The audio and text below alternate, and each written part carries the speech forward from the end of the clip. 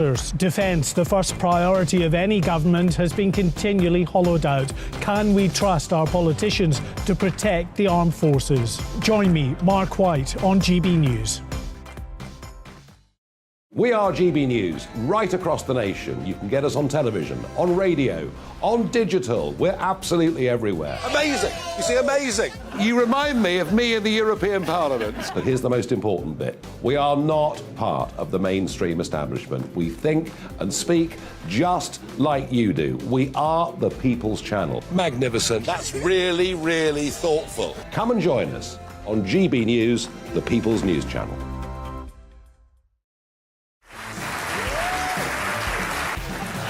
My name is Andrew Doyle.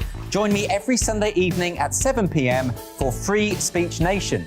This is a show where we address current affairs and news stories of the week with the help of two wonderful comedian panellists. I brought in comics because I want to give it a lighter edge, and also they work for less. See you there.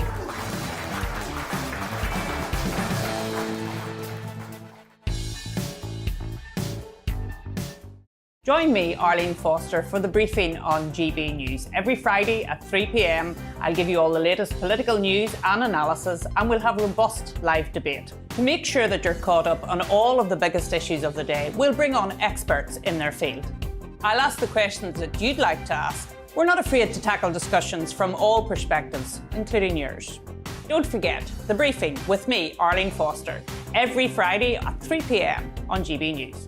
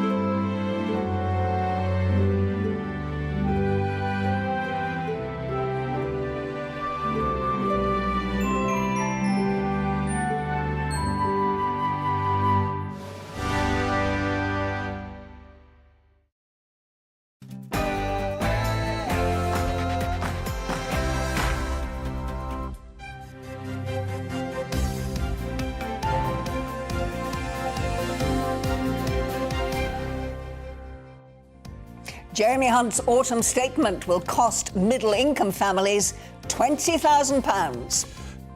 Good morning, it's 6 o'clock on Saturday the 19th of November. This is Breakfast on GB News with Angela Rippon and Martin Daubney. We're live across the whole of the UK on both your television and, of course, your radio, which means that wherever you are, you can take us with you. And here are your top stories this morning. The autumn statement will hit middle-earning families the worst, as it's predicted they'll be nearly £20,000 worse off over the next 6 years. We're going to be having the latest results from the GB News People's Poll. Just who do you blame for this financial crisis? Stay with us to find out how you voted. And we'll bring you all the latest on the World Cup. There's only just one more day to go. Well, as ever, you can join us in any of our discussions by actually emailing us. It's gbviews@gbnewsuk.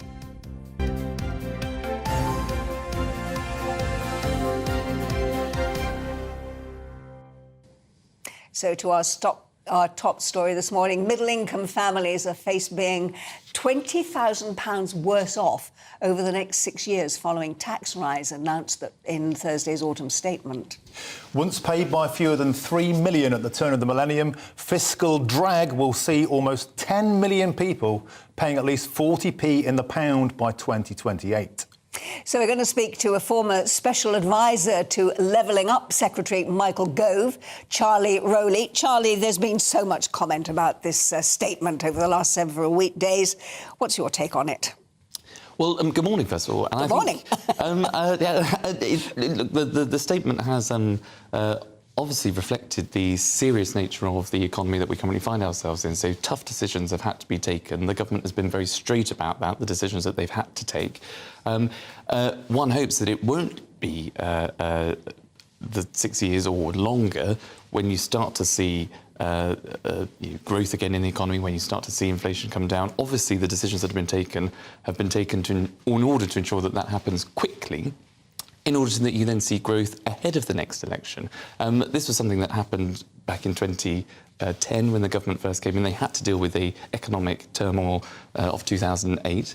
The Conservatives and, to be fair, the Lib Dems in a coalition government got to grips with the public finances that restored confidence in the markets. And the Conservatives were rewarded with the general election in 2015. And that is the hope that if the Conservative government can reassure the markets, as it has done under this budget, if it can get public spending under control, if it can see that growth or the upshoots of growth in the next couple of years, then it may have a chance of going on to win the next general election. Well, Charlie, it's fair to say there's been a fairly lukewarm response from Conservative voters to this. Higher taxes for the middle earners, rises for those on benefits. Doesn't feel like a particularly Conservative budget, would you say? Well, I think it's a compassionate Conservative budget. It's a budget that reflects the nature of which, of the reality of the situation that we're currently in. And that means at a time where people are seeing their energy bills rise, that there is an energy price guarantee, when we're seeing people who are the most vulnerable in society, so that is pensioners on the top end, and lower earners, those groups of people are seeing their pensions and their benefits protected. They are going to rise in line with inflation, not wages, which is the higher, to protect those important groups. Now, that does mean that you need to raise money from somewhere in order to deal with those difficult decisions and the challenges that we face, and that does mean that those of working age people are going to be hit slightly harder. But that is just a reflection of the reality of the situation that we're in after seeing huge spending on the back of COVID, on Russia's war in Ukraine, and global inflation. Yeah, I tell you what I took away from it. An awful lot of the things that he's planning are going to happen after 2024, which is after the next general election. Is this an indication that the government actually thinks that it's just going to sort of tread water for the next 2 years and hopefully keep things under control and actually leave the next government, whether it's Labour or Conservative, to actually pick up the pieces? Well, I think it's a longer-term plan, and I think that's what's reassured the markets, and I think that's what's reassured... Yeah, but long-term could mean actually handing all the problems over to a Labour government, couldn't it? Well, that's not something I want to see, and I think if you're a Conservative supporter, you want to see the Conservatives who are traditionally in office to deal with those difficult decisions, particularly when it comes to the economy. And so I think what we want to see is not just protecting the most vulnerable people, as I've said, but there is investment in education, in the NHS, in infrastructure projects which will help the economy grow. But as you say, there'll be some difficult decisions that bite in a couple of years' time. But it's giving people the assurances now of what is coming, and you can only be straight with the public. And that is the problem that we had under the mini-budget under Kwasi and Liz Truss. Well, it's fair to say it hasn't landed particularly well with the pollsters. Conservative voters haven't responded that favourably. We haven't really seen a budgetary bounce. Are you expecting things to pick up, or is it starting to feel inevitable now that it might be a handover to Keir Starmer? I don't think so, because polls are important. They're a snapshot of any one given point in time. But the one poll that I think, as Conservatives, you'd want to take comfort from is the fact that Rishi Sunak has, when asked the question, who do you think would be the best Prime Minister, Rishi is ahead of Sir Keir Starmer. And I think that just reflects the situation that we're in, whereby you've got a Prime Minister who was the former Chancellor, that's had to take difficult decisions through COVID, that is now leading the country, and where people do have confidence that he is the man that can continue to lead the country through those difficult times. I think it's quite interesting, though, that our Prime Minister was the former Chancellor, and in the papers today saying that he's got this sort of bromance going with Gordon Brown, which I found really interesting. I mean, do we think that Rishi Sunak, our Conservative Prime Minister, former Chancellor, is actually listening to, what was it? I'm just trying to remember the terminology that Gordon Brown always used to use, that it was to be prudent. Yeah. Yes. So do we think we're going to get some of Gordon Brown's prudency built into the Exchequer over the next 2 years? Well, I think we're just going to see a Conservative government that manages the economy as it traditionally does, where we're seeing employment at its highest and unemployment at its lowest since the 1970s. That's obviously something we want to maintain. It's a budget that is compassionate, so as I said before, investing in education and well, the middle health classes service. won't see it as being No, they won't, compassionate, no. of course, will they? They will see it, you know, if it's going to cost them 20,000 over the next, 6 years, is it, 4 years, or whatever it is they're saying, that it's going to... They are the ones who are actually going to have to actually pick up the slack here, aren't they? But I think people recognise that after huge investment that had to take place during COVID, we can't forget that. That's, you know, the reality of the situation that we're in is because of things like COVID and because of the war in Ukraine. So people understand that the money has to come from somewhere. This isn't a Labour budget where there's a magic money tree or a unicorn you can just sort of shake, or a pot of gold at the end of a rainbow. This is a budget that is a Conservative budget which recognises that the money has to come from somewhere. And I think if you're straight with the public about those challenges, and if you're straight with the public about where the money needs to come from, people do recognise and understand, and are more likely to give you their support than be led down the garden path where they would otherwise be very disappointed in the future. I love your optimistic attitude, I really do. Thanks very much indeed for joining us. Well, what do you make of that? I'm not quite so convinced, Charlie, I have to say. It has gone down badly with your core voters, and I just think the proof will be in the pudding, and I'm not seeing a bounce for the Tories from this, especially amongst the middle classes who are so squeezed. I just don't buy it. Well, I don't know. I mean, I think the point that was made that, you know, people realise we've got a bit of a perfect storm at the moment, haven't we, financially? Because we went through the pandemic, we went through all of that money that had to be spent to get people through the COVID situation.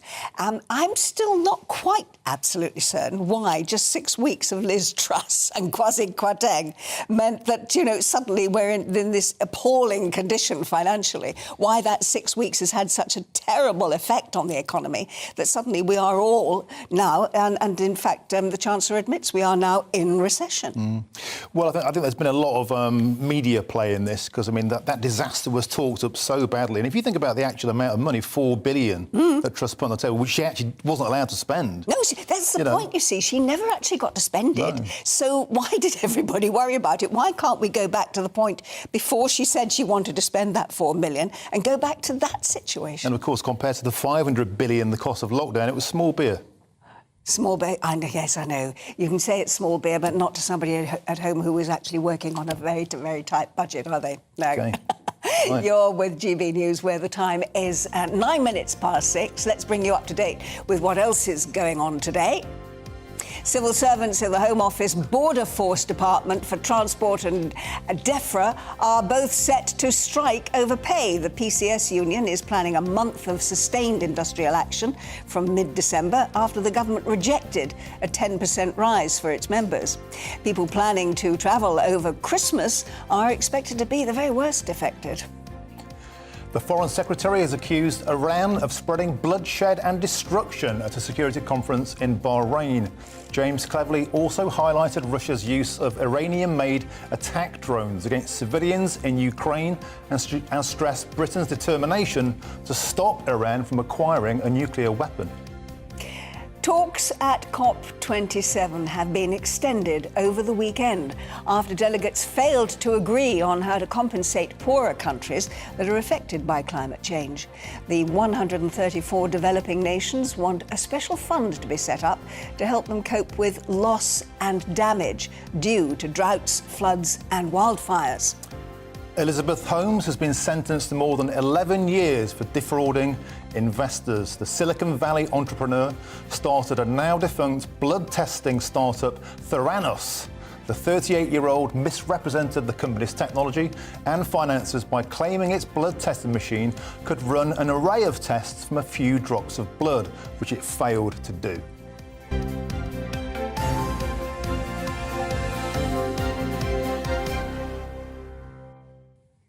Well, in our very latest GB News People's Poll, Chancellor Jeremy Hunt has announced that more than 600,000 people on universal credit are going to have to meet with a work coach to help get them back to work. Now, we asked people if they supported this plan, and 57% of people who were polled said yes. Not quite sure how that's going to work, and we'll find out later.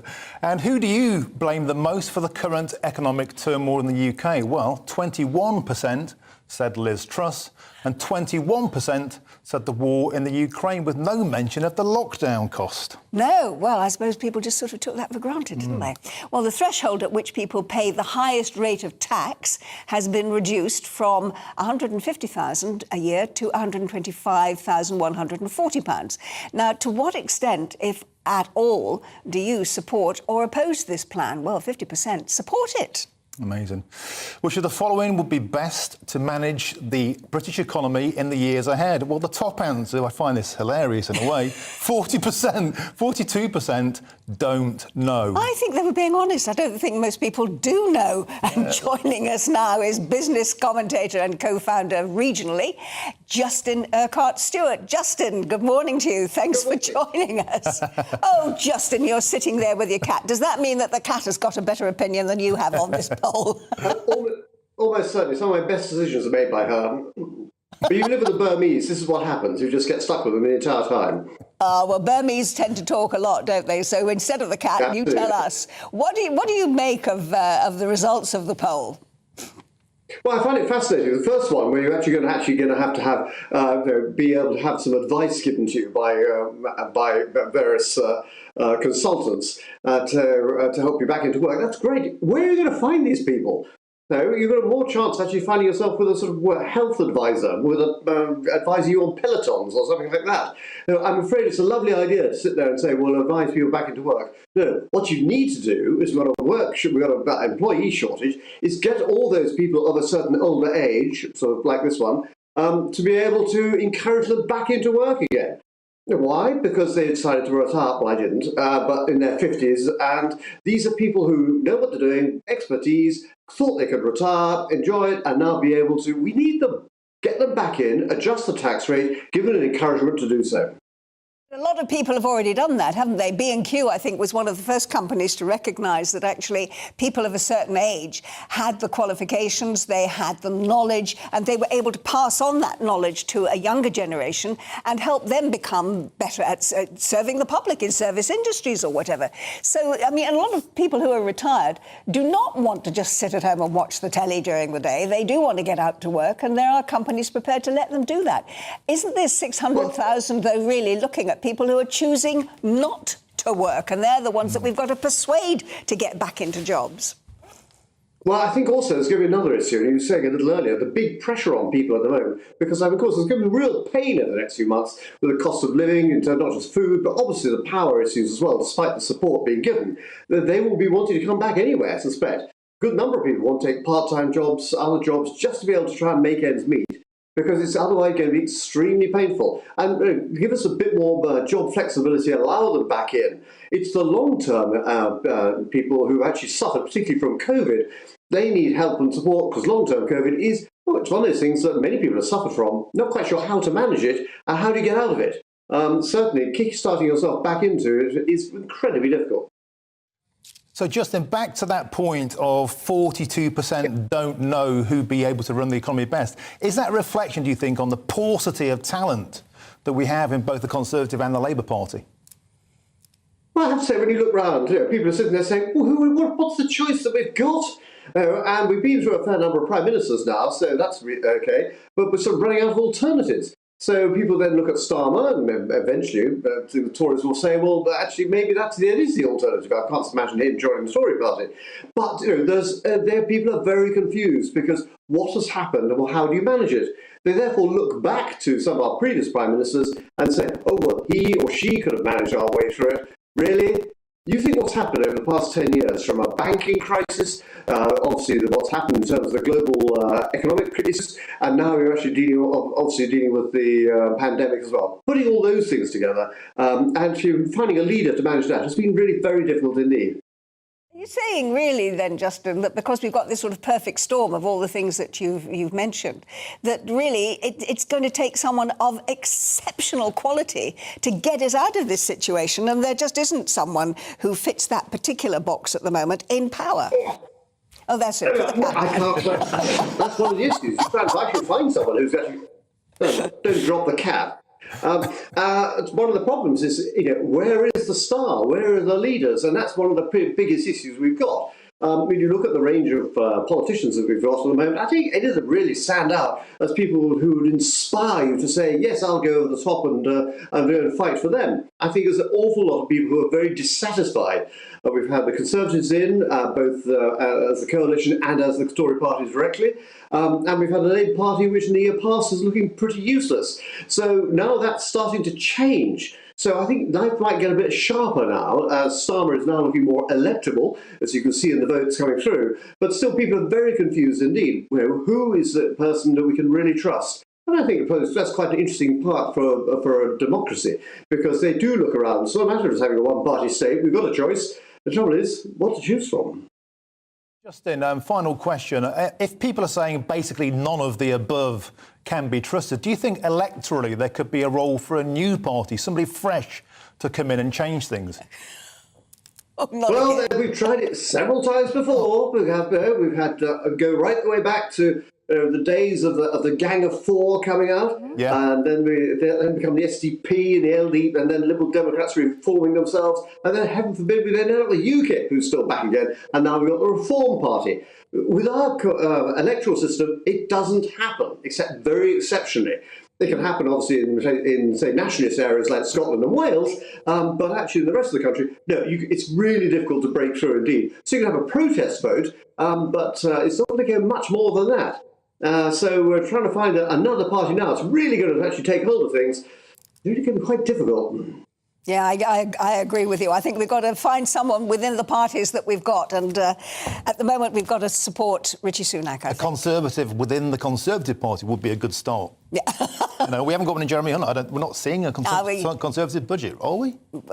Well, we can discuss this later, I think. But certainly Rishi Sunak, I think, is very, very Conservative, and he is the one that appeals to most Conservative voters. Well... Justin, thanks very much indeed. More to come, including, of course, the weather. Good morning, I'm Greg Dewhurst and welcome to your latest broadcast from the Met Office. We do have some rain through the course of the day, particularly across the east and later on across the west. This will be followed by showers into Sunday. Temperatures around average. We are between weather systems at the moment, but it doesn't take long before further Atlantic systems move in, pushing their way eastwards, bringing strong winds and some heavy rain at times, and that continues into next week. So this morning, a cold, frosty start across some western areas, but some sunshine here too. Across the east, cloudy skies, some outbreaks of light rain and drizzle, so quite a cold feel to the morning. As we go through the day and into the afternoon, it stays cloudy and grey across the east of the UK. This brighter, sunnier spot across parts of Scotland into Wales and the West Country before rain arrives across Northern Ireland. Under the cloud, temperatures 8 or 9 Celsius, in the sunshine 11 or 12. So if you get in that sunshine, it won't feel too bad, but quite chilly elsewhere, lower than on Friday. Through the evening time, this band of rain will continue to push its way eastward. We could see some heavy bursts at times, some strong winds too, and then this will interact with the colder air across the mountains of Scotland, giving some snow, and then overnight showers follow. Under the clearer slots, temperatures down to around 4 or 5 Celsius, but for many 6 to 8 degrees, so not quite as cold as the night just gone. A wet start across eastern areas, the rain pushes out into the North Sea, blustery showers follow. Best of the sunshine across central and southern areas, showers most frequent across the north and the west, some hail, some thunder in there, still falling as sleet and snow over the higher ground of Scotland in particular. And it will feel quite chilly, temperatures highs around 11 or 12 in the southwest, but elsewhere struggling to get into double figures. And looking into the beginning of next week, it stays fairly unsettled. Longer spells of rain on Monday, followed by showers Tuesday and Wednesday. And temperatures generally stay around average for the time of year. I'll see you again soon.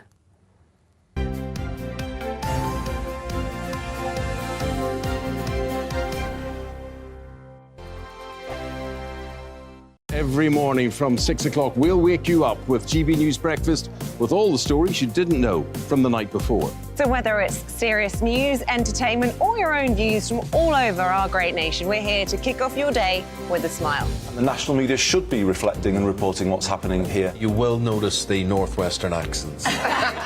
Whether you're with us on TV, radio, or online, every morning, it's breakfast from 6 a.m. Hope you can join us. I'm Dan Wootton. Join me Monday to Thursday from 9 to 11 for the feistiest and most fun news debate on TV, where free speech reigns. I'll bring you a sharp take on the day's biggest stories, bombshell newsmaker interviews, and A-list guests. And I guarantee you, no spin, no bias, no censorship, and no reason to go to bed. That's Dan Wootton Tonight, Monday to Thursdays from 9 on GB News. Hello, I'm Simon Evans. Join me on GB News for Headliners at 11 p.m, where I'll be joined by two of the country's top comedians as we take a look at tomorrow's newspapers tonight. If it's a big story, we'll be covering it, I guarantee, but we'll also have some fun along the way. That's GB News Headliners at 11 p.m. We won't put you to sleep, unlike some of the other paper review shows out there. So join us, 11 p.m, 7 nights a week. Hello there, it's Eamon Holmes here from Breakfast on GB News. We're not just on your television and your screens, you know. We're on DAB plus digital radio, so you can listen to your favourite shows on the move. If you've not yet listened to GB News Radio, it's very simple. We're on your radio player and TuneIn apps, on your smart speaker, phone or tablet, or online at gbnews.uk. Take us with you wherever you go. GB News Radio. You never have to miss a moment of the People's Channel.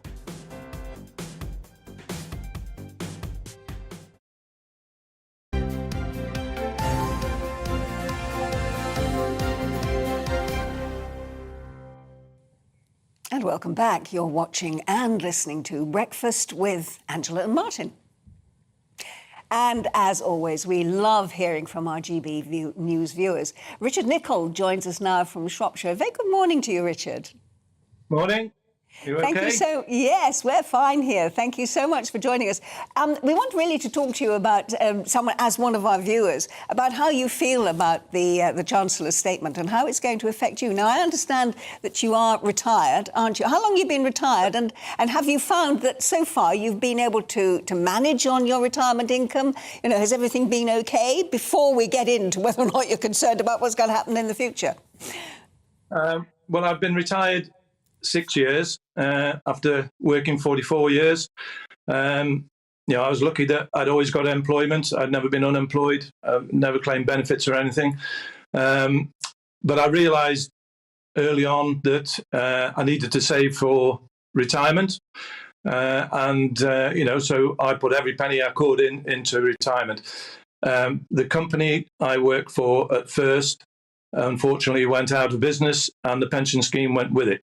So I was, with 140,000 other people across the country, put into the government's financial assistance scheme, which, as usual, the spin says we would get 90% of our lost pension, but reality is that we probably get about 50% because of the lack of indexation. So it was interesting in the budget to see that the government talks of compassion, fairness and integrity, yet the financial assistance scheme, which is effectively the rules are set by the DWP and administered by FAS and the PPF, mean that we're not getting what we paid for.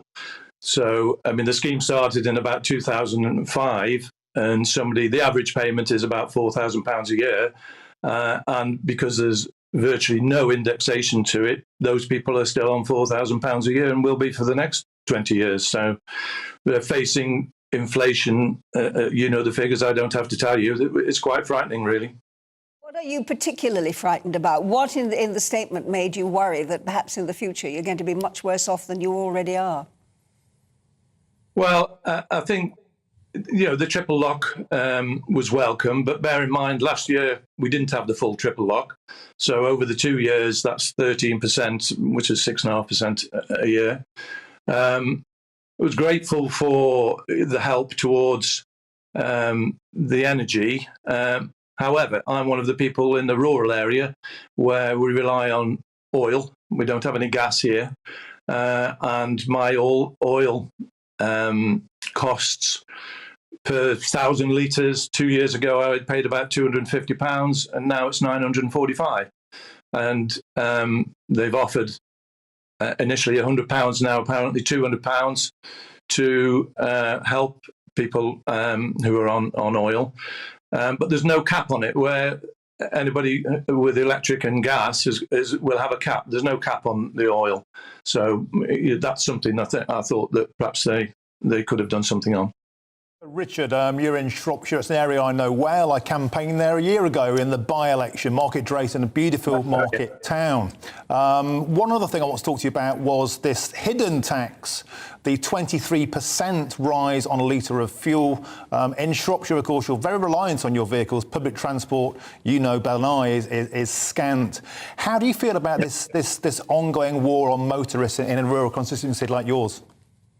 I think, what choice do we have? I mean, we had a bus service here that was, when I first moved to this house 28 years ago, we had a bus once an hour into Market Drayton, into Shrewsbury and up into Stoke.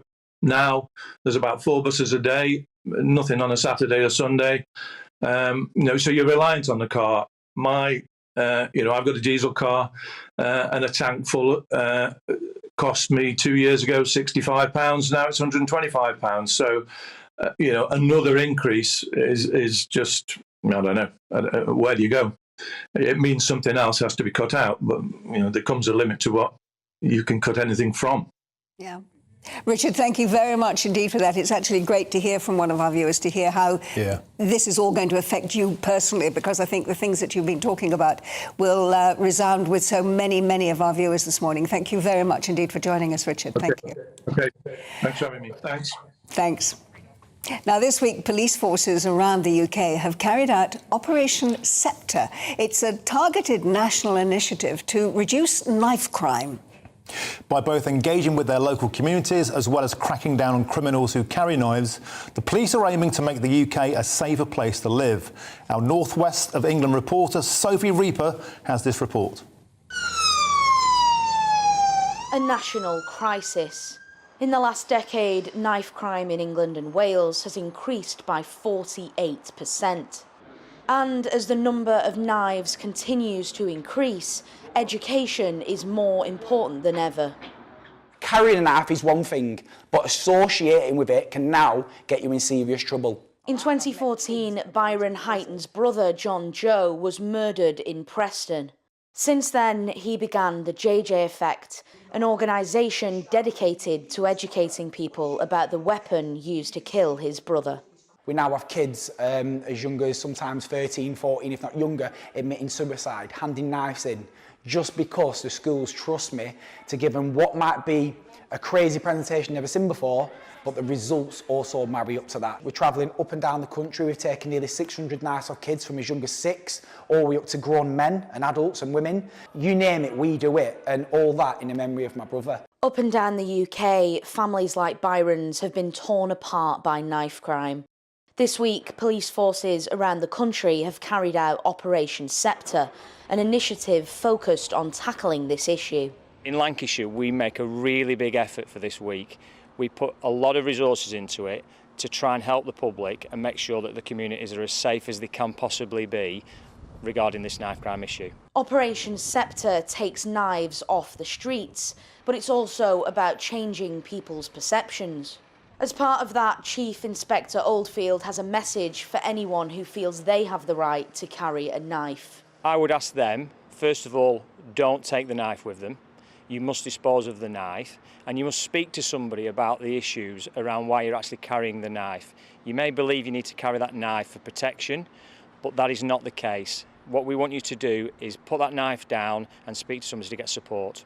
Because ultimately, knives don't kill, people do. Sophie Reaper, GB News.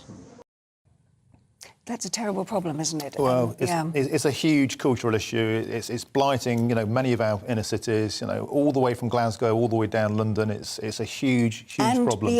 And beyond. Don't forget the West Country and everything that happens down there. Actually, at about 8:30 this morning, we're going to be talking to a guy called Mark Bracewell, who set up a charity called Blinded Faith. He was someone who was a member of a gang, and he carried a knife, and in fact, he was sent to jail because he committed committed a robbery and used a knife during it. But he says that his time in jail actually made him realise that this was a really stupid thing to do. And since he's come out, he's set up, as I say, this charity, Blinded Faith. He goes into schools, he talks to communities, he talks to parents about looking after their kids, and to young people themselves, because I think we both agree, don't we, that young people are not going to listen to a policeman or to your mum and dad necessarily. Coppers, but they will, coppers, vicars, politicians, the old routes, they kind of don't resonate. They want to with listen to Mark Bracewell, who will tell them what it's like to hold a knife and what it's actually like to go to prison and why you shouldn't be doing it. So he's going to be a fascinating interview, I think, later in the programme.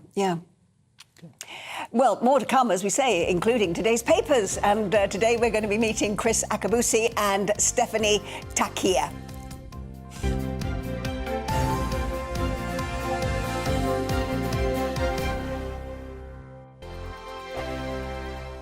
We are GB News, and we'd like to say thank you to each and every one of you for bringing us your conversations, for helping our great nation find its voice. We are here for you on radio, television, and online, across England, Scotland, Wales, and Northern Ireland. It's not the BBC, you actually get your facts right. We are proud to be GB News, the People's Channel, Britain's news channel. Every Friday and Sunday night from 9, it's Mark Dolan Tonight. We're on the same page again. There's something good happening. Let Ian finish. Don't be such a cranky. That mini budget was the tip of the iceberg. And on Saturday, my show just got bigger. From 8, it's Mark Dolan's Saturday Night In. You can't govern a country if you can't speak. Stop talking. My God, we reached the end. I've never been early in my life. Only on GB News, the People's Channel. Monday to Thursday on GB News, it's Bev Turner Today from 10 a.m. There's never been a more interesting but also critical time in British politics, and I can't wait to bring you the biggest stories of the day with the best factual accuracy and also a few of my own opinions thrown in. We'll engage in passionate but always polite debate with your thoughts and opinions at the centre of it all. Monday to Thursday, 10 till 12 on TV, on radio and online. Hi there, it's Stephen and Anne. At breakfast from 6 a.m, you'll always be caught up with everything you need to know, the latest headlines, opinions and debates. We'll bring you the good news and the bad, but most of all, we're here for you. Remember, send in your views and let us know what you would like us to talk about. That's because we're your news channel. And every morning at 6 a.m, it's breakfast on GB News.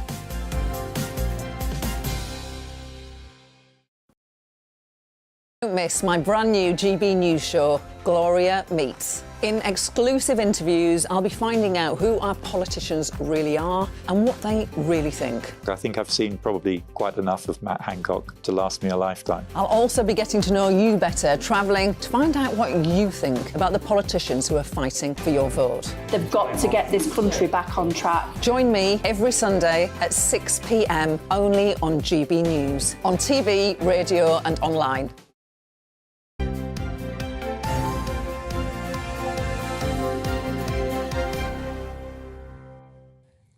And welcome back. You're watching and listening to Breakfast with me, Angela, and sitting next to me, Martin. So let's take a look at today's front pages. And the Times leads with the new chief of the Metropolitan Police, who says that it should be easier to sack serving officers. And the Guardian says migrant guards at the World Cup are being paid just 35 pence an hour. Staying with the World Cup, and the Daily Mail says ordinary fans are furious at being banned from drinking beer at matches, while VIPs in corporate hospitality still can. That's one that I can identify with. And the iWeekend has gone with the Treasury, who warned that Number 10 plan to cut migration in the UK will mean higher taxes. And the Daily Express says turkey prices are increasing as they cost more to raise.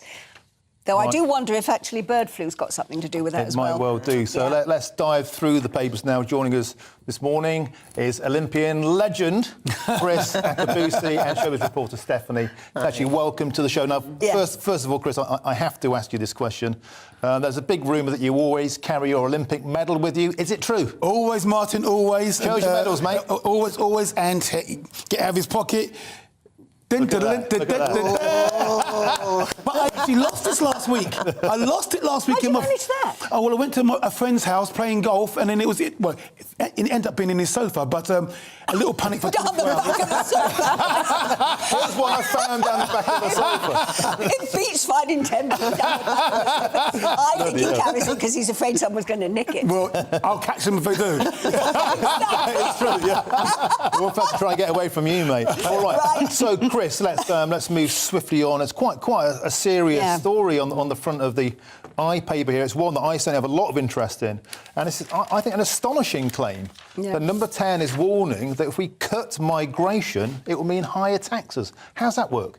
Right, yeah. So, Martin, I open up because the real story is in page 4. Yes. And I've made 3 points from page 4. The first thing Jeremy Hunt admitted yesterday is that the higher than expected migration is needed to drive economic growth, to ensure that he hasn't need to further increase the 55 billion of tax rises and spending cuts.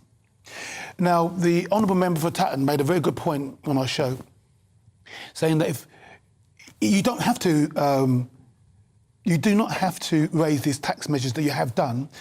He could quite easily have cancelled HS2. Now, I know there would have been issues, but could quite easily have cancelled HS2. 100 billion. 100, well, and rising. Looks like 147 billion. And rising. Could be as much as 200 billion. So, you don't have to worry about migration. Well, the migration, you don't have to worry about the 55 billion. If you really want to look after us, the people, you could have touched HS2. I'm with you on that. I'm with you on that. I tell you what, because as somebody who has a home in the West Country, was brought up there, I can never understand why we're spending all this money on a railway service which goes to the Midlands, that already you can get to Manchester in 2 hours and 10 minutes, and then you can't get to the West Country in under 3.5 hours. Now, Chris, there's something else in here. I'm sure you've seen this. Yes. I really want to pick up on this, and that's it's extraordinary allegation that the government is planning to soften the form of Brexit. Yes! Negotiated by Boris Johnson by removing the vast majority of trade barriers that exist between us and the EU. What is going on, mate? Exactly. So that was my point number 2, Martin.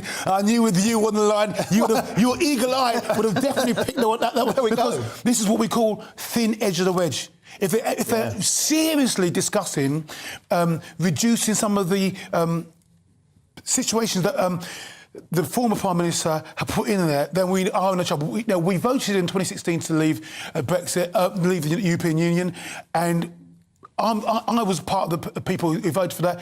Leave it alone. And this is what you see now when you get this soft, left-leaning Conservatives, and I'm not even sure if they are Conservatives, mealy-mouthing, and you can just see now picking away at the Brexit scenario. Yeah. And so, no, Mr Hunt, we know where you're going, no.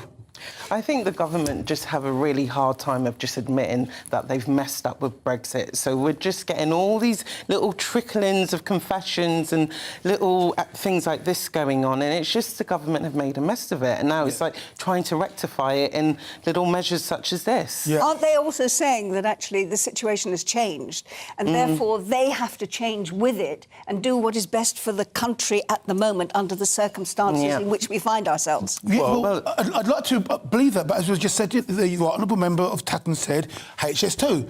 If you really want to do what's best for the country, then don't tax the middle classes, don't tax the small, medium-sized businesses, cut your vanity project. You want to have one champagne opening less, but leave us alone and let us regenerate the economy.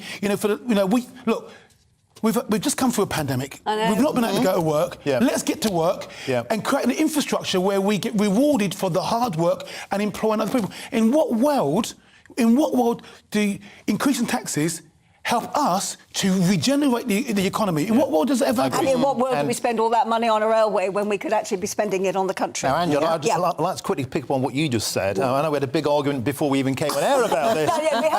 we have to say, let's put this into context. And it's this. I voted to remain. You voted to leave. And I'm in the middle of the two. But it's a nice balance. Panel. It's a nice balance. But the point you mentioned about the opinions have changed on the basis, opinion polls? Therefore, the government should change tack mid-government. Chris, surely you agree that the electorate voted for the mandate to get Brexit done, and this is a soft soaping, feels like a U-turn. Yeah, exactly. Well, I think they're just testing the waters. How many of you people really want to reverse Brexit or dilute Brexit, and so they're testing the waters. No, I'm just saying they're doing it for the best of the country. But there's one more piece here, because actually people voted for Brexit for different reasons. So it says here, he says, personally, the single market, I don't think it's the right way to boost growth because it would be against what people were voting for. Now, I know Martin was part of the group of people who wanted to control borders and membership of the single market. For me, I voted Brexit because I was scared of economic and military union. And I wanted to make sure that the people that were voting and making decisions, I could get them out. And I thought if they were in Brussels, I couldn't get them out. Actually, the last 3 years, I realised actually our government is not in control of our economy or our sociality. Because what happened with the COVID pandemic and why it was rolled out told me that wasn't about our government, it was something much bigger. So they made a mess of it. They did. Well, look, let's move on because we've got other stories to talk about. Mark, you should have me on review. Olympic levels of common sense. Definitely. Right, as if this country hasn't been through a lot. Now we are going to potentially this Christmas be dealing with Turkeygate, as I like to call it. Oh, God. Because 1 in 3 birds that have been bred for the holidays have either died or been culled because of the outbreak of avian flu. And right now, that means it's going to affect how much turkeys are going to be costing in the shops. So last year, it would have been about £39.84, and now it's set to go up by 17.5% to 83 pence. The thing I don't like about stories such as this, it just creates this kind of panic.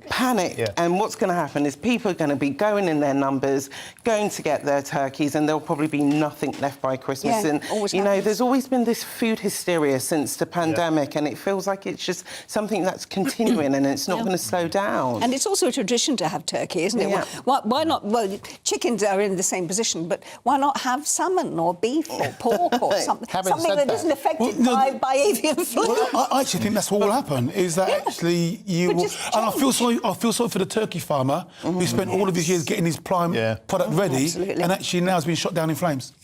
Yeah, but it's a low cholesterol meat, it's low fat meat, and you can buy them frozen and keep them for months. Yes, and it's like 21 quid for a turkey crown, 28 quid for a whole bird. My kids love it. Get down there and buy it now. Turkey's brilliant. It's just part of tradition, Christmas tradition. I find it a bit weird not having the turkey on the table. So, Chris, let's move along from Turkey. This story on the front of The Guardian is an extraordinary further damnation, I think, on what's going on in Qatar. Revelation that guards working as security guards are on how much? 35 pence an hour.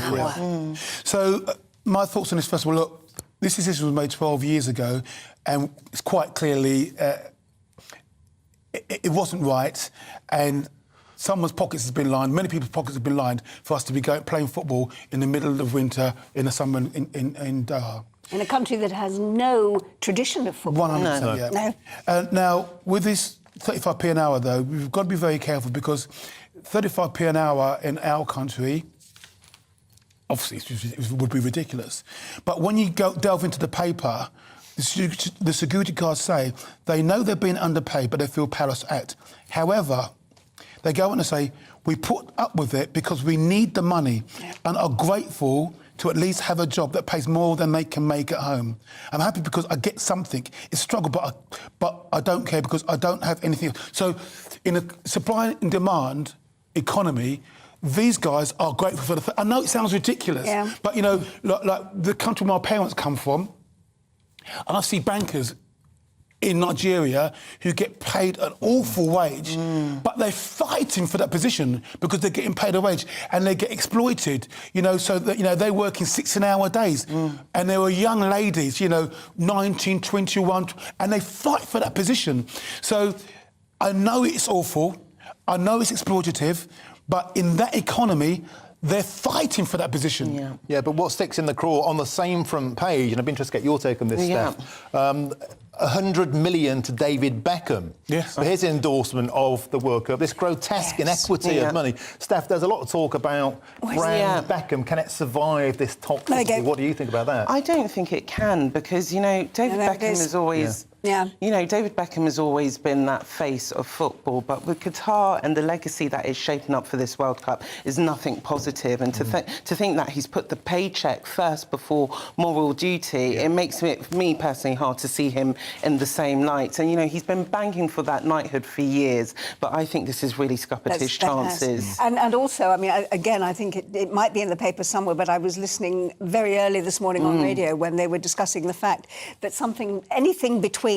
3,500 and 5,000 workers have been killed in actually building these stadiums. And that is a scandal. It's awful. In London 2012, we were rightly very proud of the fact that we reduced. I don't think at one stage I know that there was no deaths in building the Olympic Stadium. And absolutely. Okay, so Steph, let's move on to the next story. Moving to the front of the Daily Telegraph. Rishi Sunak fears for safety of women in the UK. I'm glad that he's spoken about this, but I just hope it's not lip service. He's saying this is more of an emotive response for him because he's been fearing for the safety of his two children, his two daughters walking the streets, his wife, and he says obviously recent cases that have happened with Sarah Everard and Zara Eleni just show how hard it is for women out there. And it's something that women have been talking about for decades. We don't feel safe on the roads. We don't feel safe to go out at night, where we should be in a country where that is the case. And a part of Rishi's plan is to get more prisons and then more prison officers on the street as well. And I think for me as well, it's also empowering women. For me, I had to take self-defence classes earlier this year because I thought... Really? Yeah, because I don't feel safe when I'm walking on the streets and no one really prepares you in school what happens if you're being attacked by a man. So it's given women those different advantages as well, I think, should be out there. Someone who's been mugged twice. I am very careful when I'm out. And it is very interesting that there is actually a lot of advice out there for women. I haven't gone to the extent of taking self-defence classes, but there are certain things that you can do. And I don't... And it's not being a wimp, it's being sensible and it's being careful. But I think, if Rishi Sunak is going to be able to do something to make it safer for women, and not just women, but young people, young boys. In general. Let's just say it's women. It's in general. It's tough though, isn't it? Like I go walking in the woods at night, late at night, right? And I've got no worry whatsoever. You can outrun them. No,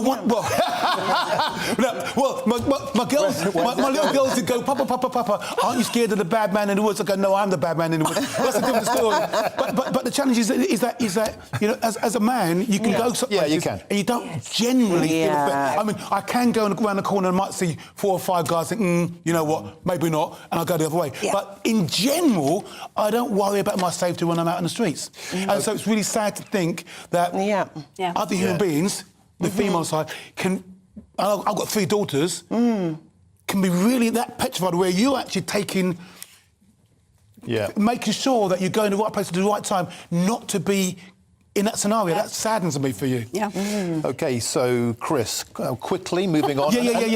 Another front page, Daily Mail this time, another Qatar story. And there's been some, quite a lot of fans grumbling about the fact that the last minute, the Qataris have pulled the rug on being able to get booze inside stadiums. And that's it. It's last minute, it's underhand, and it's bad news. And the worst side is that, depending upon your level and your status, as to whether you can drink in the stadium. So in the corporate boxes, you can drink champagne and you can drink beer. It's just that...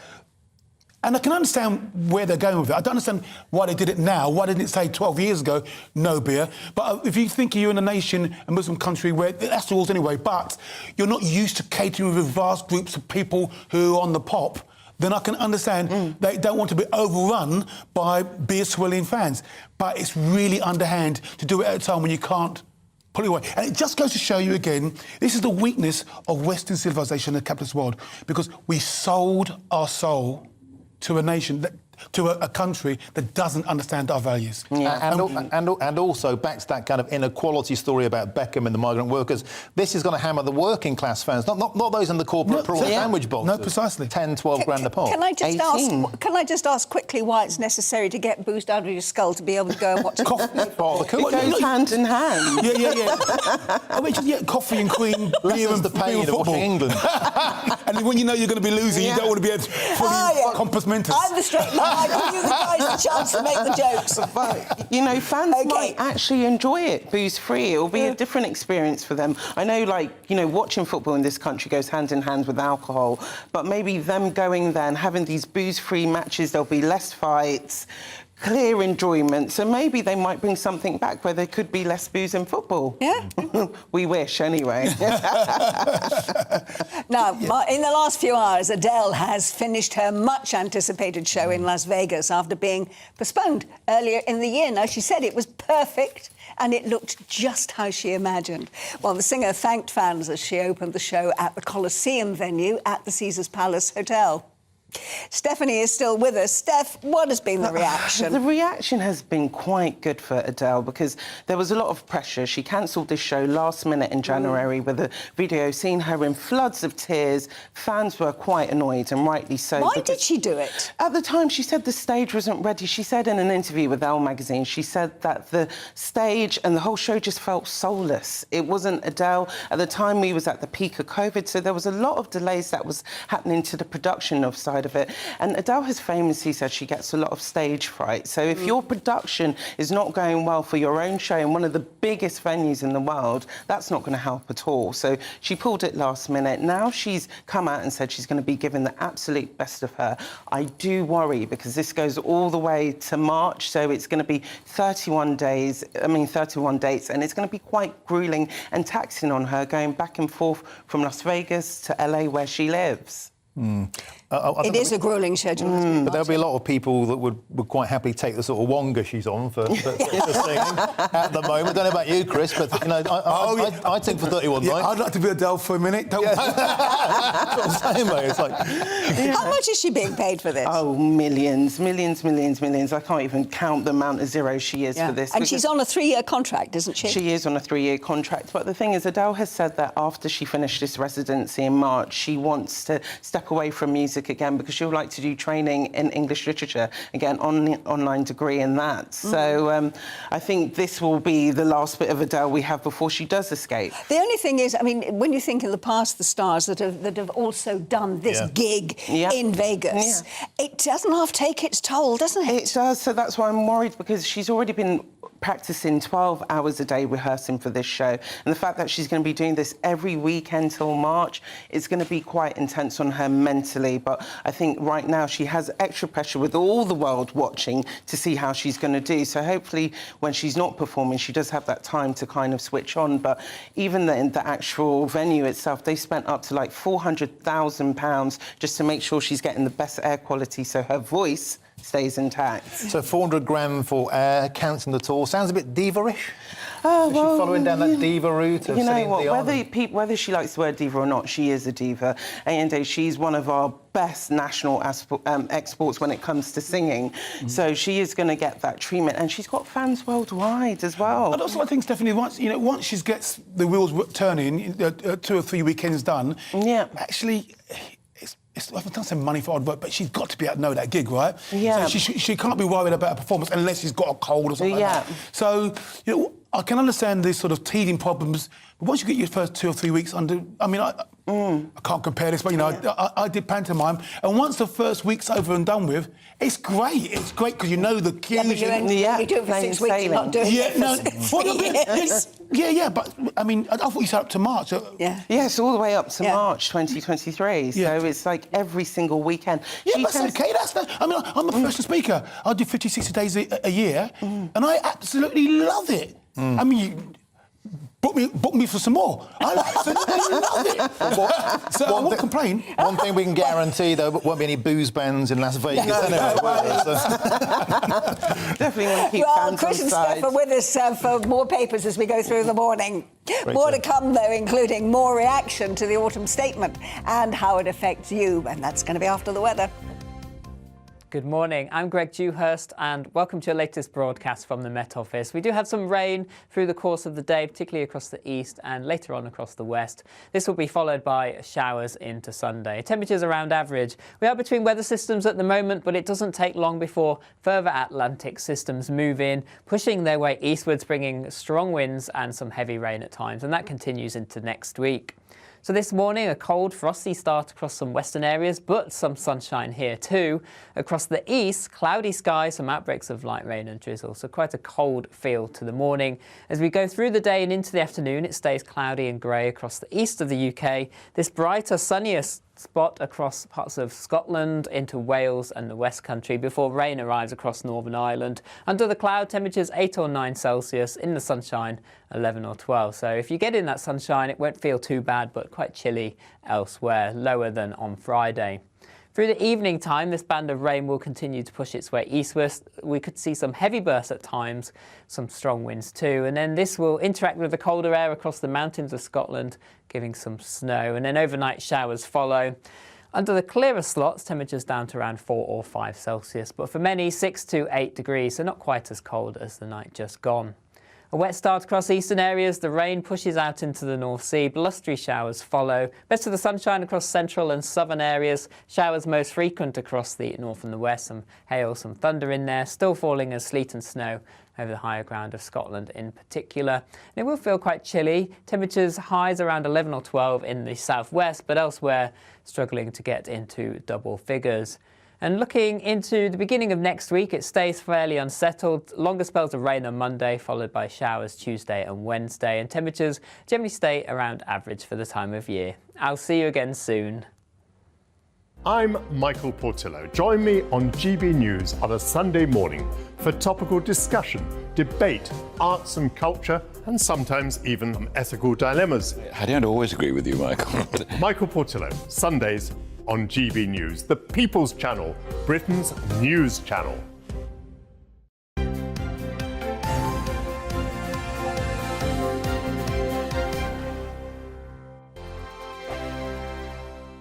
Monday to Thursday nights on GB News. At 6, it's Dubes & Co. 7 o'clock, Farage.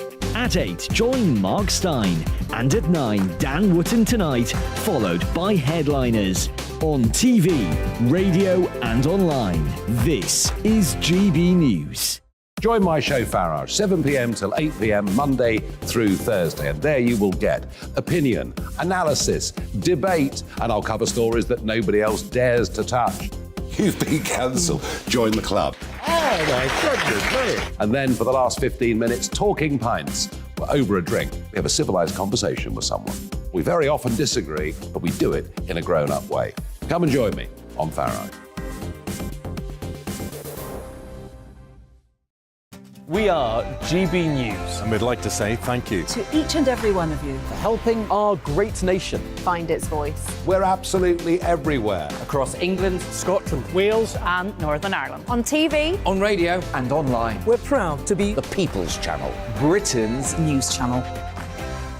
On the Mark Stein Show, we cover the stories a lot of people are scared even to mention. The stuff that really matters with some of the world's biggest thinkers. Now is his opportunity to kind of take the steering wheel of history. Break away from the flop at 8 o'clock on GB News with the Mark Stein Show.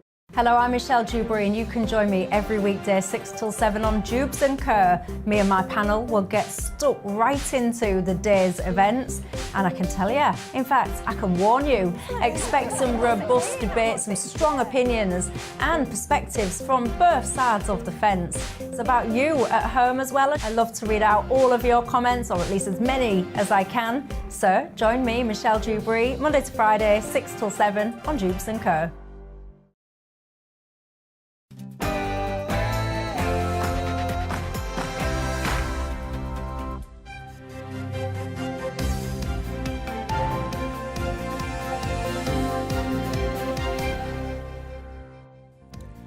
Jeremy Hunt's autumn statement will cost middle-income families £20,000. Good morning. It's 7 o'clock on Saturday, the 19th of November, and this is Breakfast on GB News with Angela Rippon and Martin Daubney. We're live across the whole of the UK on both your TV and radio. Wherever you are, you can take us with you. Here are your top stories this morning. The autumn statement will hit middle-earning families the worst, with a prediction that you could be nearly £20,000 worse off over the next 6 years. We'll have the latest results from the exclusive GB News People's Poll. Just who do you blame for this financial crisis? Stay with us to find out how you voted. And we'll bring you all the latest on the World Cup, with only one more day until it all kicks off in Qatar. As ever, you can join in any of our discussions by emailing gbviews@gbnews.uk.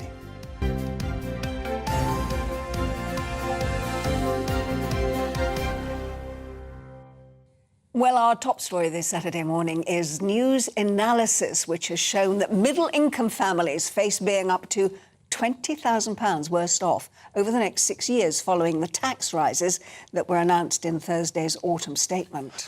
Once paid by fewer than 3 million at the turn of the millennium, fiscal drag will now see almost 10 million people paying at least 40 pence in the pound by 2028. Let's get the very latest from our political reporter, Olivia Utley. Olivia, 20,000 over 6 years. Is that something you think that the middle classes are actually going to be able to absorb? Well, I think what's quite interesting about this whole budget is that in some ways it was sort of more underwhelming than we were expecting. We kept being told by Jeremy Hunt to expect painful, eye-wateringly painful, he said, decisions in the budget.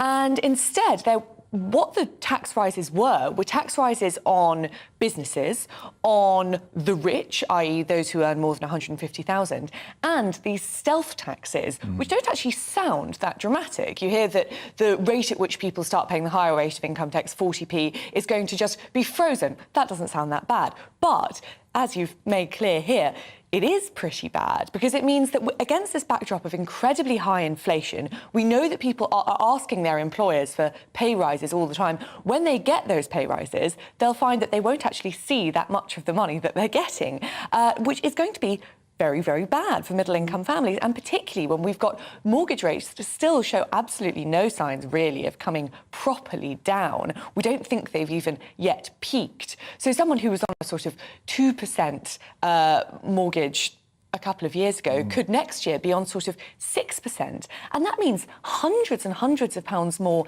every single month. So I think it's questionable whether the middle classes will be able to absorb this shock. So Olivia, it's gone down very badly with Conservative voters, middle classes getting hammered. And one thing that's really interesting is an inflation-linked rise on benefits payments. Now, the government is, on the one hand, is trumpeting about low unemployment, but an interesting point you've pulled out here is the rise in people who are long-term economically inactive. What's happening there? Yeah, I think this is one of the most fascinating things about the whole budget.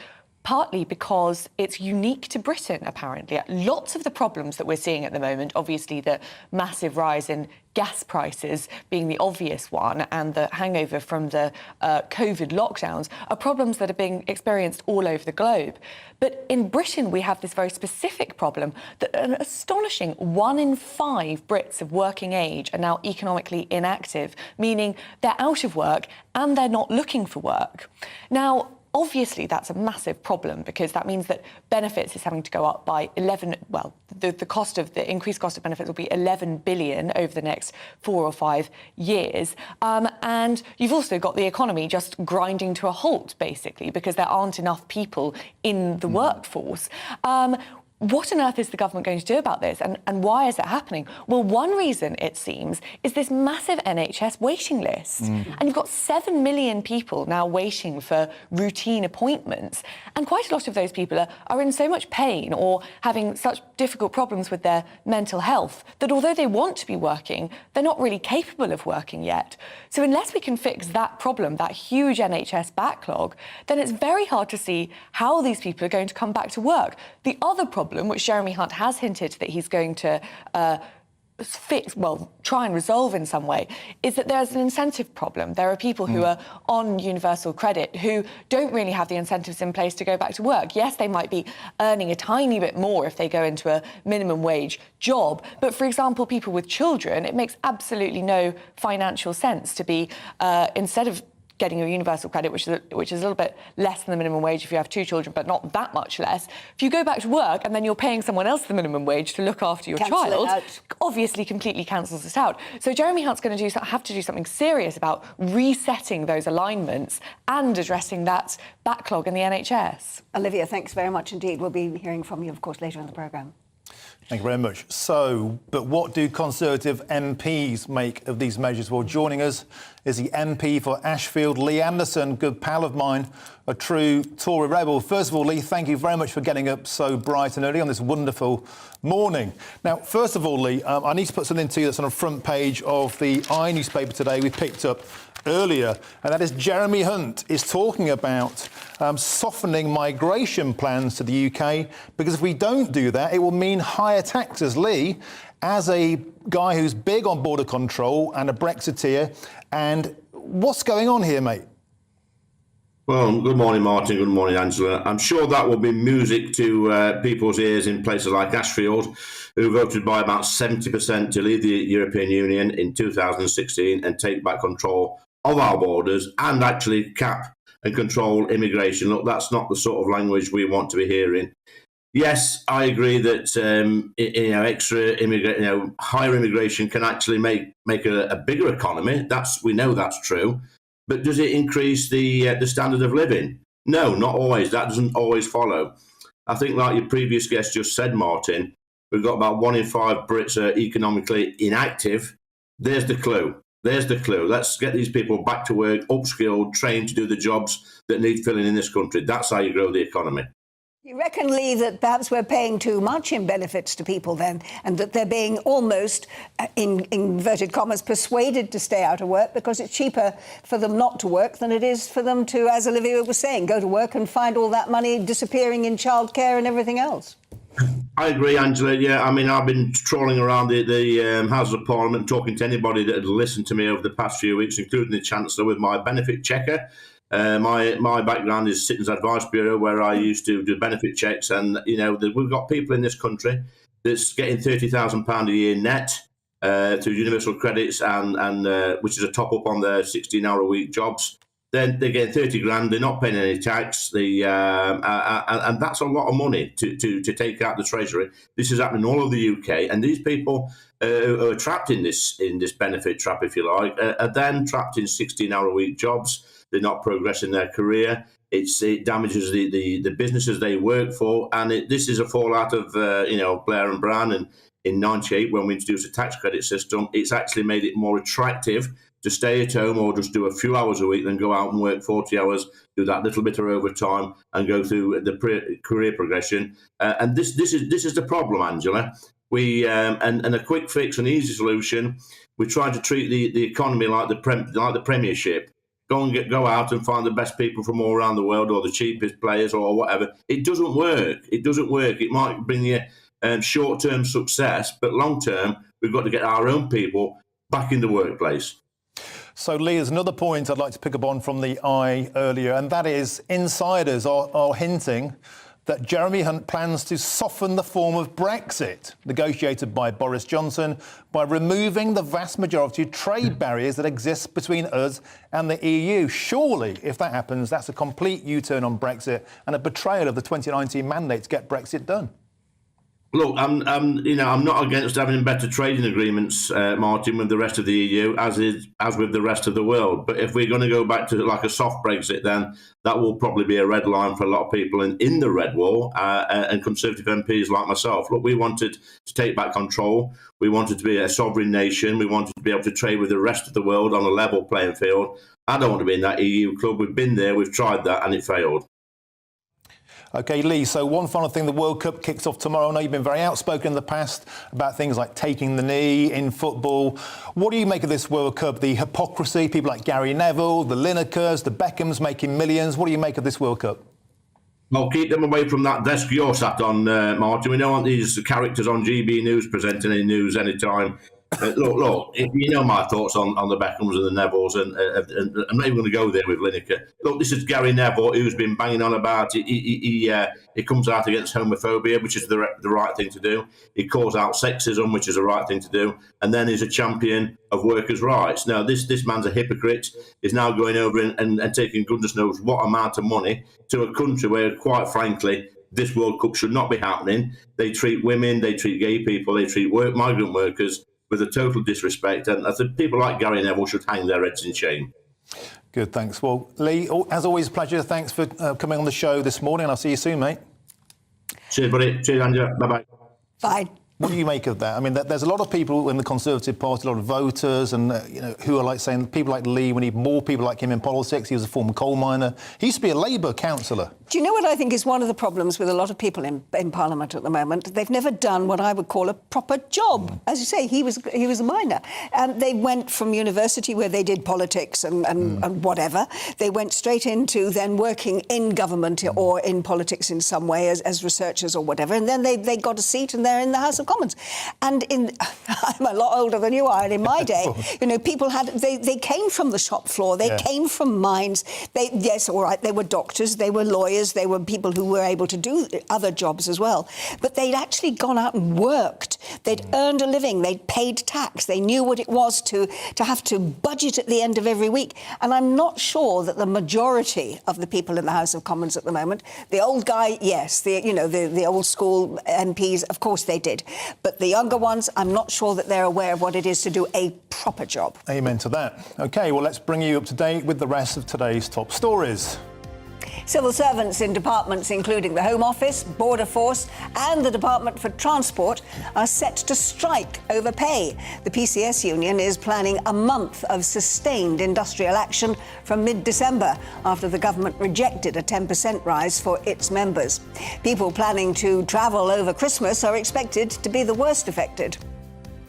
The Foreign Secretary has accused Iran of spreading bloodshed and destruction at a security conference in Bahrain.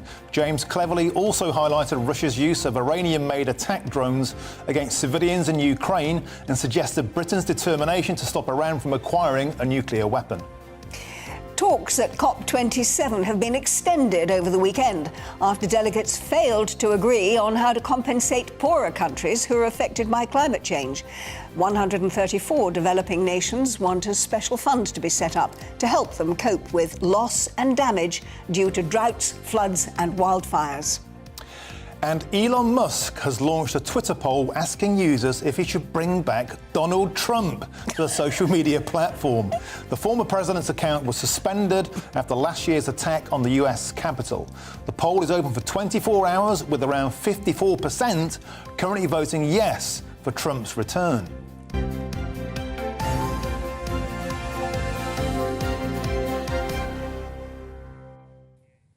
Well, it's time now for our very latest GB News People's Poll. Chancellor Jeremy Hunt has announced that more than 600,000 people on universal credit are going to have to meet with a work coach to help them get back to work. Well, we asked people if they supported this plan, and 57% of people polled said yes. So who do you blame for the current economic mess in the UK? Well, 21% said Liz Truss, while an equal proportion blamed Russia's invasion of the Ukraine. The threshold at which people pay the highest rate of tax, 45p in the pound, has been reduced from £150,000 a year to nearly £125,000. 50% of people polled actually supported that measure. When asked which of the following would be the best to manage the British economy in the years ahead, 42% said they don't know.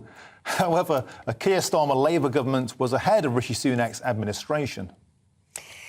Well, joining us now is academic and Professor of Politics, Matt Goodwin. Matt, a very good morning to you. So you've had an opportunity to take a very close look at these results. What do you make of them in general?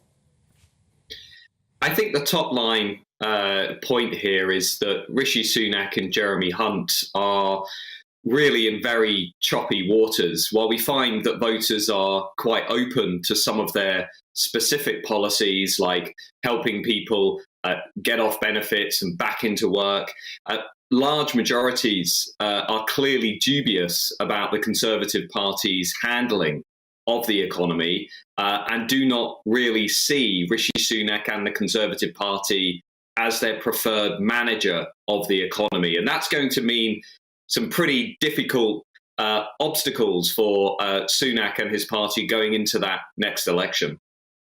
Do you think the idea from Sunak and the Chancellor is that actually they've got 2 years in which to calm the markets and put things right before they get to the general election in 2024? Well, I imagine that that's the plan in number 10 and number 11. But of course, what we've seen this week are some truly scary forecasts. The next 2 years are going to be phenomenally difficult for the country. We're going to see a collapse of living standards of the like we've not really seen since the 1950s, some people suggest. We're going to see rapidly increasing costs to energy bills, mortgage rates, and also council tax. When we ask people, who do you trust to run the economy during these times? Only 30% of the country chose Sunak and the Conservatives. And that's a real problem for the party. We also find, by the way, that only a minority of 2019 Conservative Party voters back their own party on the economy. So if I were Rishi Sunak's advisor looking at these numbers, I would be panicking, to be honest. How much, Matt, do you think the media has some say in this? Because, I mean, if you think 21% blame Liz Truss, who didn't actually get much of a chance to even implement her budget, and the cost of that was only $4 billion, yet the cost of lockdown was $500 billion. So is this about people responding to what they've just seen in the press most recently? Well, I think, Martin, the issue with COVID and the energy crisis is nobody's really being straight with the British people about the amount of money these things actually cost. We've got this ludicrous debate in this country that seems to be blaming the mini budget for everything. Step back and look at the broader picture. As you say, we've spent hundreds of billions on COVID. We've spent hundreds of billions on the energy crisis. Before we even got to those moments, we spent billions on all kinds of things. Our debt to GDP is now close to 100%. To put that in context for viewers, we are spending this year £120 billion just servicing the interest on our debt. 120 billion. We spend 190 billion on the NHS. So that gives you some sense of how much we're spending on the interest on our national credit card. And over the next 5 years, Martin, that's going to be on average about 98 billion. So when people about 10 years ago were saying, you don't need to worry about debt, you don't need to worry about debt, interest rates are low, let's just keep spending.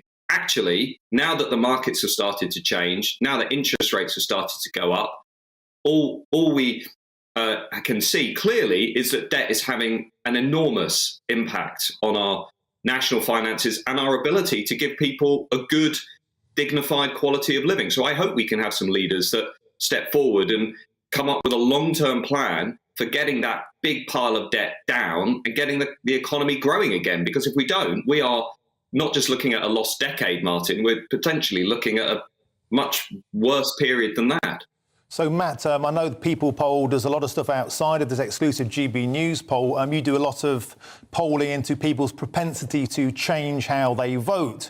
There hasn't been much of a bounce for the Conservatives since the budget. Are people thinking about voting in a new way? Are you seeing any evidence of that, other parties? Well, what should worry Mr. Sunak is this week we have the Conservatives back on 21%. Labour are up 5 points to almost 50%. So if there were an election tomorrow, you're looking at a Labour majority of around 250, and you're looking at around 100 Conservative MPs in the House of Commons. So you're still looking at wipeout territory for the Conservatives. But it's true, as you suggest, what we've also seen is a slight increase in support for what you might call challenger parties. The Greens have been up in a few polls recently. Reform to the right of the Conservatives have been up recently in a few polls. In fact, actually last week we had Reform on 8%. That was the highest level of support in polling history, another polling house had them on 9% this week, which again is another high. So, here's a nightmare scenario for the Conservatives. They don't make any headway in the national polls. They start to get clipped on the right of their flank by a new party. Even if that party gets 5%, that's more than enough to cause them a big problem. And underneath all of that, just lastly, when we poll Leavers and Brexit voters, many people who will be watching this show, we find that 1/4 of those Brexit voters are now expressing doubts about Brexit, not necessarily because they want to overturn it and go back in the EU, but I think because they're looking at this vision of Brexit that has been given to them by the political class. And, it's high migration, it's London-centric, it's basically doubling down on the consensus of the last 20, 30 years. And they're asking themselves, well, what on earth happened to my vision of Brexit, which was about low migration, which was about tilting away from London and the southeast, was about redistributing power in the country, not just economic resources. And I think that's why we're seeing these really high levels of apathy among Leavers who are just giving up on the entire system. And that, again, Martin, is a dangerous place for any democracy to be. Matt, I think that overall you are suggesting, as I think we feel that what this poll actually does suggest is that most people in Britain are actually fed up with all of our politicians, never mind which party they're in, which is why there's talk perhaps of new parties being formed. Matt, thank you very much indeed for that analysis. That was really, really helpful. Thank you. Great, thank you. Now, more to come here this morning, including the latest sports news with 1 day to go to the World... Oh, is it only 1 day? Yeah. Oh, dear. 1 day to go to the... Sorry, you know where I stand on this already then, don't you? Just 1 day to go until the World Cup in Qatar.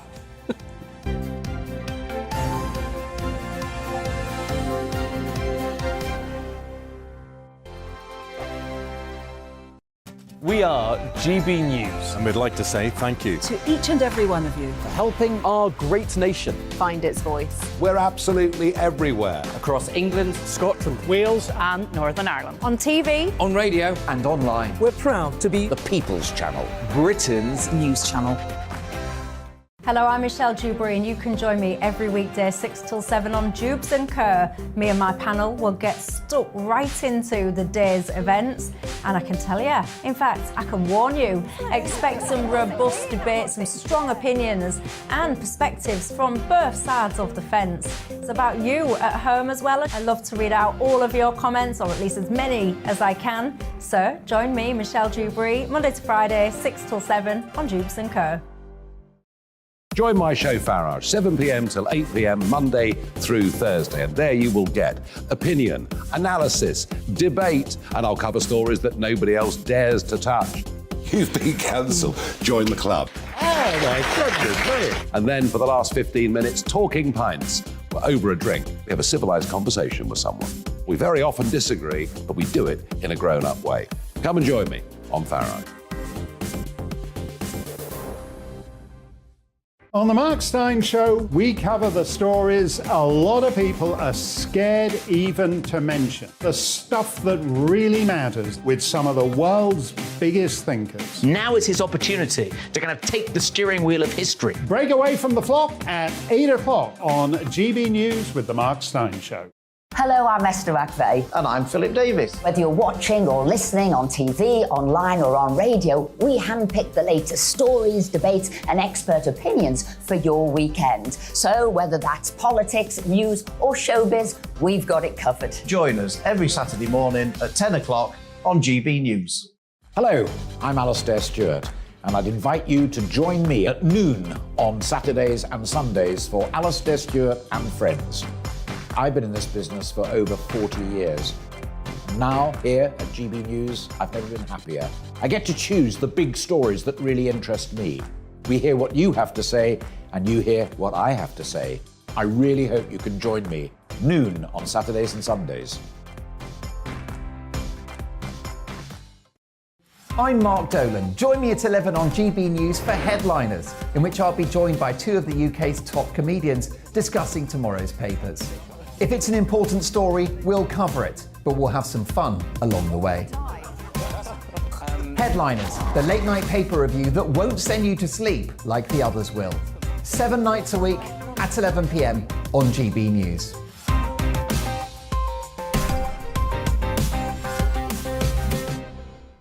Hi there, it's Stephen and Anne. At breakfast from 6 a.m, you'll always be caught up with everything you need to know, the latest headlines, opinions and debates. We'll bring you the good news and the bad, but most of all, we're here for you. Remember, send in your views and let us know what you would like us to talk about. That's because we're your news channel. And every morning at 6 a.m, it's breakfast on GB News.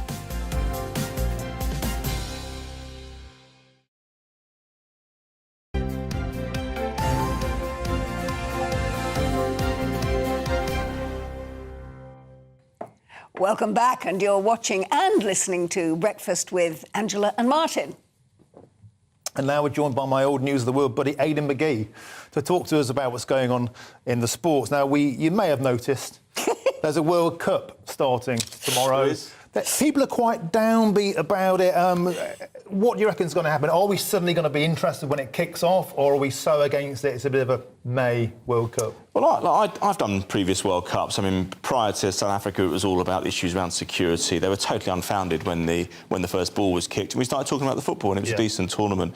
And then the same in 2014. Again, I was working for Sky at the time. It was all about whether the infrastructure would be ready because there was a tumultuous situation politically in Brazil at the time. But you know what? Everything got done. It was OK. In Qatar, it's such a condensed geographical zone. All the stadiums were finished a year ago, Martin, so there's no problems there. That's the thing with totalitarian regimes. One thing you can say is that at least they get their stadiums and infrastructure done quickly. 6,000 die, but they get them built on time. Well, this is it. I mean, that's it. Think about 6,500 people. That's what 2.5 times the number of people who died in 9/11. So it's quite something here. The players will literally be treading on graves in some respects, in terms of some of the venues. But when the football starts, I would like to think that we will be able to concentrate on the game. England have got a very tough group. I think they have, yeah. People are saying, oh, yeah, Iran. I was one of the people who said a few weeks ago, oh, yeah, Iran, should be able to beat them. Yes, they should be able to beat them, but this is the only group out of all of them this is Group B, where every team, Wales and USA included, are all in the top 20. Iran are playing with a great sense of nationhood at the moment, given everything that's going on back home, and they will be tough opponents. They sailed through their qualifying group as well. England's problem at the moment, James Maddison, yes, OK, he wasn't going to start, but he picked up an injury against West Ham last weekend. It looks like he's going to keep him out of the first game. Then there's all the politics around it as well.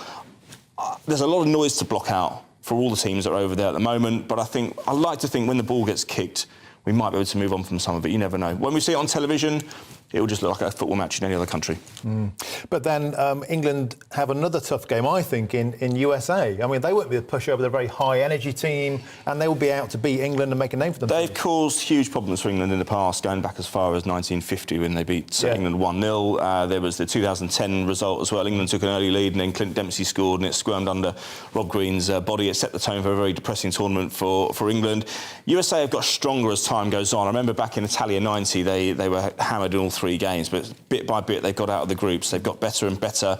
Football's played in a very kind of methodical way over there, so that's ideal for tournament football. They're organised, they're difficult to score against, they don't concede many goals. If you look at their squad now, Christian Pulisic as well at Chelsea, you've got probably about 6 or 7 players who are playing at a decent level in Europe. And around Germany, Italy, in the UK as well. Josh Sargent at Norwich is having a good season as well. So, again, once it's the World Cup as well, you're playing for your country, so the stakes are slightly higher. The gaze of the whole nation, the gaze of the nation's on you. You notice I'm leaving you 2 old muckers to discuss this between you, because, as you know, Martin, I have no interest in football at all, and I'm not at all ashamed to admit that I have never watched a single World Cup football. We had a great conversation the other week about Plymouth Argyle. But Plymouth Argyle have never played in the World Cup, have they? No, and Plymouth is my hometown, so I have a slight interest in Plymouth Argyle, who are the home team.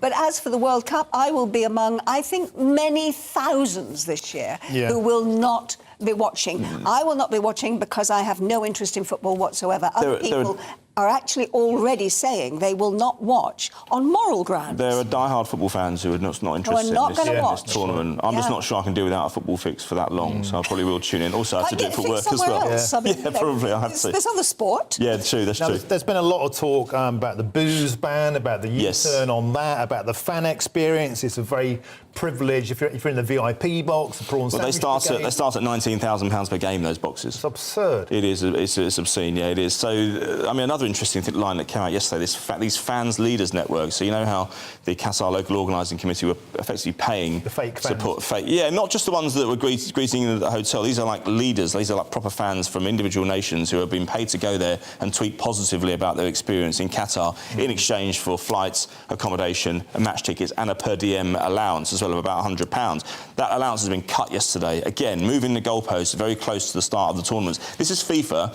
not in control of their own tournament. Everywhere they go, because it's such a big event, FIFA call the shots. They're not doing that, being able to do that here, and it sets a dangerous precedent. They have to think very, very carefully about where future World Cups go from now. Is the power of money the thing that is actually really driving this whole tournament, isn't it? Without doubt. Day one, when they applied, when they got it, and everything that has happened subsequently. And that's another of the things that I actually hate about the whole football scene.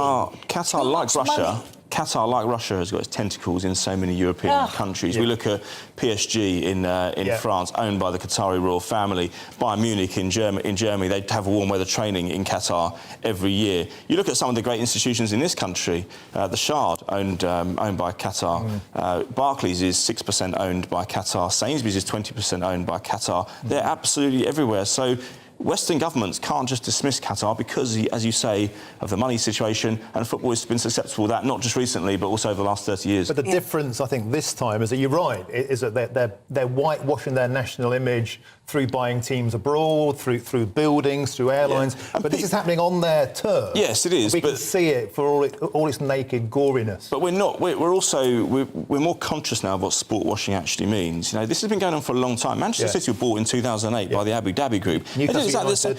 Well, to be fair, Newcastle did get some stick for last year because that's when it kind of invaded our consciousness a little bit more. But if you think back to 2008 when Manchester City were bought by the Abu Dhabi Group, they did exactly the same thing. They tried to enhance their reputation overseas by regenerating East Manchester, building a stadium. Well, not building a stadium. They bought Manchester City's ground for them off the council because they were leasing it, and they've propelled Manchester City to a completely different level of sporting achievement. But it's exactly the same thing. But we're just more aware now of what it actually means. And Gary Lineker made a good point. He said if you go to the tournament, we're going to have to keep talking about the issues there because that's how sport washing works. Once the ball's kicked, we tend to forget about it, and he wants to keep it in the national psyche. Yes, OK, he's been criticised for various different things over the years. A lot of people are taking money over there as well to do work. But I'm not sure fans buy this notion of here's £100 million, David Beckham. Go and raise the issue. Yes, I know. Here's £1 million, Gary Neville. Go and give him hell. Come on. I know. Yeah, it's absolutely right. There is a name I do recognise, and it's Cristiano Ronaldo, and I can't help but to notice it because, of course, of the interview that he gave with Piers Morgan. And now it seems Manchester United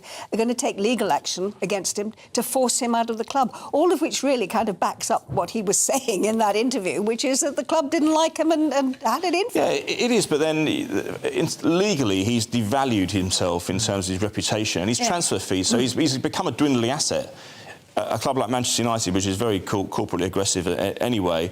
But this is how it's going to play out, Angela. They're going to cut the contract at Christmas. It's as simple as that. He can't go back. Having said he doesn't respect the manager, and the manager doesn't respect him, and people at the club didn't want him or didn't believe that his daughter was unwell in hospital earlier this year. He has to go. It's as simple as that. Is he a good football player? Is he worth it? I mean, even if he leaves Manchester, because I don't know about these. He scored one more goal than Harry Kane last year. Well, is that good? Harry Kane is had a stellar season last year. So he can go somewhere else and work. He can go somewhere else, but I mean, it's whether when you invite Cristiano Ronaldo, the circus of Cristiano Ronaldo, into your club, he kind of breaks up all your plans. So he's not popular with coaches, and he's 37 now, so he's no spring chicken. The chance he'll go to Paris Saint-Germain or another Qatar. I think he could go to Sporting Lisbon, back home to Portugal. All right, 37, no spring chicken. God, you haven't lived. We've got plenty of GB views rolling in, so do keep coming them. Let's read out some. Have you got some there, Martin? Yeah, there's somebody here. Tony is saying Miss Rippon looking as if she'll be 21 next week.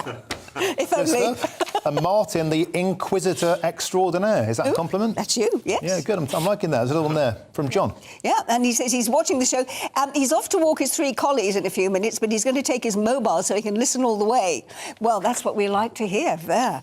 John, I know people in their 30s, 40s and 50s who've never worked. This is going back to the GB News People's Poll, and nothing wrong with them. They're playing the system.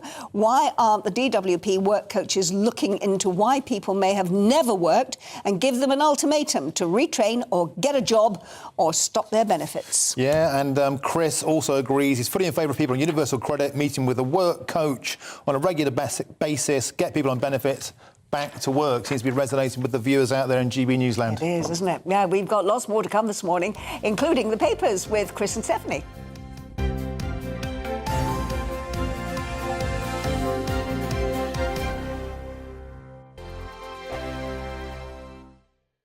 We are GB News, and we'd like to say thank you to each and every one of you for bringing us your conversations, for helping our great nation find its voice. We are here for you on radio, television, and online, across England, Scotland, Wales, and Northern Ireland. It's not the BBC, you actually get your facts right. We are proud to be GB News, the People's Channel, Britain's news channel. I'm Dan Wootton. Join me Monday to Thursday from 9 to 11 for the feistiest and most fun news debate on TV, where free speech reigns. I'll bring you a sharp take on the day's biggest stories, bombshell newsmaker interviews, and A-list guests. And I guarantee you, no spin, no bias, no censorship, and no reason to go to bed. That's Dan Wootton Tonight, Monday to Thursdays from 9 on GB News.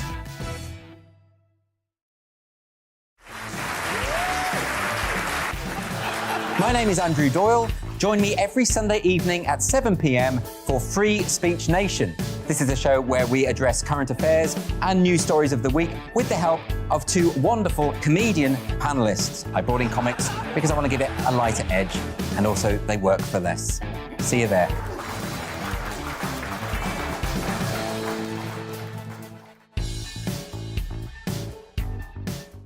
My name's Tom Harwood, and join me 9:30 a.m. every weekday for The Briefing, your one-stop shop for everything you need to know about what's going on in politics today. I wonder if this is a deal that might need to be like the biscuits in this factory, twice baked. Is there not an opportunity here to win out against the extremes? Tom Harwood, GB News. What are you going to do about it? Things should have been done differently, and they certainly are being done differently. Don't miss it. The Briefing with me, Tom Harwood, 9:30 Monday to Friday on GB News.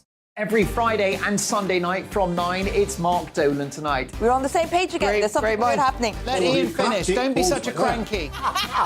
That mini budget was the tip of the iceberg. And on Saturday, my show just got bigger. From 8, it's Mark Dolan's Saturday Night In. You can't govern a country if you can't speak. Stop talking. My God, we reached the end. I've never been early in my life. Only on GB News, the People's Channel. Join me, Arlene Foster, for The Briefing on GB News. Every Friday at 3 p.m, I'll give you all the latest political news and analysis, and we'll have robust live debate. To make sure that you're caught up on all of the biggest issues of the day, we'll bring on experts in their field. I'll ask the questions that you'd like to ask. We're not afraid to tackle discussions from all perspectives, including yours. Don't forget, The Briefing with me, Arlene Foster, every Friday at 3 p.m. on GB News. We are GB News, right across the nation. You can get us on television, on radio, on digital. We're absolutely everywhere. Amazing. You see, amazing. You remind me of me in the European Parliament. But here's the most important bit. We are not part of the mainstream establishment. We think and speak just like you do. We are the People's Channel. Magnificent. That's really, really thoughtful. Come and join us on GB News, the People's News Channel.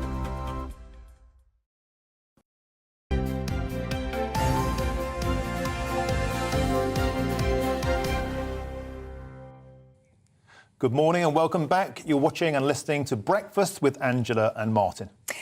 Let's take a look at a few of today's front pages with the time at, 20 to 8 now. In The Telegraph, Rishi Sunak says his wife and children are his emotional motivation for his tough stance on crime. And the Express says this Christmas we'll be living on a wing and a prayer as turkey prices soar by 17.5% following an avian flu outbreak. The Daily Star leads on the most important story of the day, I don't think. World Cup stars in Qatar are apparently waxing their legs to cope with the heat. And a great hairline. Here we go, here we go, here we go, here we go. So it's time to go through that. And the great Angela, the broadcasting legend, Angela exactly. Rippon, used to doing hair puns from the Daily Star. Isn't life wonderful? Oh, but anyway, it sums up the story. World Cup stars are waxing their legs to cope with the heat. Now they know how women feel. Exactly. So joining us now to go through the papers, Olympic legend Chris Akabusi, and author and broadcaster, showbiz reporter. Thank you. Steph Tachi. Right, so let's start with this story. Here we go. I think we need to deal with this. And so this is basically a story that to keep themselves cool. Yes. England players are shaving their legs. Chris, let's start with you. Not shaving, darling, they're waxing. They're waxing it all off. Much more in tune with their feminine side. So, Chris, as a former, very fast-moving Olympic athlete, did you ever wax yourself? Not a prayer. Not a prayer. No, we used to wear speed suits and leggings. Of course, yes. And that would be aerodynamic, and it gets us to the cut and thrust. But the idea, I thought that hair has got a twofold. On the one hand, it keeps you cool, yeah. So it deflects the heat, it keeps the heat off, and in the winter it's supposed to keep the heat in. So I'm not quite sure of the scientific reasoning behind it. But there you go. Well, I'm glad they're actually getting a wax, because then they know how women feel, because we're always forced to wax, shave our legs in all situations, and this is... Who's forcing you? Society. Oh, A okay. hairy woman is never embraced. Never embraced. They want the legs hidden if it was quite hairy, but now the sports stars will feel... They'll be all metrosexual. I must confess that I have waxed. There we go. Yeah. Have you? Where have you waxed, Martin? Where have you waxed? Am I allowed to say? Yes. Yeah, backsack and crack. Oh. On national television. You said it now? I did it. I did it for a magazine feature when I was back on the Lads Mags. Yeah. And let me tell you this: my demands upon women were greatly reduced. Thank you. Going through the torture of that myself. Let's bring this show back to a serious note, please, Angela, quickly. Yes, Chris, let's talk about this story in the Times today about the Metropolitan Police Chief wanting to sack officers. He says it should be easier. And why? I suppose my question would be, why is it so difficult if they're no good at their jobs? Well, I mean, of course, in the last sort of 20, 30 years, there's been ever-increasing protocols put in place for HR to try to reduce your workforce if they're not performing. But I do, in a way, feel for Sir Mark Rowley when he's got this challenge. What he's saying is that 3,000 Met officers are not fully deployable because of performance concerns, mental health or physical issues. And that must be a real tough thing when you're trying to run a police force that's actually going to be efficient and effective. From a sporting background, you'd never have a sporting team where you know that 10-20% of that team cannot perform. No. Now, I know this is not a sporting context, but I do understand this. Now, on the other side, it's not easy to be a police officer on the beat. You can get called to 3 or 4. I mean, I did a presentation with the police force, and you can 3 or 4 hair-raising incidents. You can be 1 minute you can be a deaf incident on the road. Next, you can be physical abuse in a home. Next, you are an accident, an emergency. There's so many things. So the mental strain on our officers is immense. But I understand what he's saying. If they're undeployable and cannot work over a given period of time, you've got to usher new people in to do the job, because it's a real tough, demanding job. It is a tough job, and we should actually never downplay the role that the police play in this country. Yeah. But at the same time, if we want a police force that is protecting us, the British public, 100%, we want them to be At the best, at the best. You know, again, when I joined the army, and joined the police force, there was real tough conditions to be part and parcel of the team. We're going to come back to you in a moment, and Steffi, forgive us if you will, because one of our guests is actually, we've suddenly discovered, is able to join us right now. Following Thursday's autumn statement, millions are facing tax rises up and down the country, with those on middle income set to be hit the hardest as income tax thresholds stay frozen. But what do the opposition make of it? What would they do if they ran the country differently? Well, let's find out. Joining us now is Shadow Financial Secretary James Murray. Good morning to you, James. So could we get your reaction, first of all? What do you make of this budget announcement by Jeremy Hunt this week? What was really clear from what the Chancellor set out this week is that the Conservatives have no plan to get us out of the mess which has resulted from 12 years of their economic failure. They set out unfair decisions when it comes to taxation, and there was no plan for growth. And I think what's really clear is that we need a proper plan for growth to get the economy back on the right track. And that's what we set out in the Labour Party, our plan for growth. And it was totally absent from what the Conservatives set out. And so I just feel they have no plan to get us out of the mess which follows 12 years of their failure. I think there's an awful lot of people who might say that the Labour Party haven't got much of a plan either, because you say you set out your plan, but actually very few people know what it is. And when you are asked outright, what would you be doing instead, you give us a lot of platitudes, but you don't actually give us any facts.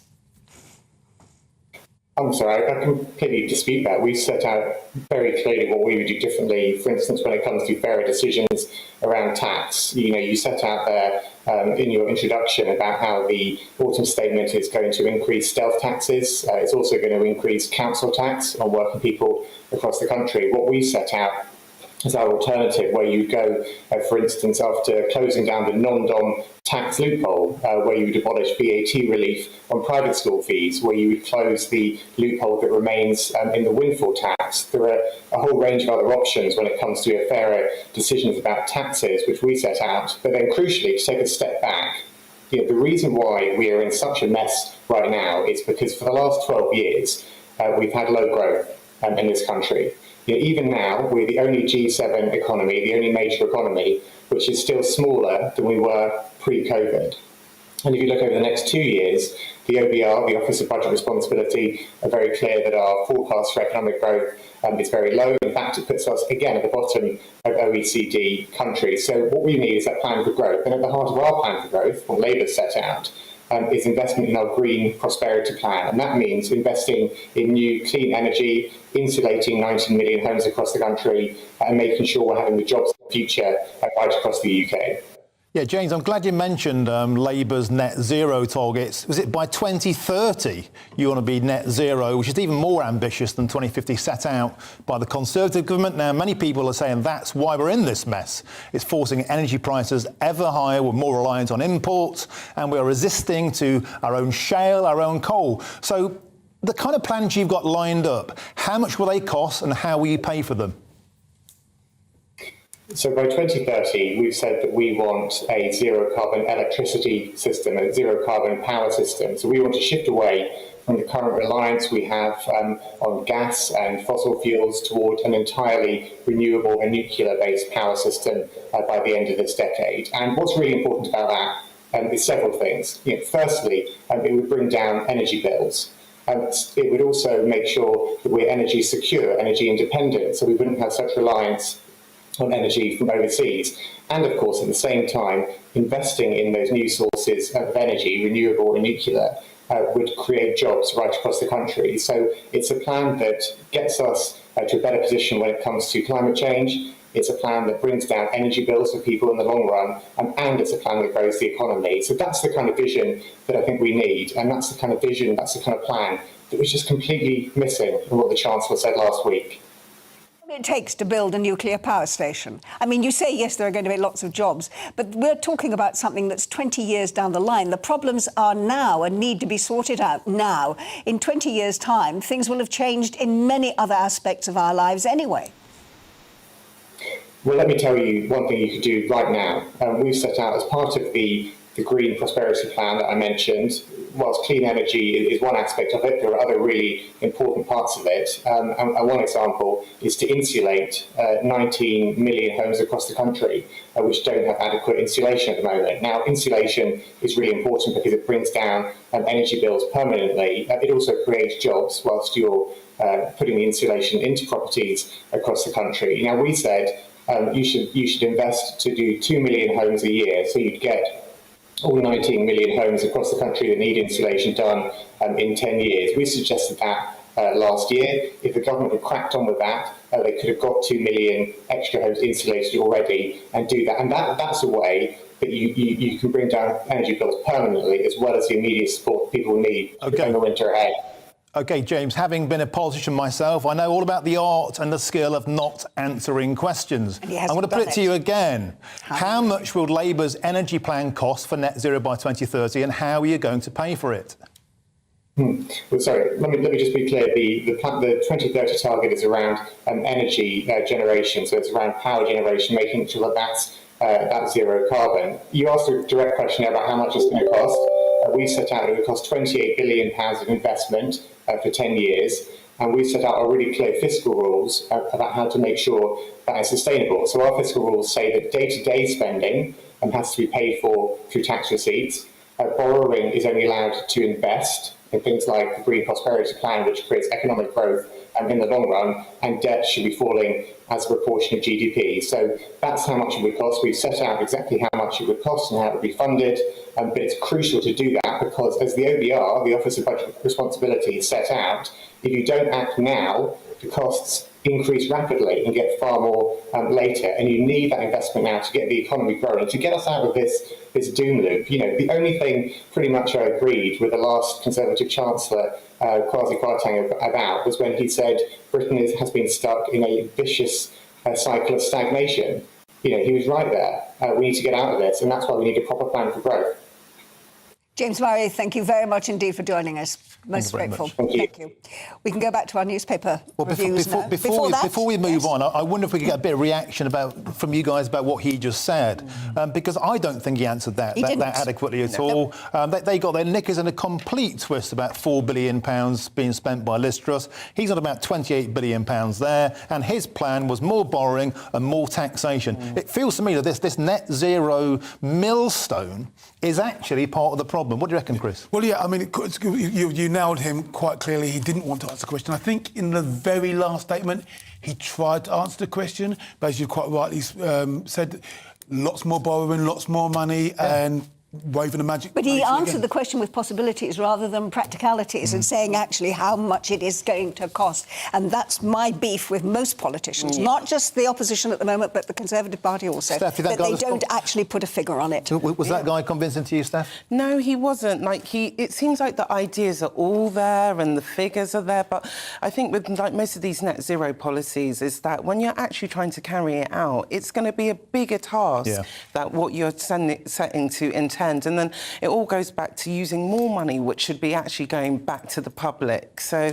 what I felt basically he's on a campaign trail and wanted to say his mantra, and every time he put his nose to the grindstone, he didn't want to go there. Well, that's not for politics. OK, Stephanie, let's move on to one of your stories here. From the Daily Express, a UK hotel owner is refusing refugees £10,000 offer to house migrants. A hot topic. So Dee Allen, who runs the Hatters Hotel in Skegness, said she would rather die than accept handouts from the Home Office. They've approached her twice, saying they would offer her £10,000 a week if she could home 52 refugees. And I'm kind of glad that she's come out, because there's probably a lot of hotel owners who've probably been approached and asked to do similar. There was a story on GB News yesterday morning, wasn't there, about a hotel owner in exactly the same position. And it's hard because it is a kind of a thin line between wanting to help, but the knowing that you've actually set out to build your own business. And while the Home Office say, oh, it's a short-term solution, she knows better. It's not going to be a short-term solution. She could have 5 years where she's still dealing with these refugees. And more than a bigger thing, we forget about the tourism in this country. And the staff. Yeah. The staff who work there. The whole thing would be quite more taxing. It's not just about housing the refugees, it's the mental side of things and the business side of things. So I think it's quite brave. And what you do with the staff that you have to lay off. And the community that would lose the resource. Chris, let me ask you about this story, and I'm outraged by it, and there is a lot of outrage that the boss of the housing group that where that young boy died as a result of inhaling the spores from mould in the house is not going to be sacked. Who is going to take responsibility for this? Look, the buck stops at the top. Quite clearly, at some stage, he's going to have to go. Whether he goes kicking or screaming or actually does the honourable thing, he's going to have to go. Mr. Swarbrick. He says the board are backing me, but I don't think for long, because I suspect that a housing officer has gone or got ticked off. The estate manager, the maintenance team will be in hot bother. You can't let your underlings, if that's the right word to say, you can't let people below you take the brunt of this. You, on your watch, this young lad, born and bred in the United Kingdom, 2 years of age, lived in a property that was subhuman. Did you see the photographs of it? And there's been some really grotesque political buck passing on this. Because first of all, they tried to blame the Tory government. This is the Labour-ran council in Rochdale. This has happened on their watch. And I'm sorry, you have to take responsibility. I'm dead with you on this. I don't care who the politicians are. It is an individual's responsibility. If it is your housing area, you are responsible, and that child died because of the state of that house. And it's not that it wasn't brought to their attention on a regular basis, but they just thought that was just the lifestyle of this particular family. No, it wasn't. It was the state of the housing. This is the case we know about. You know, there's so many people. So let's have a quick bit of light relief at the end here. Stephanie, we're coming to you. This story, it feels like an April Fool. Woman has a man-sized bear as a boyfriend. What's going on? His name is Loving Bear Puffy. Have you got a picture of it? Yes. As if single... You got it. Show the picture. Oh, yes. There you go, look. That's it. Can we see it? Oh. Holding a bear. It's a life-size bear. You can quickly watch it. So he's an emotional support bear for single women. Obviously, there is a shortage of men going for single women at the moment. So for £135, you can have this bear from Bulgaria who's aiming to fill the gap of a real man in your bed. You can hug him, and he doesn't snore. Sounds good. I think we'll come back to that later. More to come, including your reaction to the autumn statement.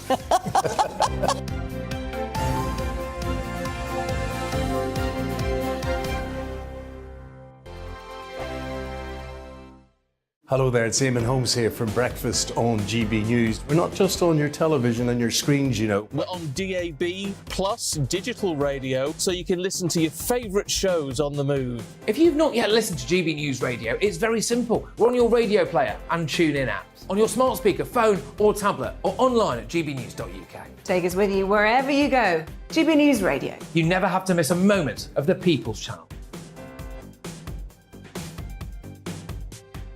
Hello, I'm Simon Evans. Join me on GB News for Headliners at 11 p.m, where I'll be joined by two of the country's top comedians as we take a look at tomorrow's newspapers tonight. If it's a big story, we'll be covering it, I guarantee, but we'll also have some fun along the way. That's GB News Headliners at 11 p.m. We won't put you to sleep, unlike some of the other paper review shows out there. So join us, 11 p.m, 7 nights a week. I'm Mark White. As GB News Home and Security Editor, I cover those key issues that are so important to you. Our authorities, our communities doing all they can to combat violent crime. With the public services under unbearable strain, why are we still failing to control our borders? Defence, the first priority of any government, has been continually hollowed out. Can we trust our politicians to protect the armed forces? Join me, Mark White, on GB News. Monday to Thursday on GB News, it's Bev Turner Today from 10 a.m. There's never been a more interesting but also critical time in British politics, and I can't wait to bring you the biggest stories of the day with the best factual accuracy and also a few of my own opinions thrown in. We'll engage in passionate but always polite debate with your thoughts and opinions at the centre of it all. Monday to Thursday, 10 till 12, on TV, on radio and online. Every morning from 6 o'clock, we'll wake you up with GB News Breakfast with all the stories you didn't know from the night before. So whether it's serious news, entertainment, or your own views from all over our great nation, we're here to kick off your day with a smile. And the national media should be reflecting and reporting what's happening here. You will notice the northwestern accents. Whether you're with us on TV, radio, or online, every morning, it's breakfast from 6 a.m. Hope you can join us. Monday to Thursday nights on GB News. At 6, it's Dubes & Co. 7 o'clock, Farage. At 8, join Mark Stein. And at 9, Dan Wootton Tonight, followed by Headliners. On TV, radio and online, this is GB News. On the Mark Stein Show, we cover the stories a lot of people are scared even to mention. The stuff that really matters with some of the world's biggest thinkers. Now is his opportunity to kind of take the steering wheel of history. Break away from the flop at 8 o'clock on GB News with the Mark Stein Show. We are GB News. And we'd like to say thank you To each and every one of you. For helping our great nation. Find its voice. We're absolutely everywhere. Across England, Scotland, Wales and Northern Ireland. On TV. on radio, and online. We're proud to be The People's Channel. Britain's News channel.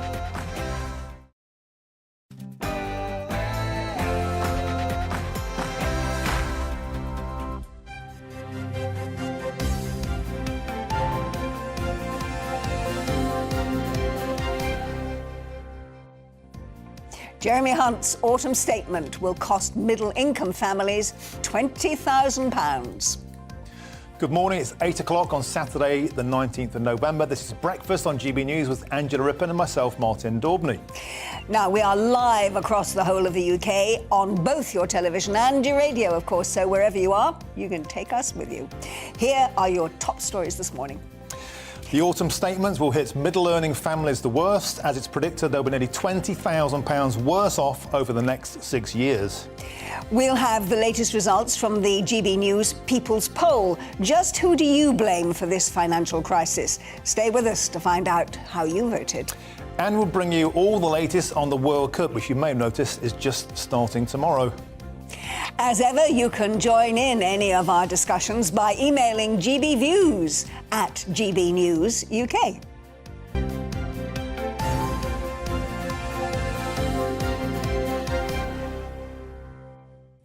Well, our top story is the new analysis that's shown middle-income families facing being up to £20,000 worse off over the next 6 years, following the tax rises that were announced in Thursday's autumn statement.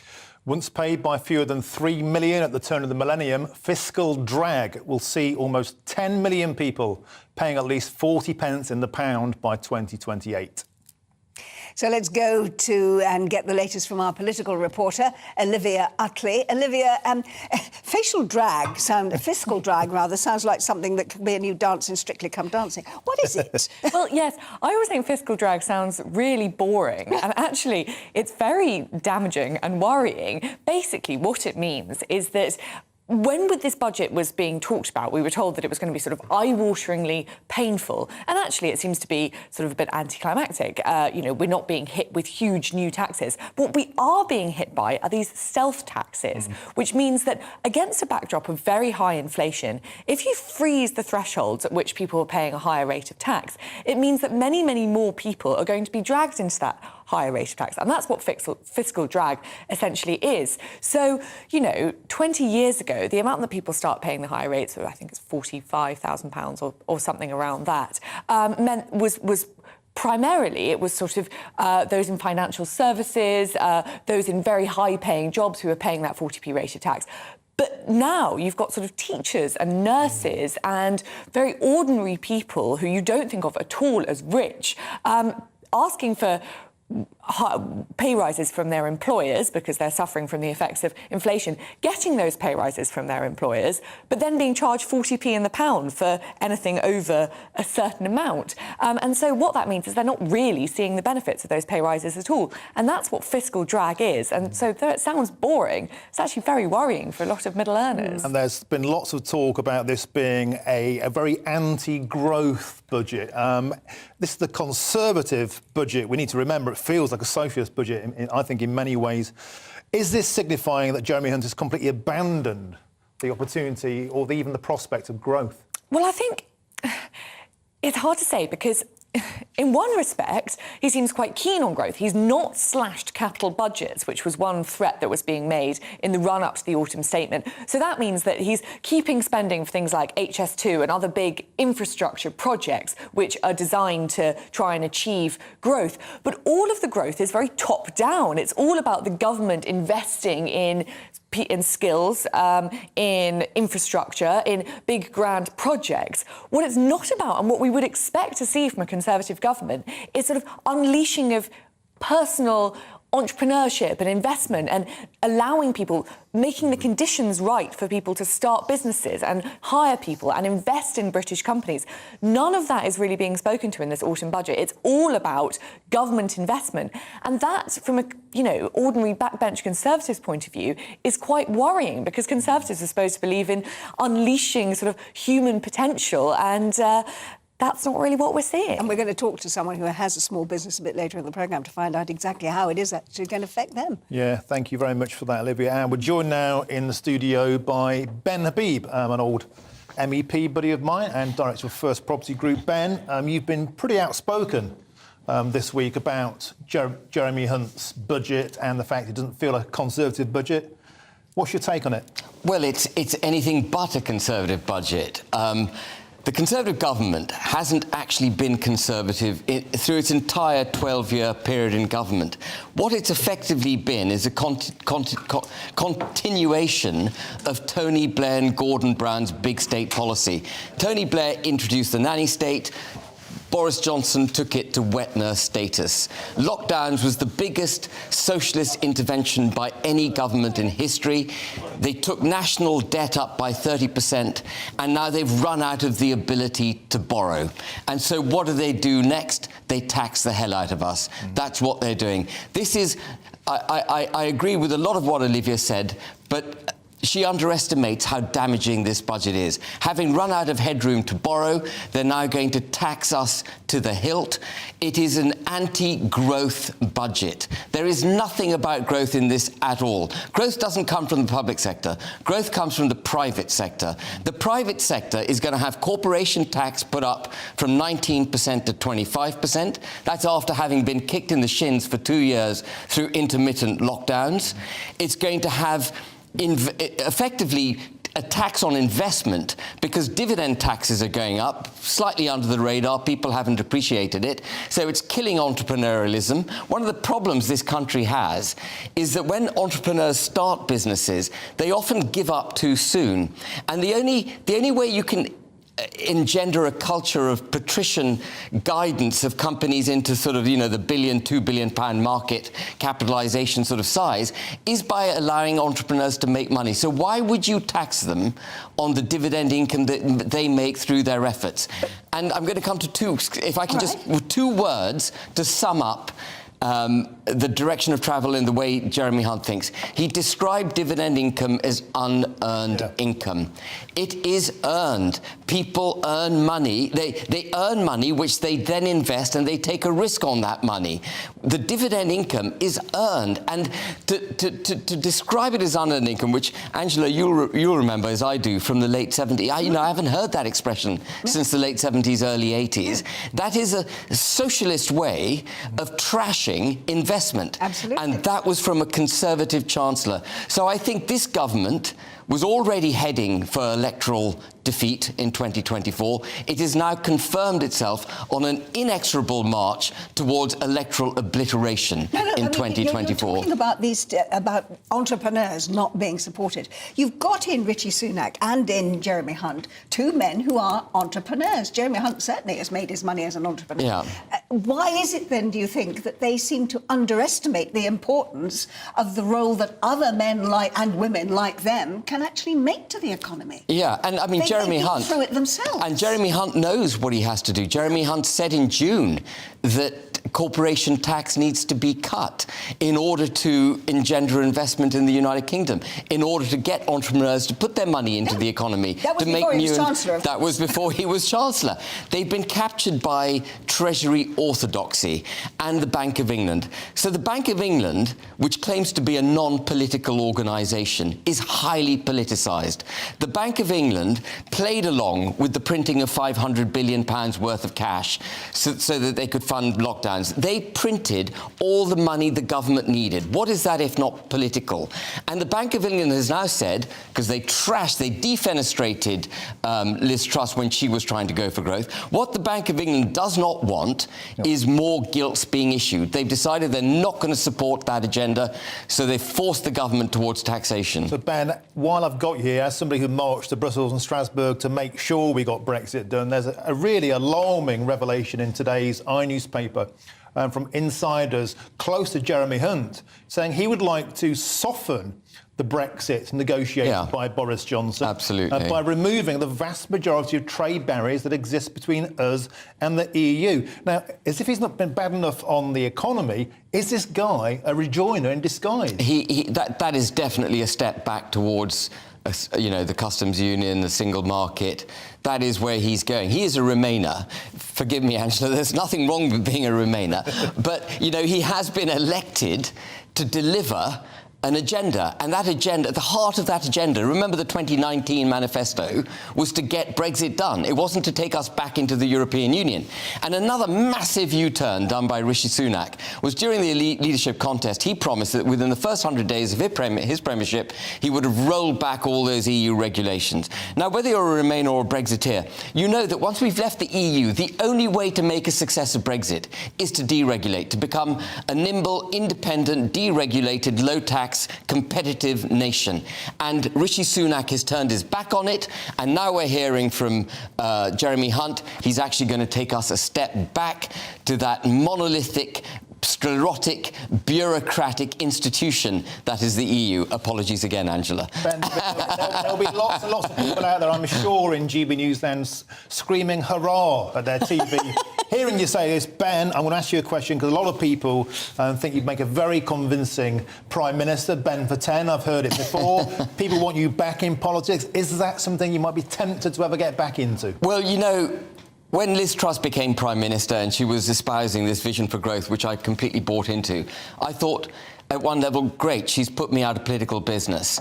But I am firmly back in politics now.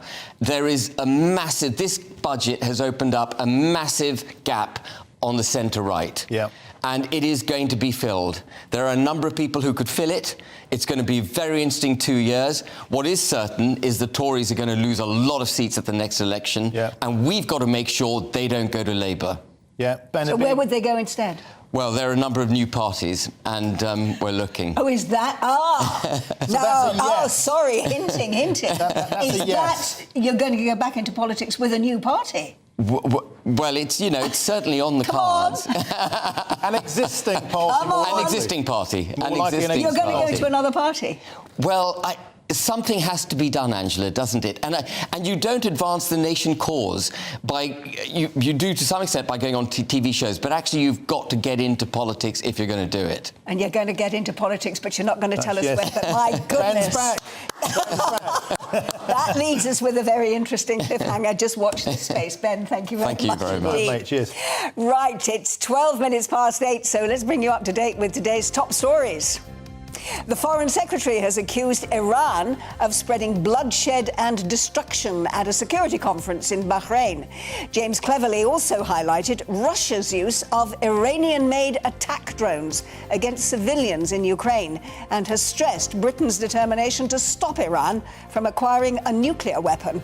And I'm still excited about Ben Habib, but civil servants in government departments, including the Home Office, Border Force and Department for Transport, are set to strike over pay. The PCS union is planning a month of sustained industrial action from mid-December after the government rejected a 10% rise for its members. People planning to travel over Christmas are expected to be the worst affected. The search for a woman who was swept into the River Don after heavy rainfall in Aberdeenshire yesterday has been stood down. Police and emergency crews were on the scene where it's believed that the person may have been trying to rescue a dog. Rest centres in eastern Scotland have been opened after flood warnings were escalated to severe. And Elizabeth Holmes has been sentenced to more than 11 years for defrauding investors. The Silicon Valley entrepreneur started a now-defunct blood testing startup, Theranos. The 38-year-old misrepresented the company's technology and finances by claiming its blood testing machine could run an array of tests from a few drops of blood, which it simply failed to do.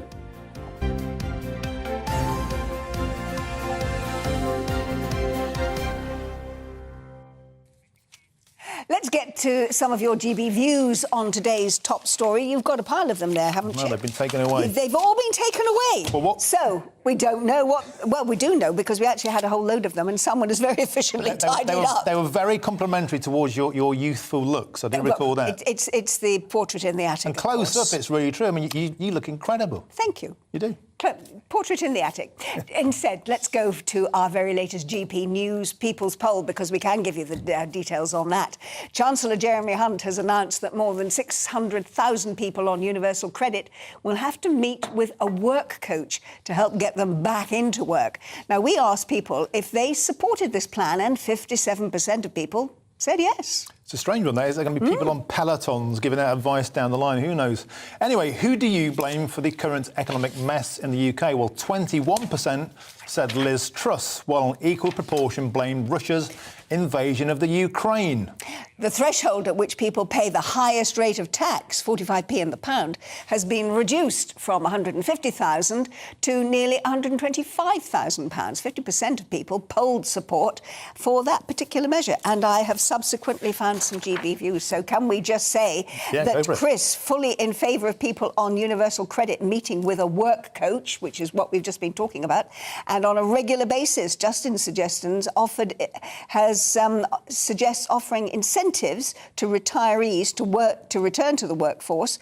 However, it's worth highlighting that many retirees have massive care commitments. Absolutely true, yes. I look after 4 very elderly parents and in-laws as well as grandchildren on some days, and it's all unpaid. That's great. Keep those views coming in. So, returning back to the poll now, joining us is academic and professor of politics, Matt Goodwin. Matt, good morning again. Thanks for joining us. Good morning. Cheers. So, reflecting on the poll, there's a lot of juicy stuff coming out there. One of the interesting things, people are very keen, aren't they, on this idea of people in benefits on universal credit being mentored, having to take some sort of interview. How might that work? Yeah, so I think it's a great question. This was one of Jeremy Hunt's proposals to try and get the very large number of economically inactive people back into work by meeting a work coach, by having a meeting with a work coach to help them get back into the labour market, to try and find a job, to try and re-enter the economy. This policy is one of the more popular policies in the autumn statement. 57% of all people support it. That goes much higher among Jeremy Hunt's Conservative voters. And I think, Martin, what this is getting at is this underlying concern held by many people that as the economy now is going to squeeze, as living standards are going to fall, everybody is going to have to do their bit to contribute as much as they can to that national community. And there is a sense that actually the numbers of economically inactive people are far too high, and we need to revisit that strategy. And I just want to make one quick point, which builds on your conversation with Ben Habib a second ago. There is a choice here that political leaders have to face. They can go back to the old view and rely on migration to plug these holes, or they can double down on what many people felt Brexit was all about, which was trying to reinvest seriously in the skill base, in the education, in the technical development of British people who might not currently be in the labour market or are in the labour market but need to be upskilled. And I think what the polling tells me is lots of people want to see that before reverting back to this model of mass migration to try and plug the holes. The trouble is, that's not going to happen tomorrow, is it? If you're going to retrain people, or train people in a new career, it's going to take 2, 3, 4 years before they are actually in the workplace. I mean, I know, for instance, where nurses are concerned, we have a huge deficit in the number of nurses that are required. More people are leaving the profession than are going into it. But it takes 3 years to train a nurse. So you can say, yes, let's get more nurses in the workforce, for instance. But that's not going to happen until 2025, 26 at the earliest. Well, I agree with you, Angela, and I think what we're living through is the result of decades of failure by both left and right to deal with these longer term issues. I think there are long term things that need to be done, which is about investing in or investing as seriously in non-graduates as we do in the graduate minority.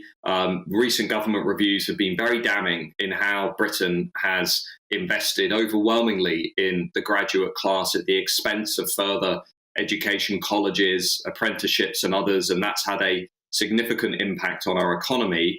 The second key point here is there are some short-term things which we can do, which clearly Jeremy Hunt is trying to zoom in on. And I personally don't agree with everything that was in the autumn budget, but this is one thing that I think we do need to look at, which is, we have, compared to our European neighbours, a disproportionately large number of people who are relying on the state rather than beginning to get into the economy and the labour market. And that means we need to both incentivise those individuals back into the labour market, and we also need to revisit the amount of support that individuals are getting through the state for doing that. Because the reason I say that lastly is it's very difficult to get a sense of dignity and responsibility in people's lives if they're forever dependent upon the state. And that, the moral thing to do is to revisit that question and to have a look at it seriously and objectively. Well, Matt, I've got loads more questions for you, but I've been told that we have to go to a break. I want to talk about, is this a backlash against benefit dependency? OK, I'll ask that question. So is the high number of people saying that people on benefits should be interviewed a backlash over what many people see as a budget which encouraged handouts while punishing the hard-working population of Britain? I think people are nervous about just how big the state is becoming in Britain today. We have, I think, about 49% of all of our spending now is going on public services. I think people have this view, like they did really at the end of the New Labour years, that the state has just simply become far too big. And secondly, Martin, the British people historically are all about fairness. They're all about compassion.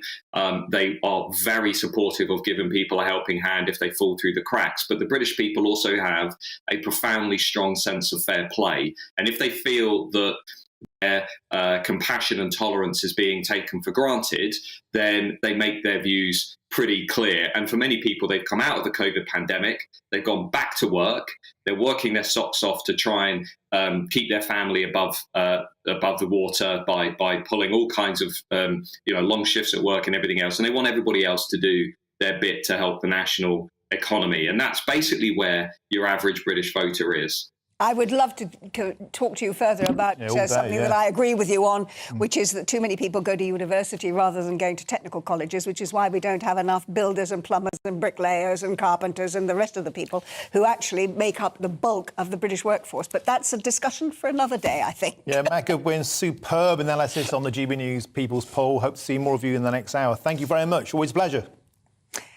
More to come, including the latest travel news for anyone making their way to the World Cup in Qatar.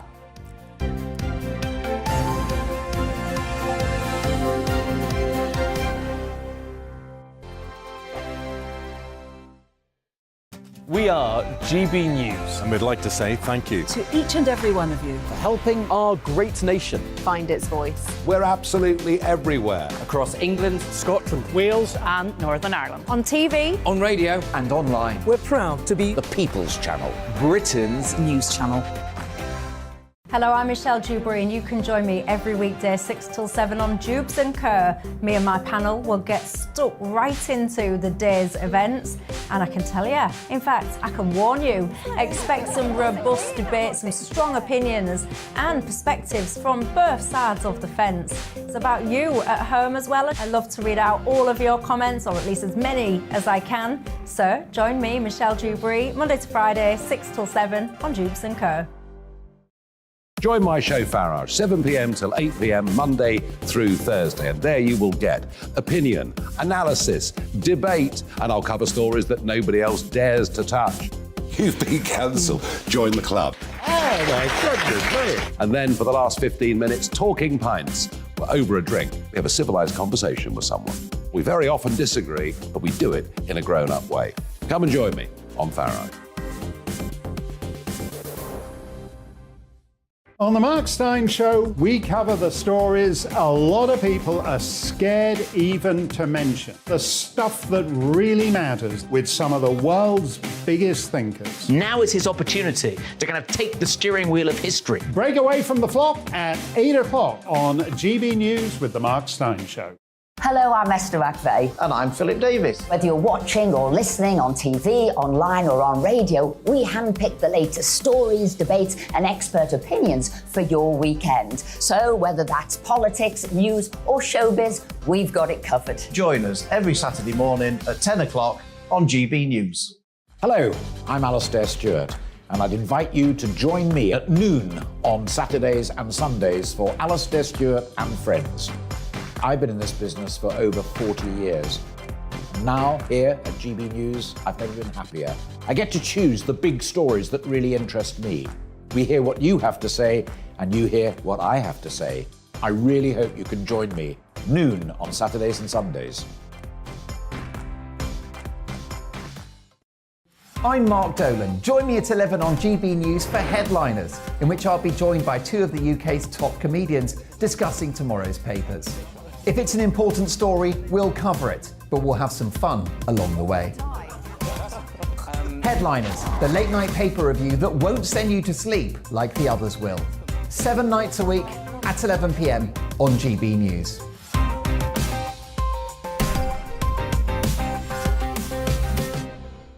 Hi there, it's Stephen and Anne.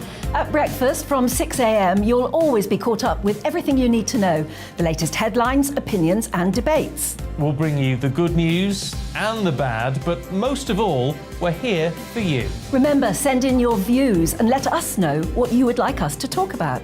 That's because we're your news channel. And every morning at 6 a.m, it's breakfast on GB News.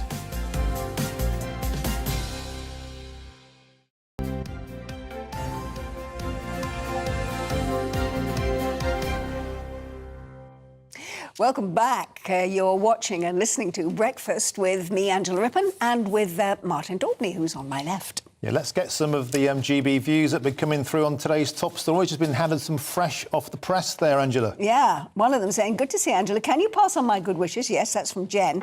She used to go to my father's garage in Plymouth. I think she had a Mini at the time. Yes, well, in fact, Jen, I've still got that Mini. It came off the production line on April the 6th, 1960. It's called an Austin 7 because it's so old, and I have still got it. One careful lady owner. One careful lady owner. Superb. And this is one that I really agree with. Lawrence from Hollingworth. Ben Habib just got 2 voters, me and my wife. I find Ben a very, very convincing But we don't know politician. which party they're going to be voting for, do we? That's the trouble. I don't think they care. They're going to vote for the man, don't not care, the party. just the man, which I think is what an awful lot of people do. Kenneth says the private sector is not a beacon of virtue. It is highly inefficient.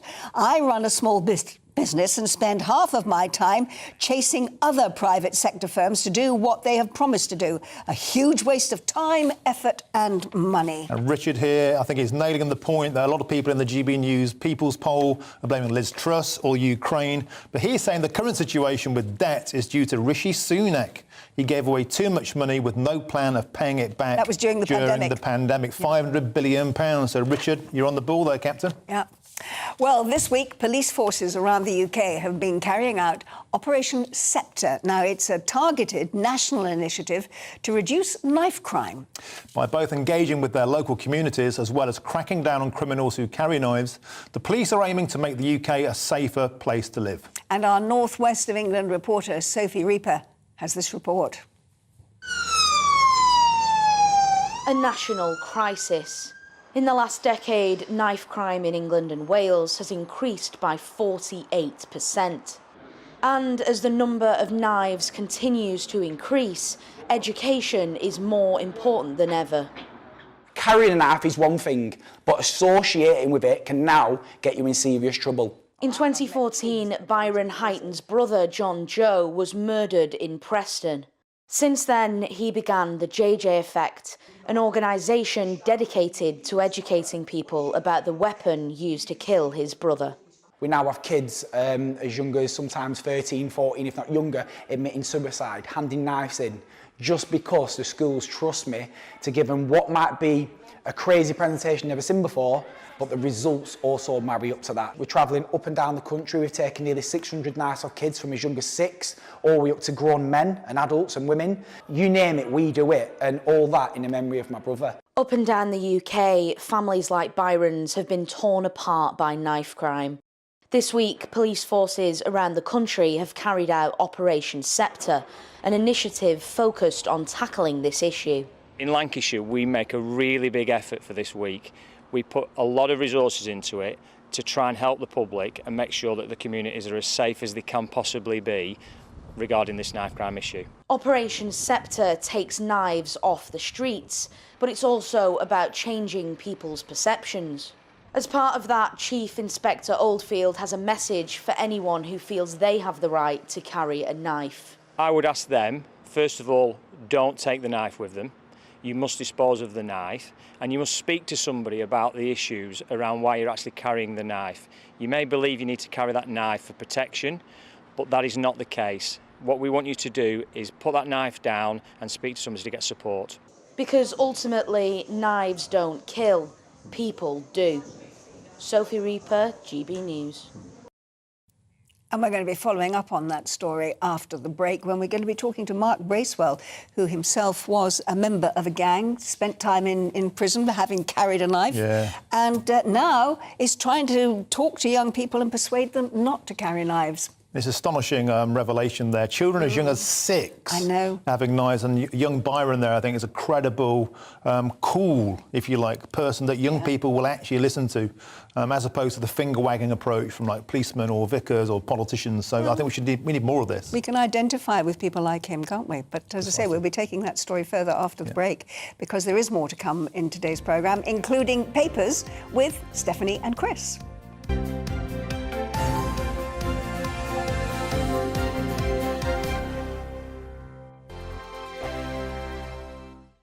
We are GB News, and we'd like to say thank you to each and every one of you for bringing us your conversations, for helping our great nation find its voice. We are here for you on radio, television, and online, across England, Scotland, Wales, and Northern Ireland. It's not the BBC, you actually get your facts right. We are proud to be GB News, the People's Channel, Britain's news channel. I'm Dan Wootton. Join me Monday to Thursday from 9 to 11 for the feistiest and most fun news debate on TV, where free speech reigns. I'll bring you a sharp take on the day's biggest stories, bombshell newsmaker interviews, and A-list guests. And I guarantee you, no spin, no bias, no censorship, and no reason to go to bed. That's Dan Wootton Tonight, Monday to Thursdays from 9 on GB News.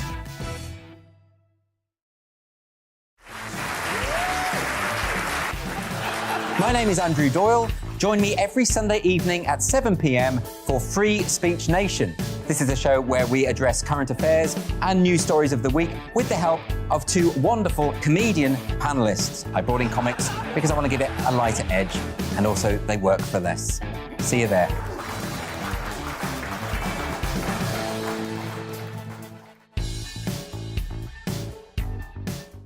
My name's Tom Harwood, and join me 9:30 a.m. every weekday for The Briefing, your one-stop shop for everything you need to know about what's going on in politics today. I wonder if this is a deal that might need to be like the biscuits in this factory, twice baked. Is there not an opportunity here to win out against the extremes? Tom Harwood, GB News. What are you going to do about it?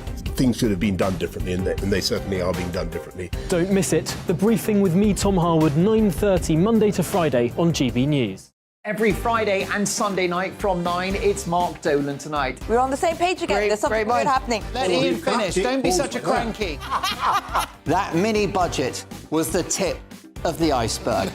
And on Saturday, my show just got bigger. From 8, it's Mark Dolan's Saturday Night In. You can't govern a country if you can't speak. Stop talking. My God, we reached the end. I've never been early in my life. Only on GB News, the People's Channel. Join me, Arlene Foster, for The Briefing on GB News. Every Friday at 3 p.m, I'll give you all the latest political news and analysis, and we'll have robust live debate. To make sure that you're caught up on all of the biggest issues of the day, we'll bring on experts in their field. I'll ask the questions that you'd like to ask. We're not afraid to tackle discussions from all perspectives, including yours. Don't forget, The Briefing with me, Arlene Foster, every Friday at 3 p.m. on GB News.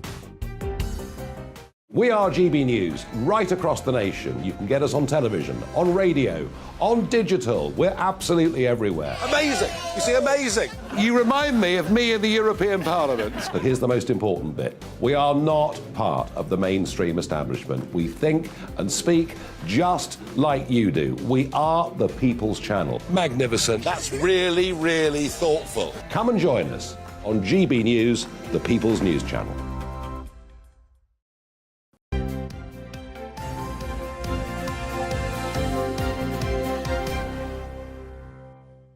Welcome back. You're watching and listening to Breakfast with Angela and Martin. Let's take a look at a few of today's front pages. Now, the Times leads with the new chief of the Metropolitan Police, who says that it should be easier to sack serving officials. Staying with the World Cup, and the Daily Mail says ordinary fans are furious to be banned from drinking beer at matches, while VIPs and corporate hospitality still can.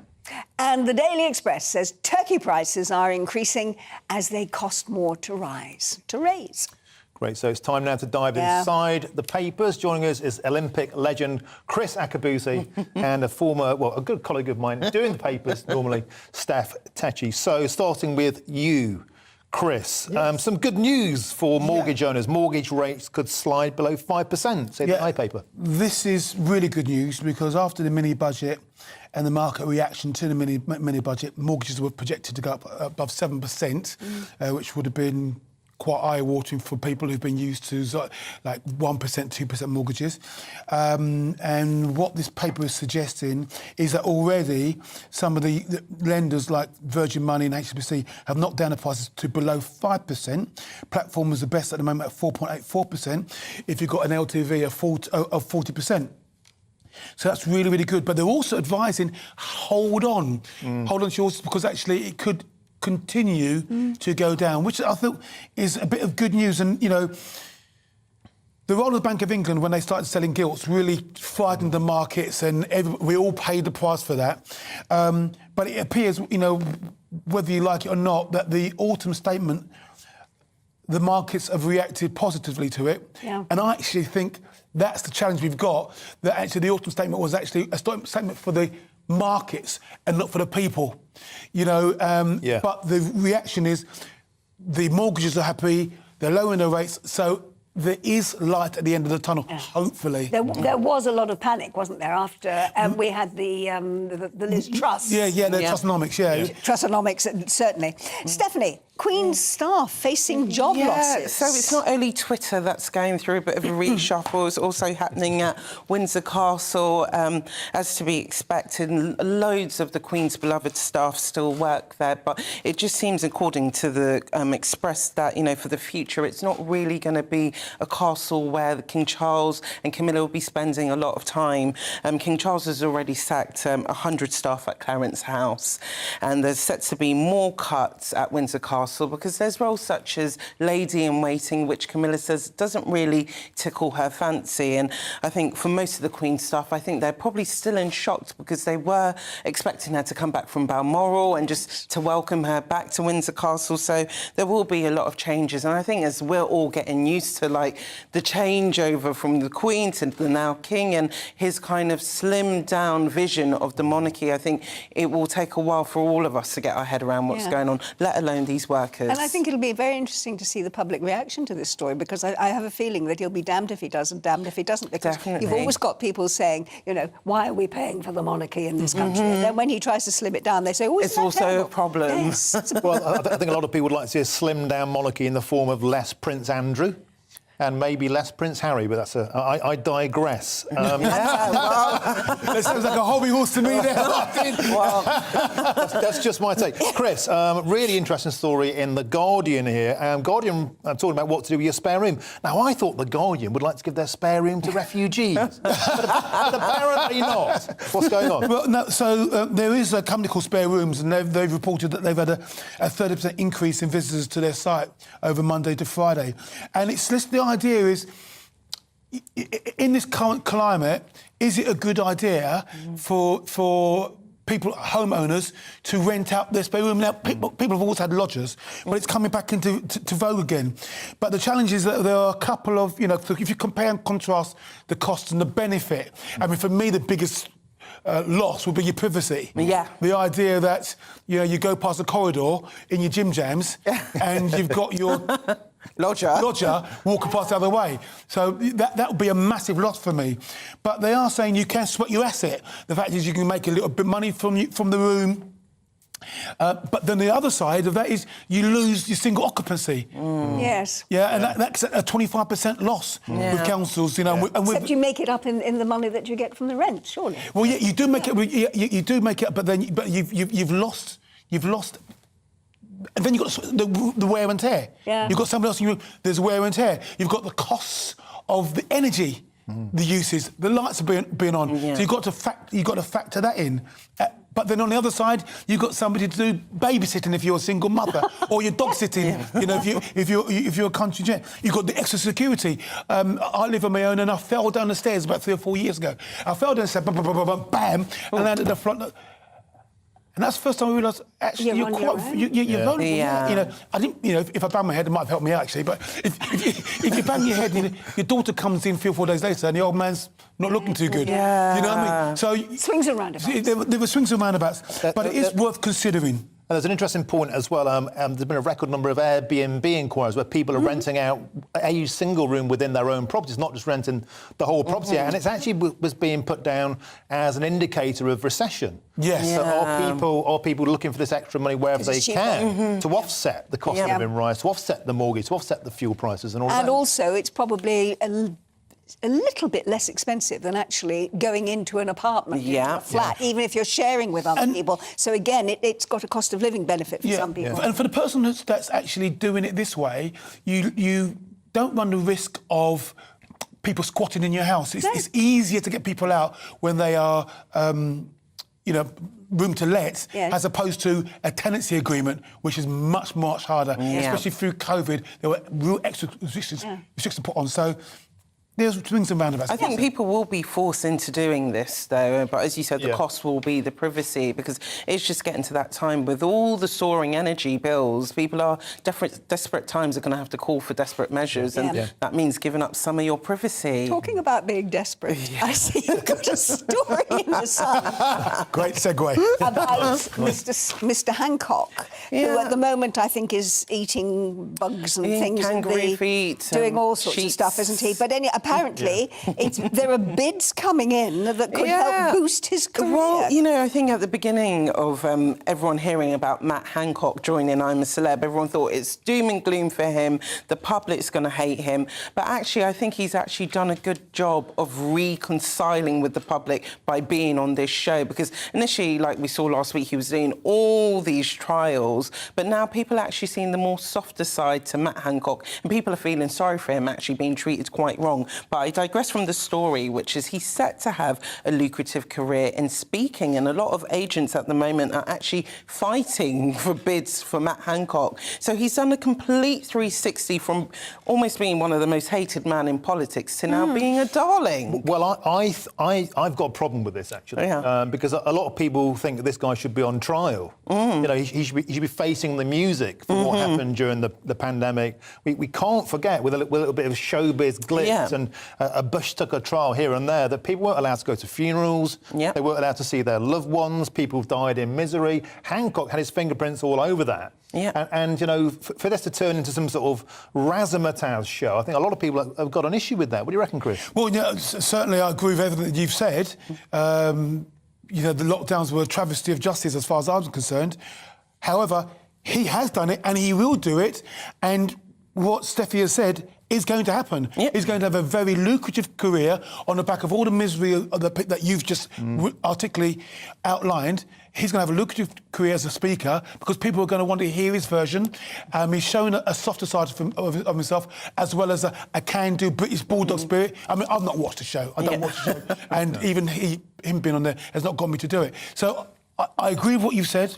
I think you've laid it out very, very well, but I think he's done a great job, and he's going to be a sought-after professional speaker, earning a lot of money and developing celebrity status. I bet he won't earn as much as, what was it, Boris Johnson? Oh, no. $250,000 plus, talking at one evening? And that's nothing, that's nothing. I mean, I was at an event in Sweden with Bill Clinton. He had to go and play golf, but it was $500,000, Bill Clinton. Martin, don't you think that this is most a trajectory that most politicians go through, though? They know that once their career's over, they've got this lucrative set of opportunities that awaits them. And they all do it. Every Prime Minister will do it. And it's worth pointing out that most politicians tend to earn a lot more after politics than they ever do during it. But maybe that's why we're not getting the right talent going through the door in the first place. That's exactly what I was saying. Yeah, exactly. That's the problem. You know, you have all this deviation going on because they're not paid well enough. You know, 84,000 is a lot of money to the general public,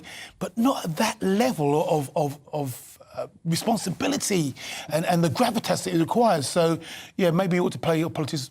Can I say that? Our politics more? What do you think, Steph? Should we pay MPs more? No, I don't think they do. They need to get paid more. I think they get so many perks of the job. And to be honest, it's they do. We've seen so many scandals in the past. And it's more about, as you're saying, it's getting the right talent for the job. The more people who are more passionate about making a change and actually ushering those changes through. And they will do it regardless of the money, like because footballers they want to do it. Who get paid ridiculous amount of money and can't score goals. Don't go there. Very quickly, Steffi, you've got a lovely story about those Paddington bears that were put in the parks after the Queen's death. They are also making their final journey too, but at the moment they are living it up in the Buckingham Palace and all different royal houses at the moment. So at the moment they've been taken from all the parks and the gates and they've been washed, and right now they're all in the Buckingham Palace and before they go to Bernardo's charity at the moment. So it's been lovely to see how their journey has been going. Yes, and to see all those lovely Paddington bears that were put in the parks was really so poignant, I thought. The Queen Consort is going to be handing them out next Thursday in a special Paddington Bear-themed picnic. Yeah. It's a lovely way for them to actually then go on and have another life, as it were. Yes.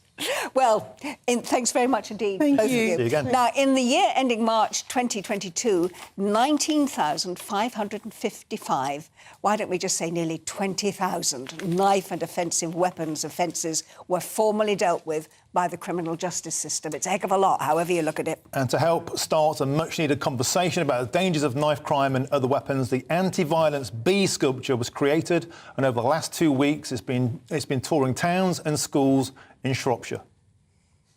Well, our West Midlands reporter, Jack Carson, is in Telford today, where the bee makes its final stop. And Jack is currently... It's on its way to you, Jack.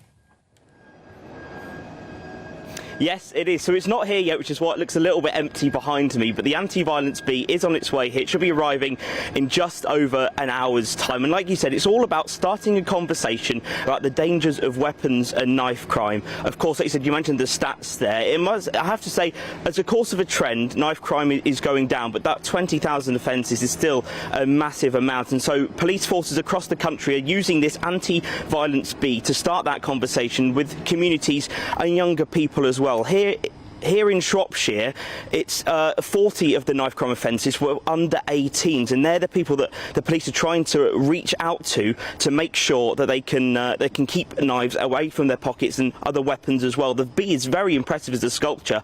It was created from knives and guns that were picked up from Manchester, made by the British Ironworks here in Shropshire. So it's a very, very impressive sculpture. It's going to be arriving here in Shropshire on the final part of its tour to start that conversation with younger people, and we'll be speaking to the police about the importance of the campaign and how it's gone for them a bit later on.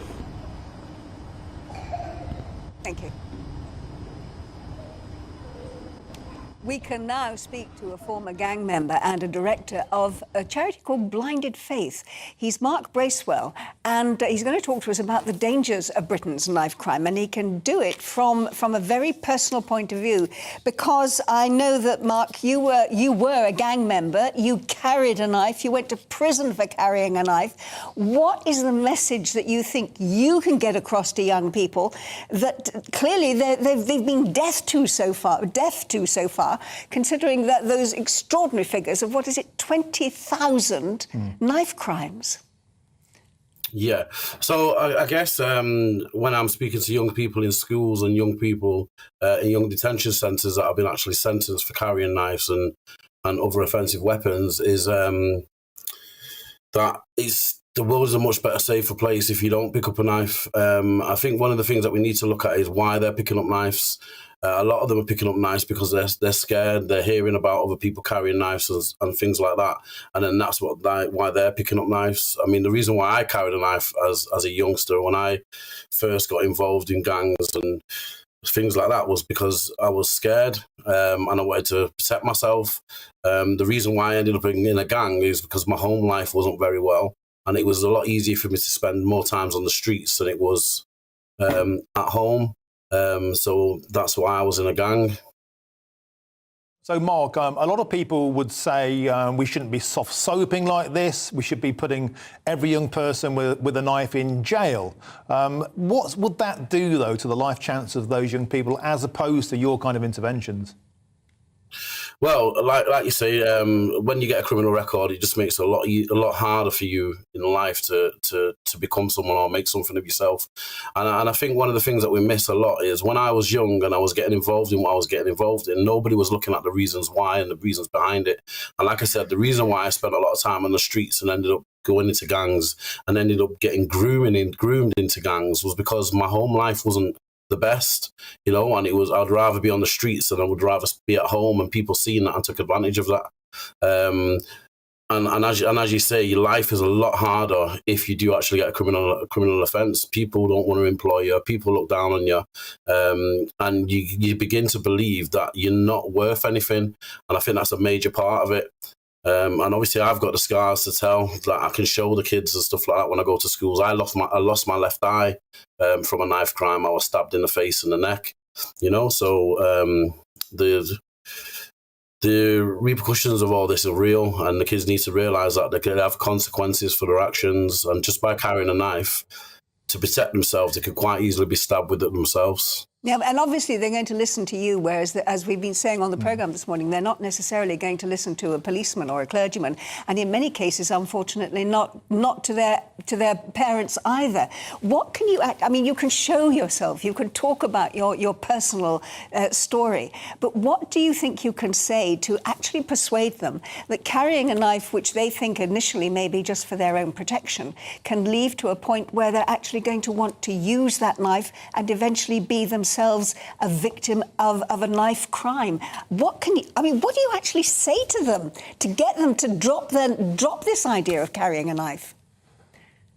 So, like I say, I show them the implications of what a knife can actually do when I take my eye out, and I show them and I hold it in front of them.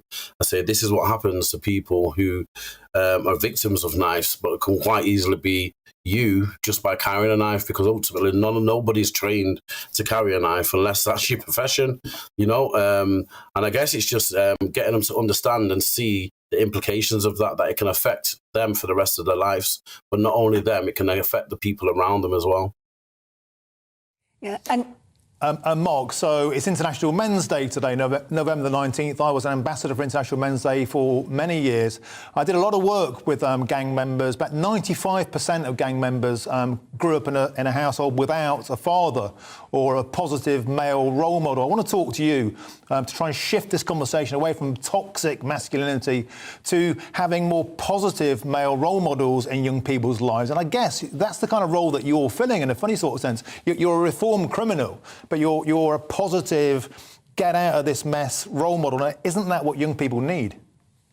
Yeah, most definitely. And like you say, yeah, I'm a reformed gang member, but ultimately before that, I was a scared child, and I was a child that grew up in a home who, had a loving mother, but never knew my dad. And the father figure that was brought into my life was an abusive man. So like I say, so that was my role model. So the people that I received positive love.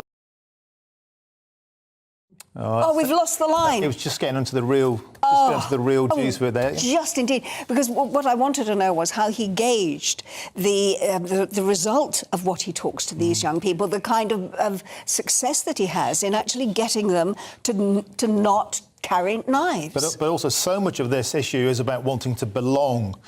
We've got him back. Great. We've got him back. Mark, sorry, we lost you there. Yeah. I'm desperate to know. I'm desperate to know what sort of reaction you get from these young people. Do you believe you are getting through to them and really making a difference? Yeah, most definitely. I mean, like, for example, we don't just go into schools and colleges and speak to children. We also have crisis placements where we house children that are running from gangs and stuff like that. We have a 24-hour helpline on our website. Most recently, we had a young member who phoned it up, who had been kidnapped for a week, and managed to get hold of a phone and phone our free phone number. We managed to find out where he was and get him rescued by the police. And I just feel like sadly, the police are not looked at in a good light from the children that are hanging around on the streets and stuff like that. So it's good that there's a service like ours that they can trust. And I think a big part of it is because they know that we've been through what they're going through, and we understand what they're going through. Because it's not as simple as that. It's just a bad kid carrying a knife. As I say, there's no such thing as bad kids. It's just children making bad choices.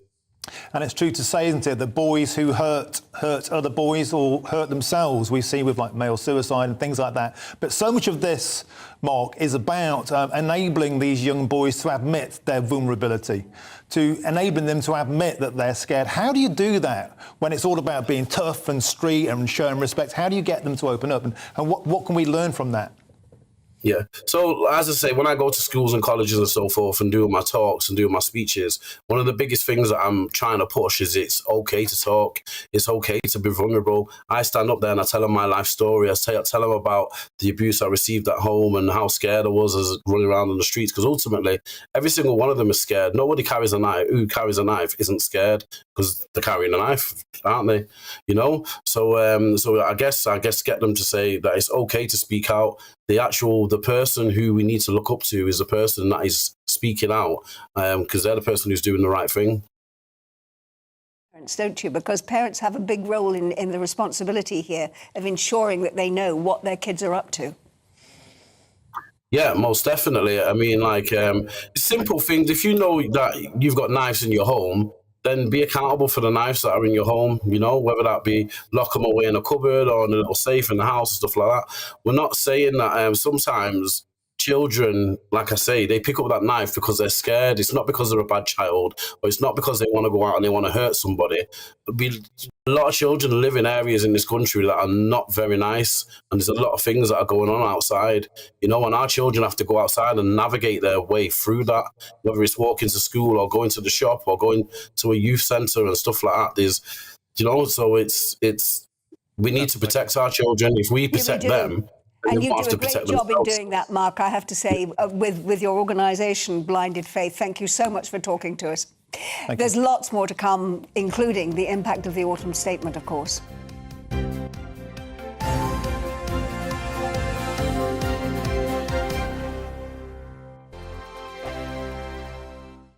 Hello there, it's Eamon Holmes here from Breakfast on GB News. We're not just on your television and your screens, you know. We're on DAB plus digital radio, so you can listen to your favourite shows on the move. If you've not yet listened to GB News Radio, it's very simple. We're on your radio player and tune-in apps, on your smart speaker, phone or tablet, or online at gbnews.uk. Take us with you wherever you go. GB News Radio. You never have to miss a moment of the People's Channel.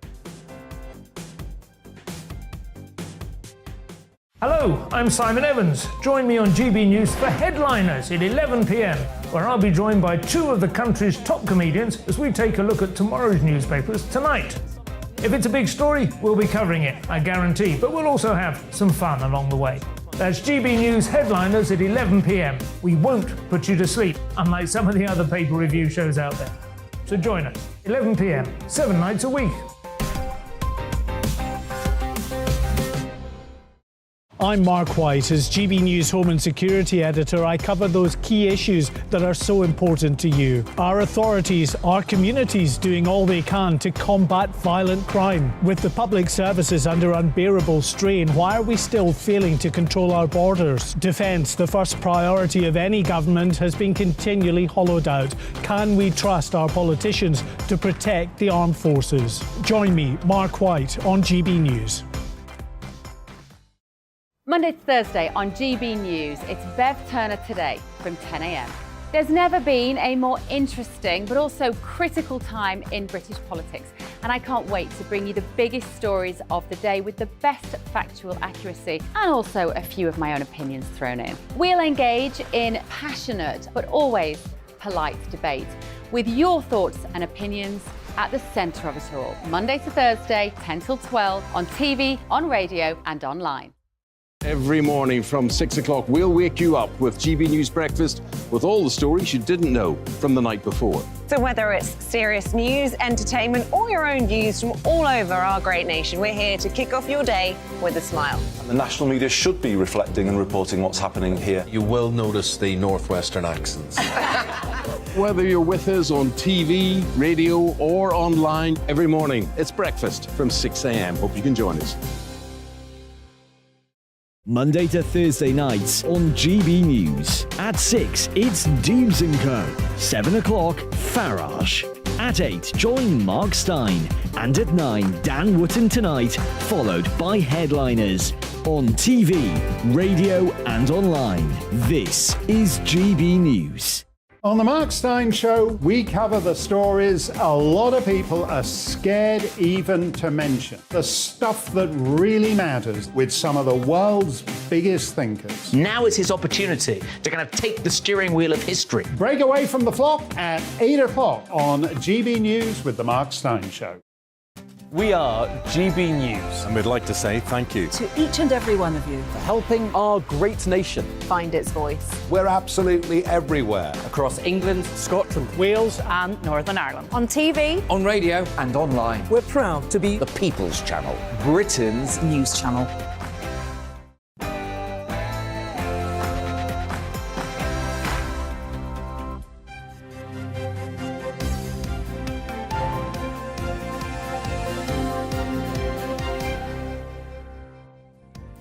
Jeremy Hunt's autumn statement will cost middle-income families £20,000. Good morning. It's 9 o'clock on Saturday, the 19th of November, and this is Breakfast on GB News with me, Angela Rippon, and Martin Daubney. We are live across the whole of the UK on both your TV and your radio. Wherever you are, you can take us with you. Here are our top stories this morning.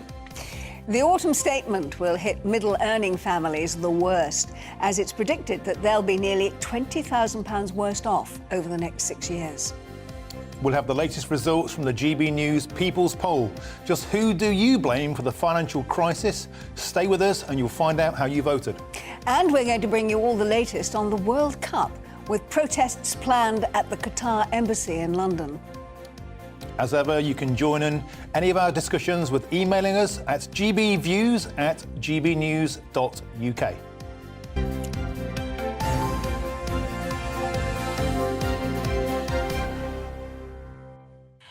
And so to our top story. News and analysis has shown that middle-income families facing being up to £20,000 worse off over the next 6 years, following the tax rises that were announced in Thursday's autumn statement. Once paid by fewer than 3 million at the turn of the millennium, fiscal drag will see almost 10 million people paying at least 40 pence in the pound by 2028. Let's get the latest from our political reporter, Olivia Utley. Olivia, it's been very interesting with the various guests that we've had on the programme this morning, all of them giving their own views on the statement, their own ideas of what could be done, should be done and wasn't done. What feeling do you get talking to Conservative MPs, to MPs in general in the House of Commons, about how they all feel about it? I mean, is there a lot of support for Jeremy Hunt from the backbenches, or is there sort of simmering anger at what he's done? Well, it's a little bit of a mixed bag, because on the whole, some Conservative MPs are relieved that their constituents, at least, don't seem to have much of a problem with this budget, given the circumstances and given what trouble the Conservative Party is in. By a small margin, the majority of constituents say that they think that the moves that Jeremy Hunt made were sensible. There's also some relief among the backbenchers that some of the measures that were predicted to be made in the autumn statement actually weren't made. And it feels as though in the run-up to the statement, Jeremy Hunt was sort of laying the ground, preparing people for the worst, talking about eye-watering cuts, huge tax rises, and that didn't quite come to pass. So in some quarters, there's relief, but in other quarters, there are plenty of Conservative MPs who feel that this isn't a very Conservative budget at all. There's quite a lot of talk about growth from Jeremy Hunt, but it's all top-down growth. It's all about the government investing in infrastructure, investing in big national projects, investing in people and skills, etc. All good things, but not much bottom-up stuff. There's not much about unleashing the potential of entrepreneurs, unleashing investors, helping people, creating the conditions in government for ordinary individual people to thrive and create their own wealth. And so there's quite a lot of muted concern among the backbenchers, muted at the moment, that's going to be a problem when it comes to the election, because people will start asking themselves, is the worry, why vote Conservative? So are a lot of them, are a lot of them actually worried about losing their jobs, basically? Well, yes, I would say perhaps maybe less worried than they were a few months ago, because at least there is this feeling of relief, which we shouldn't underplay, because after so much chaos, there is a sort of feeling that at least this sort of seems sensible, there's no drama, ministers are actually able to go on air and talk about their own portfolios rather than just talk about the utter political chaos swirling around them. So it does feel as though the ship has been steadied. That's a kind of general sentiment that keeps going around Parliament. But there is a worry that you sort of get to the next general election and people think, yes, this is all very well, but remind me why I should vote for the Conservative Party over the Labour Party, who seem to be offering something relatively similar. Well, a big thing that's come out of this is spot the difference. Spot the difference between Jeremy Hunt and the Labour Party. Tax rises for the middle classes, windfall taxes on oil companies, more money for the NHS, more money for people on benefits. This feels like a Labour budget, doesn't it? In some ways, yes. And I think, actually, Labour sort of hasn't gone quite as far as the Conservatives. I think, Keir Starmer has talked about the 45p rate of tax, 50p rate of tax. It doesn't sound as though he would tax the rich any more, really, than the Conservatives are doing at the moment. The extension of the windfall tax up to 35%, I think it was, is something that Labour have been promising too. So yes, there is a feeling that it feels a little bit like Labour light. And although it's all sort of perfectly sensible, you wonder why people would bother to kind of go out and vote Conservative. They might not vote Labour, but will they vote at all? There is a worry that I keep hearing in Parliament that what's going to happen in the next election is we just see historically low turnout. Yeah, and also hidden in the detail, which will soon emerge, is this 23% increase in fuel duty, 12p a litre, at a time where people can barely afford to fuel their cars, especially diesel. War on the motorists, war on the middle class, more net zero madness. I'll say again, this feels like a socialist budget in a blue rosette. Yes, I mean, the fuel duty, the threat to raise fuel duty, I have my doubts whether they'll actually go ahead with this, because they've done this quite a lot of times over the years, threatened to raise fuel duty. And of course, it's an easy buck for the Treasury. There are a lot of motorists in the country. They can say that it's all part of the green agenda, which they're sticking to. But as you say, it feels a bit like a war on motorists. And you've got sort of campaigning newspapers like The Sun, where I used to work actually, would campaign really hard against this. And time again, the government just folded and didn't actually raise fuel duty in the end. So I sort of think that it might turn out to be a false threat, basically. But it is pretty worrying. They're floating the bad news and then they'll drop it, so it's not quite as bad. Well, thank you very much. And it's not the only thing, in fact, that's going to happen next year, is it? I mean, there are lots of other measures that have been announced that are going to come to fruition in March and April of next year. Yes, it feels like there's quite a lot of sort of kicking the ball down the road. Defence spending, Jeremy Hunt's not yet doing anything about it. He wants to keep Ben Wallace happy, who said that he won't stay unless defence spending is raised, but he won't quite do it yet. So, well, they can find billions of pounds for Ukraine, but they can't find billions of pounds for our own defence. What does that say about the state of the Conservative Party? Charity begins at home, surely. Well, yes, but except I suppose it is part of the defence budget if we are actually spending it on what we're doing in Ukraine, because it would be argued as a member of NATO what we are doing is maintaining peace in some way, or at least trying to maintain some kind of peace in Europe as a whole, and therefore the budget is being spent in that area rather than at home. But then Boris Johnson said we will go cold this winter because of the war in Ukraine. Unless we have a mild winter. Looks like he was right. Yeah. Now, they think it's all sober. Well, it is now.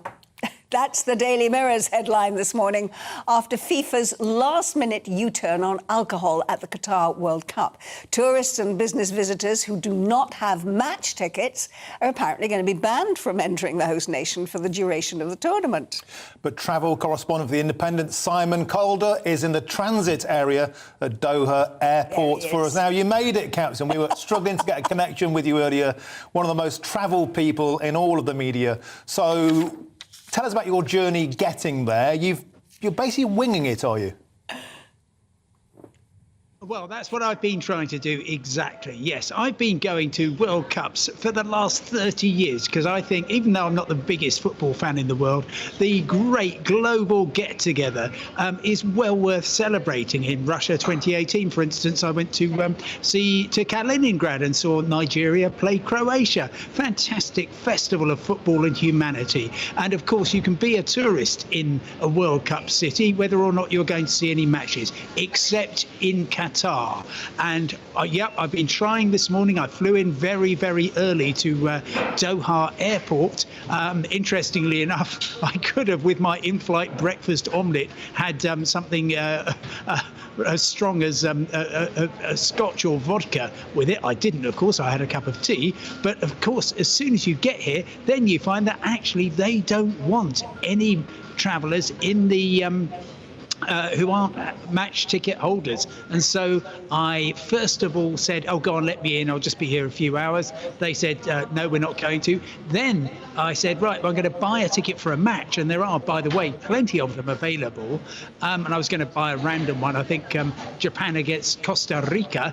But then they said, oh, well, no, because you're going to have to wait 8 days for a Haya card. That's the piece of documentation you need. So effectively, I was scuppered. And I'm here in transit instead. But of course, one thing you can say about Doha Airport is that it's wall-to-wall duty-free alcohol. Extraordinary.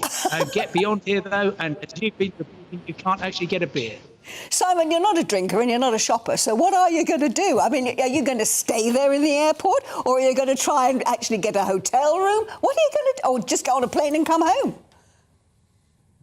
Well, look, I am actually going to get on a plane and come home. It was all planned on. I've actually just flown in from Singapore. I thought I would give it a go because, of course, if I managed to get in, then effectively I could just find a cheap way back. There's some fares about £300 via Istanbul, and actually there are match tickets available. There are hotels to stay in. All this stuff about having to stay in a container and paying £500 a night for the privilege. Well, no, there's a perfectly good budget hotel, which I have my eye on, which sadly I won't be staying in. So, I will be flying out in a few hours' time. And I don't know if I'm going to come back because, it's the perfect opportunity for Qatar to show off its great cultural wealth, the welcome, of course, from the people and everything else. But they seem to be absolutely focused on cracking down on alcohol, banning beer, just 5 days after FIFA said it would be available in the stadium perimeters. And that's gone out the window now. And people are now waiting to see, well, what else is going to change? They promised that they would be tolerant of LGBT people. That might not happen now. And quite a lot of anxiety, I'm afraid, as we approach the kick-off in just over 24 hours' time. Well, Simon, the airport looks dead. You can't get into the country unless you've got a ticket. It sounds like a nightmare for the casual fan. I mean, the World Cup should be about people travelling the globe, getting stuck in, enjoying social liberty, enjoying freedom. This feels like the antithesis of that. And also, of course, there are people who are not necessarily football fans who actually just might like to go and visit.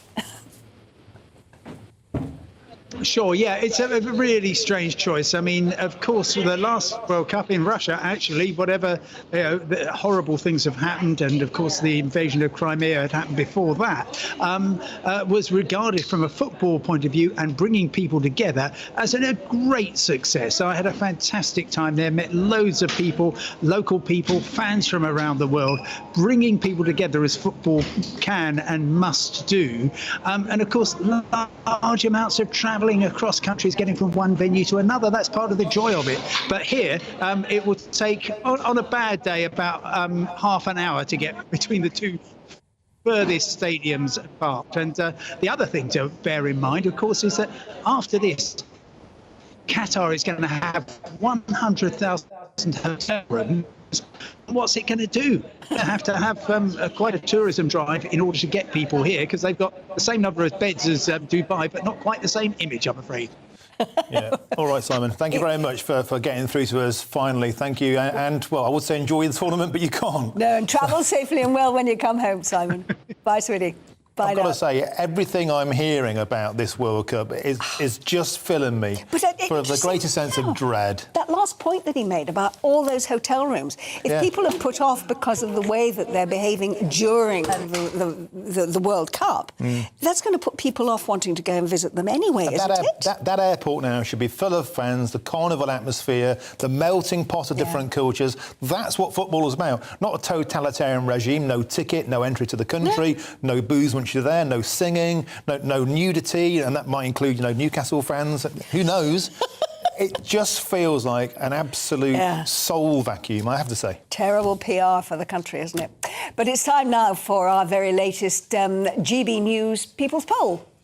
Chancellor Jeremy Hunt has announced that more than 600,000 people on universal credit are going to have to meet with a work coach to help get them back to work. So we asked people if they supported this plan, and 57% of them said yes. It's gone down very, very well with the public, it has to be said. And another question that the GB News People's Poll asked was, who do you blame for the current economic mess in the UK? Well, 21% said Liz Truss, who was only in power for 5 minutes, while an equal proportion blamed Russia's invasion of Ukraine. And what about the £500 billion on lockdown? The threshold at which people pay the highest rate of tax, 45 pence in the pound, has been reduced from £150,000 to nearly £125,000. Apparently 50% of people who were polled actually now support this measure. And when asked which of the following would be best to manage the British economy in the years ahead, well, 42% said they didn't even know. However, a Keir Starmer Labour government was ahead of Rishi Sunak's administration. Do you want to be shot or do you want to be hung? Feels like that. So joining us now is former Labour advisor and associate editor of Labour Uncut, Kevin Marr. Well, Kevin, 42% said they weren't quite sure what to do about the situation. What would you do about it?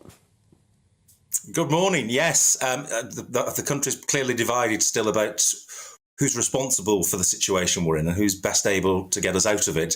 I just smiled slightly there when you were reading some of the figures out. I mean, if you remember back to the kind of the dog days of the last Labour government, George Osborne was very fond of saying that Labour hadn't fixed the roof while the sun was shining, and that arguments that the financial crash of 2008, 2009 were a global phenomenon weren't true, and it was down to bad economic management at home. And in a sense, what we've got now is the exact reverse, surprisingly, of that argument, with Jeremy Hunt and Rishi Sunak very keen to make the argument this is a global phenomenon, that there's inflationary pressure due to Russia and lots of other pressures in the global economy, and that it's not down to their economic management, having obviously been in power for 12 years continuously. So swings and roundabouts. I suspect where we are with public opinion is that the Conservatives are very aware that they've lost a lot of public trust, particularly about their management of the economy, given the kind of interregnum with Liz Truss and Kwasi Kwarteng, which obviously did so much damage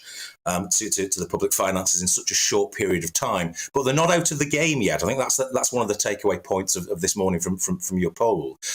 Labour still has a lot of work to do to catch up and to build trust that they're a credible custodian of the public finances and the economy. And that won't be lost on Keir Starmer and his team as they plan very carefully how Labour approaches this next period. For example, Keir Starmer's taken a bit of stick from people on the left for accepting the figures from the Office of Budget Responsibility, the framing of the financial statement the other day, that cuts are needed and tax rises are needed to balance the public finances. Now some left-wing economists are saying that's not true, these figures are wrong, therefore the framing of the response is wrong. But Keir Starmer's not really going down that road. He's accepting the OBR figures at face value and will base Labour's economic policy very much on the basis of those figures. So he wants to engage with reality and frame an offer as we go into this last period of this Parliament, the last couple of years, where the debate really intensifies and people make their choices. For the government, the big problem is that the economic cycle and the political cycle are now in two different places. Basically, Jeremy Hunt is running out of time, and he may be remembered as the man who sorted the public finances out, a bit like Roy Jenkins, Harold Wilson's Chancellor in the late 1960s, loads of plaudits from economists and newspaper editors for balancing the budget, but lost an election in 1970. And this could be the scenario that the Tories are now looking at. Kev, let's look at some of the detail of what came out, though. £20,000 worse off for the middle classes, higher taxes for the high earners, an increase in benefits, an increase in NHS spending, an increase in education, and windfall taxes on the oil companies. Why do we need a Labour government when we've already got one? That's a good question. I mean, I suspect Liz Truss and Kwasi Kwarteng are grinding their teeth to dust at this point. This is a complete disavowal of their brief tenure. I mean, they're trying to trade off some very, very difficult competing choices. How do you keep the blue wall, this kind of southern Conservative seats that they would regard as a safe bet, when the Liberal Democrats are now creeping up in the polls quite considerably and are going to cause them some problems at the next election? But also, how do you hold on to the fabled red wall, the kind of marginal seats in the north and the east and west Midlands, which the Tories won under Boris Johnson as a kind of post-Brexit bounce? If you're going to douse a lot of these people with tax rises and more regulation and public spending cuts, then they're going to ask the question, why bother with you guys again? And that's a response that's applicable both to the red wall and to the blue wall. So that's the kind of danger point for the Tories. But this is what I mean, where the political cycle, the ability to make difficult choices in government, but then have enough time to recover for the rest of the Parliament, they don't have that time. They are running out of road rapidly. And I suspect what we'll see next is a lot of Conservative MPs starting to really kick off about some of the measures in this budget. And then it's a question of whether Jeremy Hunt and the Treasury and Rishi Sunak can hold the line. Well, we shall see. Kevin, thanks very much indeed for that. And you were echoing actually some of the things that Olivia was saying earlier from what she's been hearing from members of Parliament actually in the House of Commons. Thanks so much for joining us this morning. Thank you. Thank you. Well, it just feels to me like Labour don't need to do anything. I mean, Keir Starmer could just keep quiet. and win at this rate, because basically Labour and the Tories are the same thing. That's what I think. Right, now, more to come, including Twilight actor Kellen Lutz, who's going to join us live from Liverpool's Comic Con.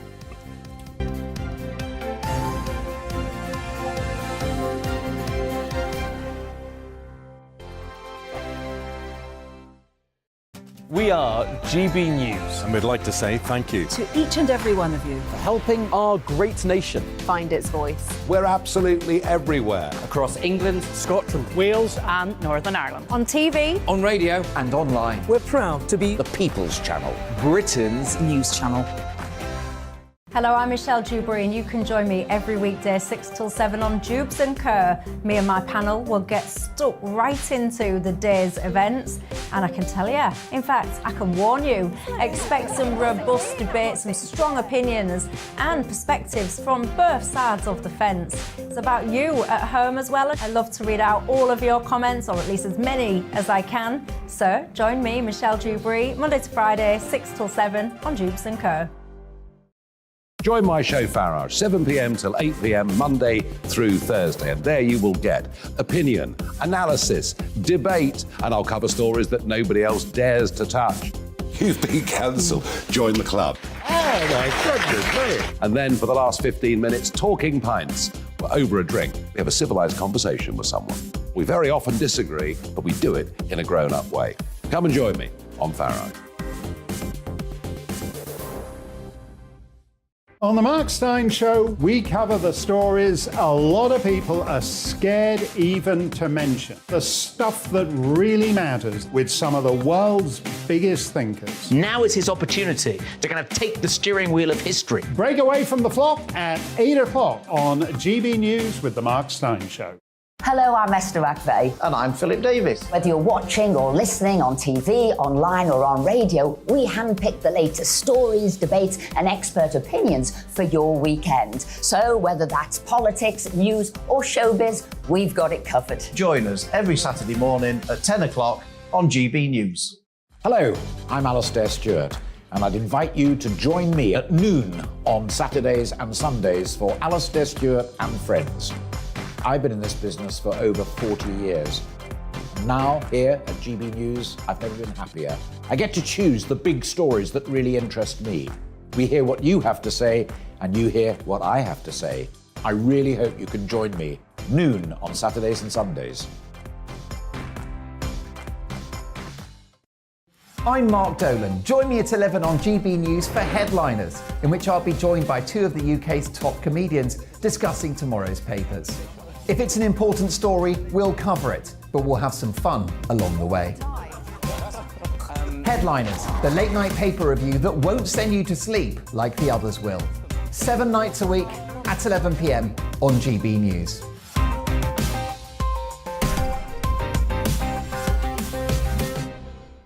Hi there, it's Stephen and Anne.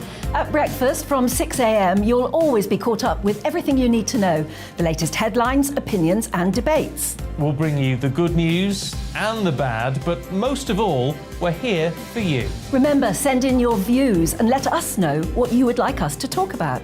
That's because we're your news channel. And every morning at 6 a.m, it's breakfast on GB News.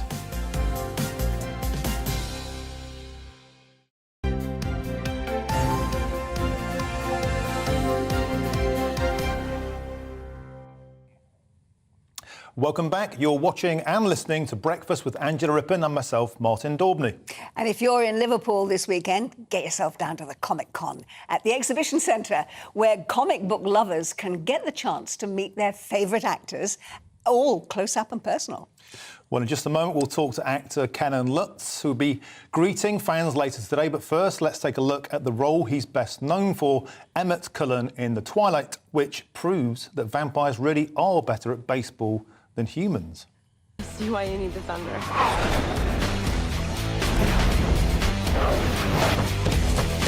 That's got to be a home run, right? Edward's very fast.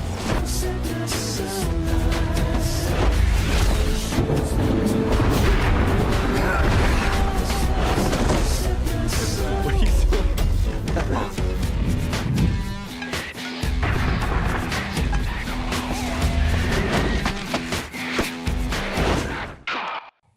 That's great stuff. I think every Twilight fan will remember that scene. It is still timeless. I think after 40, can you believe that was 14 years ago? Let's catch up now with the actor Kellen Lutz live from Comic-Con in Liverpool. Now, Kellen, it's your first time there. As we were saying, it's an opportunity for fans to get up close and personal to the people that they've seen on the screen. How are you coping with that? I love Comic-Con, and this is my first time over here in Liverpool. Yesterday, I actually came in 2 days ago and gave me a full day yesterday just to see the city, and it is a beautiful city. It's a small, big city, in my opinion, and just fascinating. I actually walked by the Billy Fury statue, and I haven't heard his music in so long, so I had to put that on my music channel and just started listening as I walked around. But it's beautiful here. The crowds, it reminds me of Twilight, the first premiere, how many people just camped out. That's how busy it is out there. And how obsessive are the Twilight fans? Like, if you compare, for example, to Trekkies or Star Wars fans, I mean, you've got some pretty invested fans who love your franchise, right? Yeah. If they battled the Trekkies, I think it'd be a pretty even fight. They've been diehard since day one, and it actually surprised me because before I knew it was a book series, I had met some Twihards, and it was really one of those special things where they helped bring me into the fandom that is Twilight. So it's special. It really is, and really special to be a part of. And I love that half my cast is here. Ashley Green's here, Peter Facinelli, Jackson Rathbone. So it's going to be a fun Comic-Con. Yeah, it is a different reaction you get from fans to something. I love the, what was it you called them? Twi-fans? Twihards. Twihards.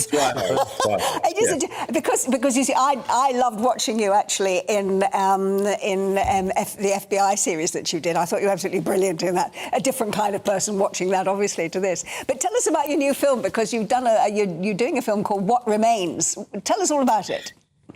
Yeah. So my good friend Nate Scoggins wrote and directed this movie, and it's all about forgiveness and what you would do in certain situations. And it's a tough one. It really pulls on the heartstrings. Anne Heche is in it. Bless her heart. She's in a better place. But it was really a special project to be a part of, and that comes out December 2nd.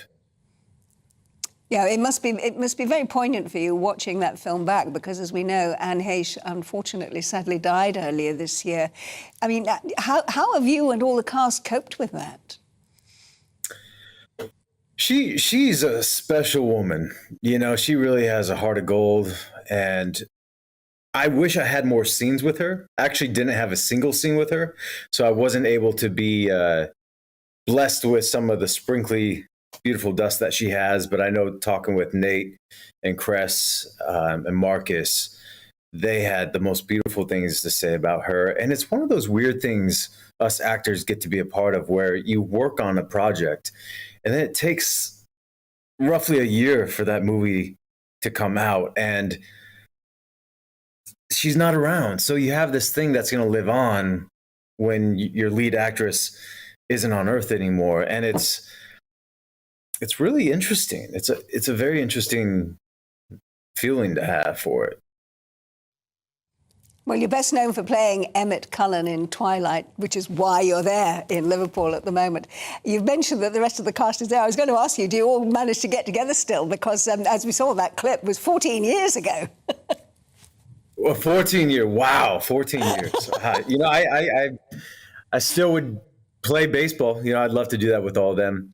All of us have had kids now. Jackson has 3. Peter just had a new one. Jack.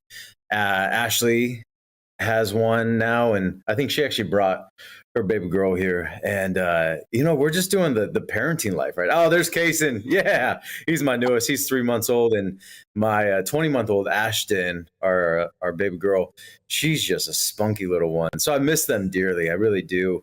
I can't wait to travel with them here. Oh, that is a fabulous photograph. That's a terrific photograph of you with, as you say, the newborn, the latest one in the family. Thanks ever so much for joining us, and I hope you have a lovely time up there in Liverpool. It's a great city, great people up there. You'll enjoy it. Thank you. Well, stay with us because we have plenty more to come, including the impact of knife crime in Britain.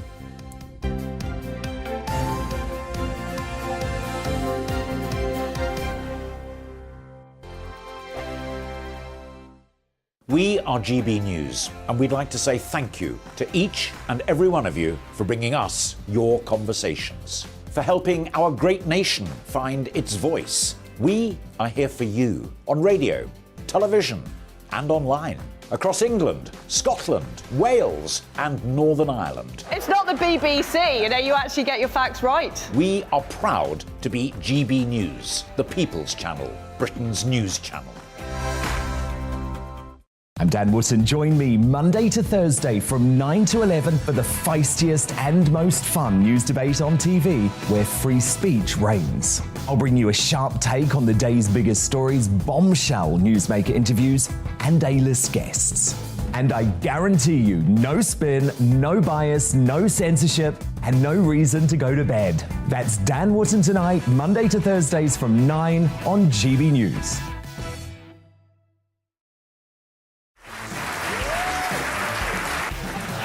My name is Andrew Doyle. Join me every Sunday evening at 7 p.m. for Free Speech Nation. This is a show where we address current affairs and news stories of the week with the help of two wonderful comedian panellists. I brought in comics because I want to give it a lighter edge, and also they work for less. See you there.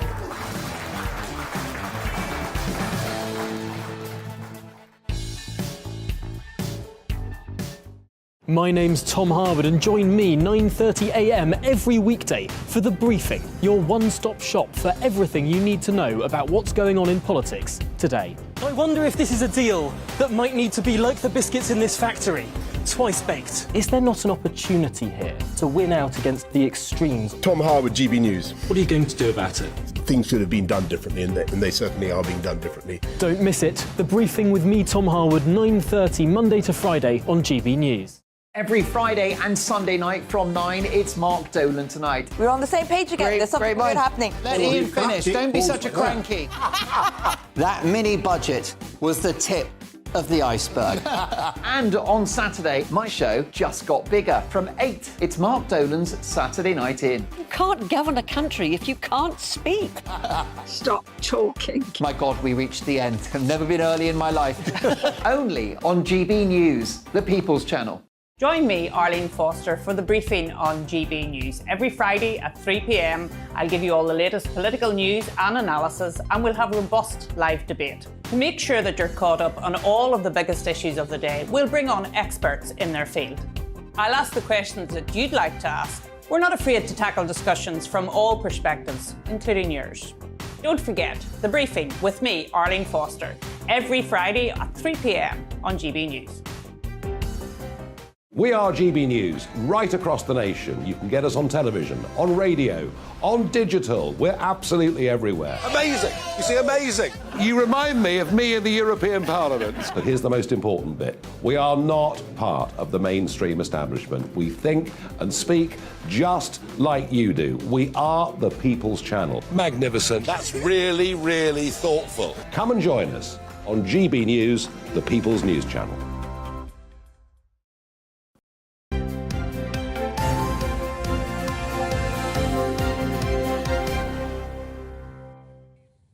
Welcome back. You're watching and listening to Breakfast with Angela Rippon and myself, Martin Daubney.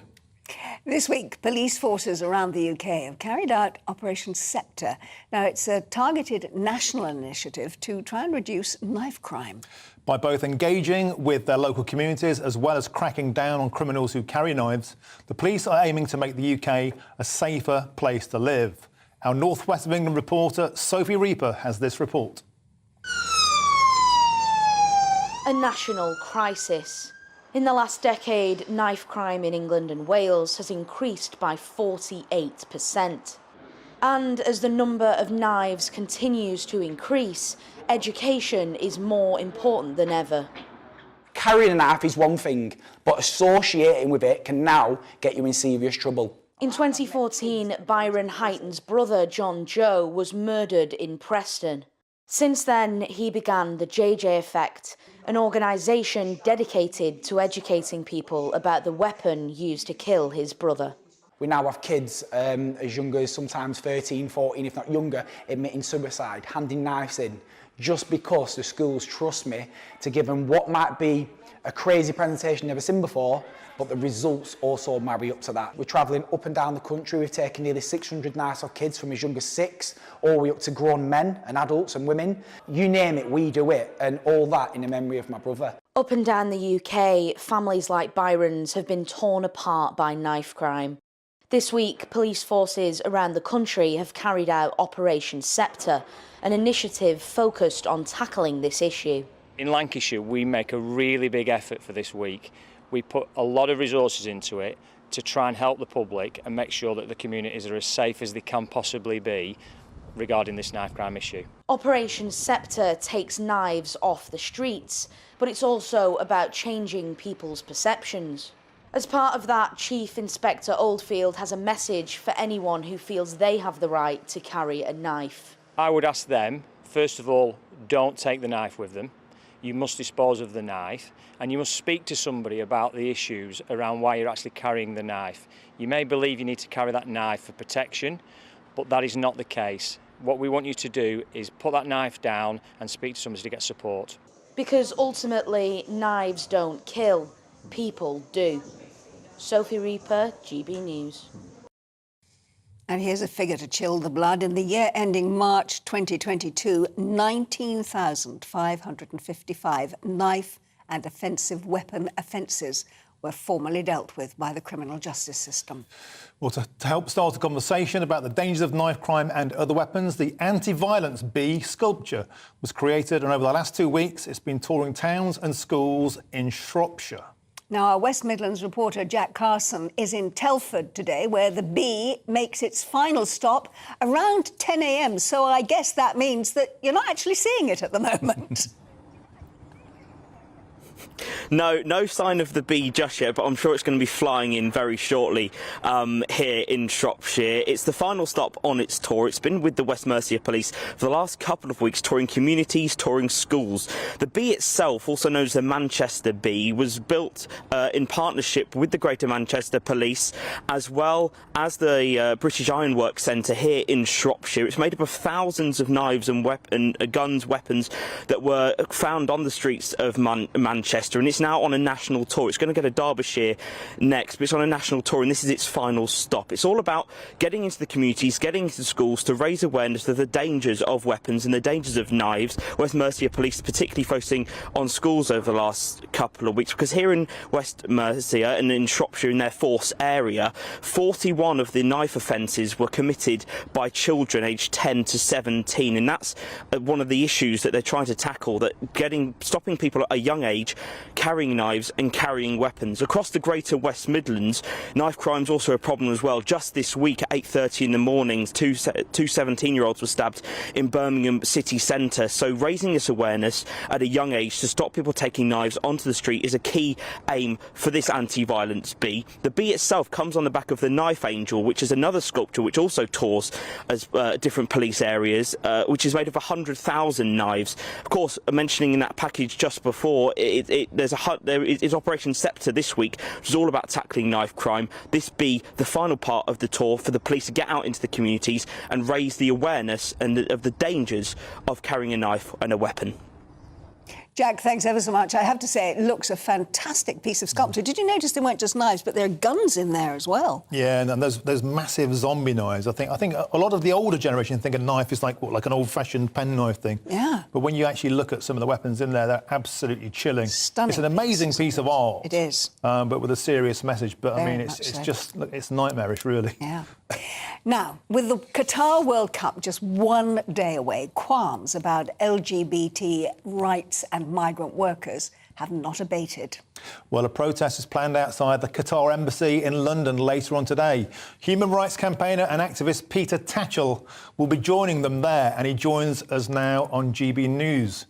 Hello there, Peter. We saw you go over to Qatar. Is it correct to say you were arrested for what you did out there, and what happened? I staged one-person protest outside the Qatar National Museum, and I was arrested and detained by Qatar police and state security. interrogated for an hour, and then they didn't really know what to do with me because protests are not allowed in Qatar. So they had to phone higher ups, and eventually they told me I could go, providing I went to the airport, got on a plane, and left the country.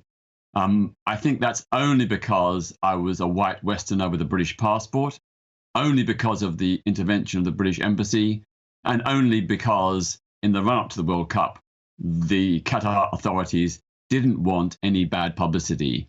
If I'd been a Qatari, I would now be doing time in prison. Peter, how confident are you that members of the LGBT community are actually going to be safe if they are going to Qatar to watch football? And indeed, how would they be identified, and on what premise would they be arrested or harassed? Well, the standard procedure in Qatar is anyone who is known to be gay or even suspected or perceived to be gay is liable to arrest and interrogation on the street, on the metro, or in a shopping mall. That's how bad it is. So LGBT plus fans will be at risk. Now, the Qatar authorities say they're going to adopt a live and let live attitude. But, you know, they've broken so many promises. Now, they haven't fulfilled their promises on better conditions for migrant workers, or done so only in part. They've just reneged on their promise to allow beer to be served and drunk in the stadiums and fan zones. And you just ask yourself, can we really trust these people? This is a police state. This is a dictatorship. I don't believe we can trust their assurances. So I am concerned about what might happen to LGBT plus fans. While pointing out that you can still be executed if you're a Muslim man for being homosexual in Qatar, right? This is a brutal regime, but we kind of know what's going on out there, Peter. But you're doing a demonstration later on today, and as well as bringing further shame to the Qatari dictatorship, what do you hope comes out of this conversation about what's happening in the UK? Well, today's protest outside the Qatar embassy in London at 1 o'clock is designed to further remind both Qatar and FIFA that Qatar should have never initially got the World Cup, because it is a dictatorship which does not respect human rights. And in particular, FIFA promised that despite Qatar's having these, draconian anti-gay laws, no discrimination would be tolerated at the World Cup. Yet we know that there are 7 competing football teams, including from Qatar, where homosexuality is totally criminalized. And if a star footballer from any of those countries, including Qatar, was known to be gay or came out, he would be more likely to be jailed than be selected to play for his national team. Now that is discrimination. It's against FIFA rules, but FIFA is doing nothing about it. As a Muslim country, we know that that's how they feel towards the gay community. We know this already, don't we? So has any of this really come as a surprise? And do you feel that FIFA actually should have had a much stronger hand in insisting on the way that all fans were treated when they came to the country? Well, absolutely. And because we know that Qatar is a police state dictatorship, which depresses and suppresses and represses its own people's human rights, that's a very good reason why they should have never been given the World Cup in the first place. We have to say loud and clear that just because they've got the World Cup doesn't mean to say we shouldn't be discussing these issues. Now, you're right, it is a Muslim country, and, that's up to them. But Qatar is also a member of the United Nations. And through membership of the United Nations, it is signed up to the Universal Declaration of Human Rights, which says that every person is entitled to equal treatment and protection against discrimination. Clearly, Qatar is not living up to its own obligations under the Universal Declaration of Human Rights. So, Peter, there has been evidence before that these attitudes exist against homosexuality amongst the Muslim community in the UK. What's your take on that? Well, the Muslim community in Britain is much more liberal than in Qatar. And, it's increasingly the case that Muslim families are accepting their lesbian, gay, bisexual and transgender children. That's progress. You can't compare Muslim attitudes here to those in Qatar. They are completely worlds apart. And I'm really, really proud that so many Muslim people in Britain are increasingly endorsing and supporting LGBT plus human rights, even though they may personally believe that homosexuality is wrong. They don't believe the law should discriminate. That is progress. Sorry, Peter, we've got in the studio our sports broadcaster, Aidan McGee. We are actually talking about a sporting event. And as we know, David Beckham and a number of other very high-profile sports people in this country are promoting not just the event, but also the country. What do you think that effect is going to have on their reputations once this sporting event is over? Peter. Have we got you, Peter? Sorry, I'm asking you, Peter, because we'll go to Aidan in a moment. As I say, we've got him because it is, of course, a sporting event. But I'm wondering what you, as someone who's been in the country, feels that the sort of sponsorship and the headlines that they're creating for this country is actually going to do to their reputations here at home. Well, I think it's really shameful that celebrities are allowing themselves to be bought by the Qatar billions in order to put a positive spin on what is a sexist, homophobic and racist dictatorship. I mean, how can David Beckham, Robbie Williams and all these other big stars who are performing in Qatar, how can they have a clean conscience when they know what this regime is doing to people? I think it's going to cause them huge, huge damage. I mean, David Beckham was a great LGBT plus ally and icon, but no more. I mean, his reputation is really severely damaged. Do you agree with that, Aidan? Yeah, I do. I was asked this about maybe 6-7 weeks ago about David Beckham's involvement in the FIFA World Cup. Yes, he's played in World Cups. He has a huge standing within the game of football. He transcends the sport. But, you know, he's a very, very wealthy man. Yeah. I don't really understand why he took the money. I think there might be an underlying cause here. There's a bid to stay relevant because he's not really been involved in football in a mud on boots kind of sense, man scores goals kind of sense in the last kind of 15 years now, I'd say. Certainly not since he was on loan at AC Milan. But I think there might be an underlying cause, an ulterior motive. He's launching this football franchise in the States, in Miami. I think that he may be courting Qatari interest for some investment. That would be my estimation. I think it's certainly been suggested. It wouldn't be uncommon for one of the Gulf states to invest in a football club around the world. We've seen it with PSG in France. We've seen the Abu Dhabi group in England with Manchester City. The Saudis get involved with Newcastle. It kind of follows suit that sooner or later they'll get involved with one of the American franchises, particularly one of the more salubrious and celebrated ones like Miami, which has someone like David Beckham at its core.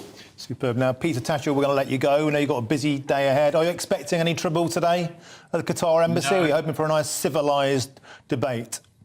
Absolutely. A peaceful protest, but a protest with a strong passion to support those many brave Qatari people who do want democracy and human rights. We are supporting their struggle. We are on their side. Peter Tatchell, keep fighting the good fight. Thanks, mate. All the best. Have a good day. Now, Aidan, let's get back to this point because a report has just come out in the last hour. I can't quite believe what I'm seeing. If you thought FIFA couldn't read the room already, tell us about the story. FIFA chief Gianni Infantino has hit out at people criticising Qatar, and what has he said? So this is a news conference in Doha on the eve of the World Cup, of course, which begins tomorrow. Qatar playing Ecuador at 4 p.m. Now, he's actually been talking for an hour. That's a long time for one person to be speaking at a press conference, but I'm normally bored after about 4 minutes. So he's actually said, I have difficulties understanding the criticism. I mean, what planet is he on? Well, this is the thing. But Andrew, this is the problem. This is why Sepp Blatter, his predecessor, who was widely believed to be behind the award of the World Cup to Qatar in the first place, he left in 2015 in really difficult circumstances. He's admitted it was a mistake. Yeah. So what does it say that if he knows that, why shouldn't his successor know that? Infantino was meant to be a new broom. He had the opportunity to take Qatar away and supplant that World Cup and give it to another nation which hadn't paid for the rights to take it, and we wouldn't have all these problems for now. Listen, don't get me wrong, the World Cup has to go around the world, but some of us really wanted to see, after everything that's gone on in the last 15 years, with it being in Brazil and with it being in South Africa as well, a lot of us wanted to see an old-school World Cup somewhere in Europe. However... But it gets worse. Well, it does. He says after 3,000 years of what Europe has done to the rest of the world, it should be apologising for the next 3,000 years. And he says Qatar is ready. It will be the best World Cup ever. I mean, that flies in the face of the complete mood behind it. But equally, this man doesn't know his history, because he would remember what he doesn't. The Middle East has done on the rest of the world. And he also says, I don't have to defend Qatar. They can defend themselves. I defend football. But football has gone to Qatar. All the evidence in the last 24 hours, at least, is that football is being pushed around by Qatar. Oh, this is an argument which is going to go on all through the tournament. My God. Small businesses. Now, let's come back to home stories. Small businesses and those who are self-employed could be worse off after the Chancellor's autumn statement, after he announced a number of changes to VAT and dividends. And we can speak to a business owner now, Clara Chinola-Walker, who owns a cosy cottage soap shop in Yorkshire, to talk to us about the impact on her business. Good morning. Good morning. Hi, Clara. Thanks so much for joining us. Just tell us about the way that your business has managed over the last couple of years, which I know has been very difficult for an awful lot of small businesses like yours. Yeah, I mean, the last couple of years has really been a perfect storm, hasn't it? I mean, we've had so many things impact us. So first off, we had COVID. So that meant that many of the small shops who used to buy the soaps, hand creams, lip balms, other products that we manufactured, they stopped buying from us. So we had to really build up our online business over COVID. We've had all sorts of other challenges since then as well. And now we have an autumn statement, which, as I've reflected on it, it feels like it's an autumn statement for big business, but not for small business. So in what way are specific things that the Chancellor announced going to have an effect on you and your business in the future? So one of the biggest ones that's going to have an effect on us, a lot of our work is about developing new products. So, for example, recently we've developed a seaweed soap and a seaweed hand and body cream using the good properties of seaweed. So that requires quite a heavy investment in research and development. When we undertook research and development over the last few years, there's been a big skew in, very positive support for small businesses as compared to large in the R&D tax credit scheme. This latest autumn statement in the R&D Research and Development Tax Credit Scheme seems to level out the support between small and large. So we no longer benefit from incremental help through that scheme. And that was something we relied on very heavily to keep developing new products and keep developing our business.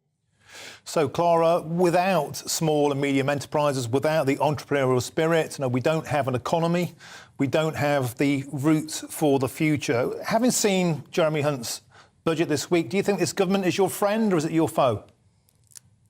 I wouldn't say it's my foe. I mean, there are always some positive things that you have to look for. So if we look at the budget, I'd say that the fact that business rates, which we were quite worried about, there's going to be a cap on the increases, and we're sort of going to be eased in to the revaluation changes rather than them coming as a big hit. So that feels, quite positive. But there are other things that are impacting individuals will in turn impact us. So, for example, the freeze in personal allowances and the fact that the higher rate tax will kick in at a lower level. These are our customers. These are customers of us who are buying our products.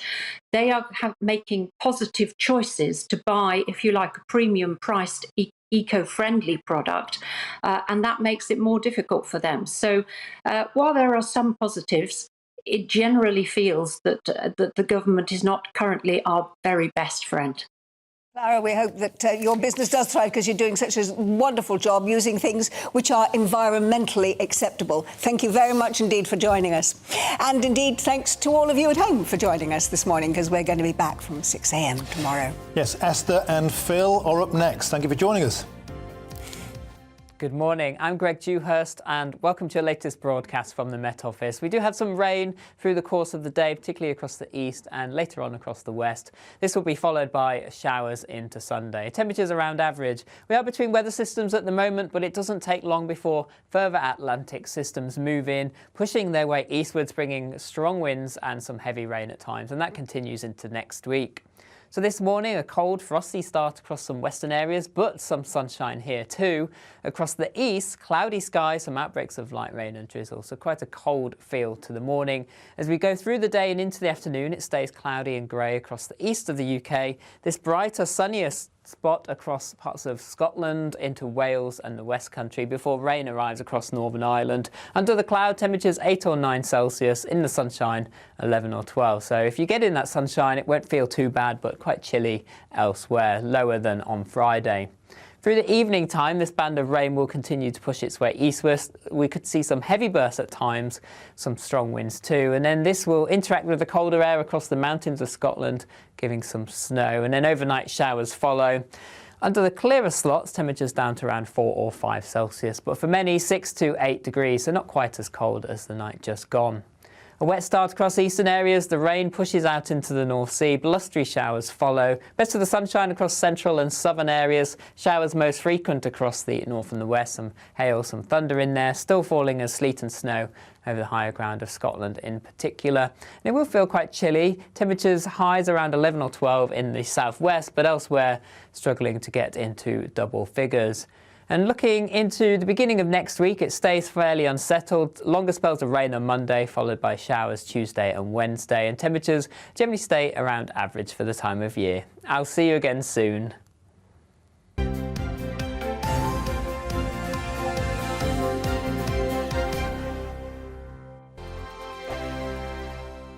Hello there, it's Eamon Holmes here from Breakfast on GB News. We're not just on your television and your screens, you know. We're on DAB plus digital radio, so you can listen to your favourite shows on the move. If you've not yet listened to GB News Radio, it's very simple. We're on your radio player and TuneIn apps, on your smart speaker, phone or tablet, or online at gbnews.uk. Take us with you wherever you go.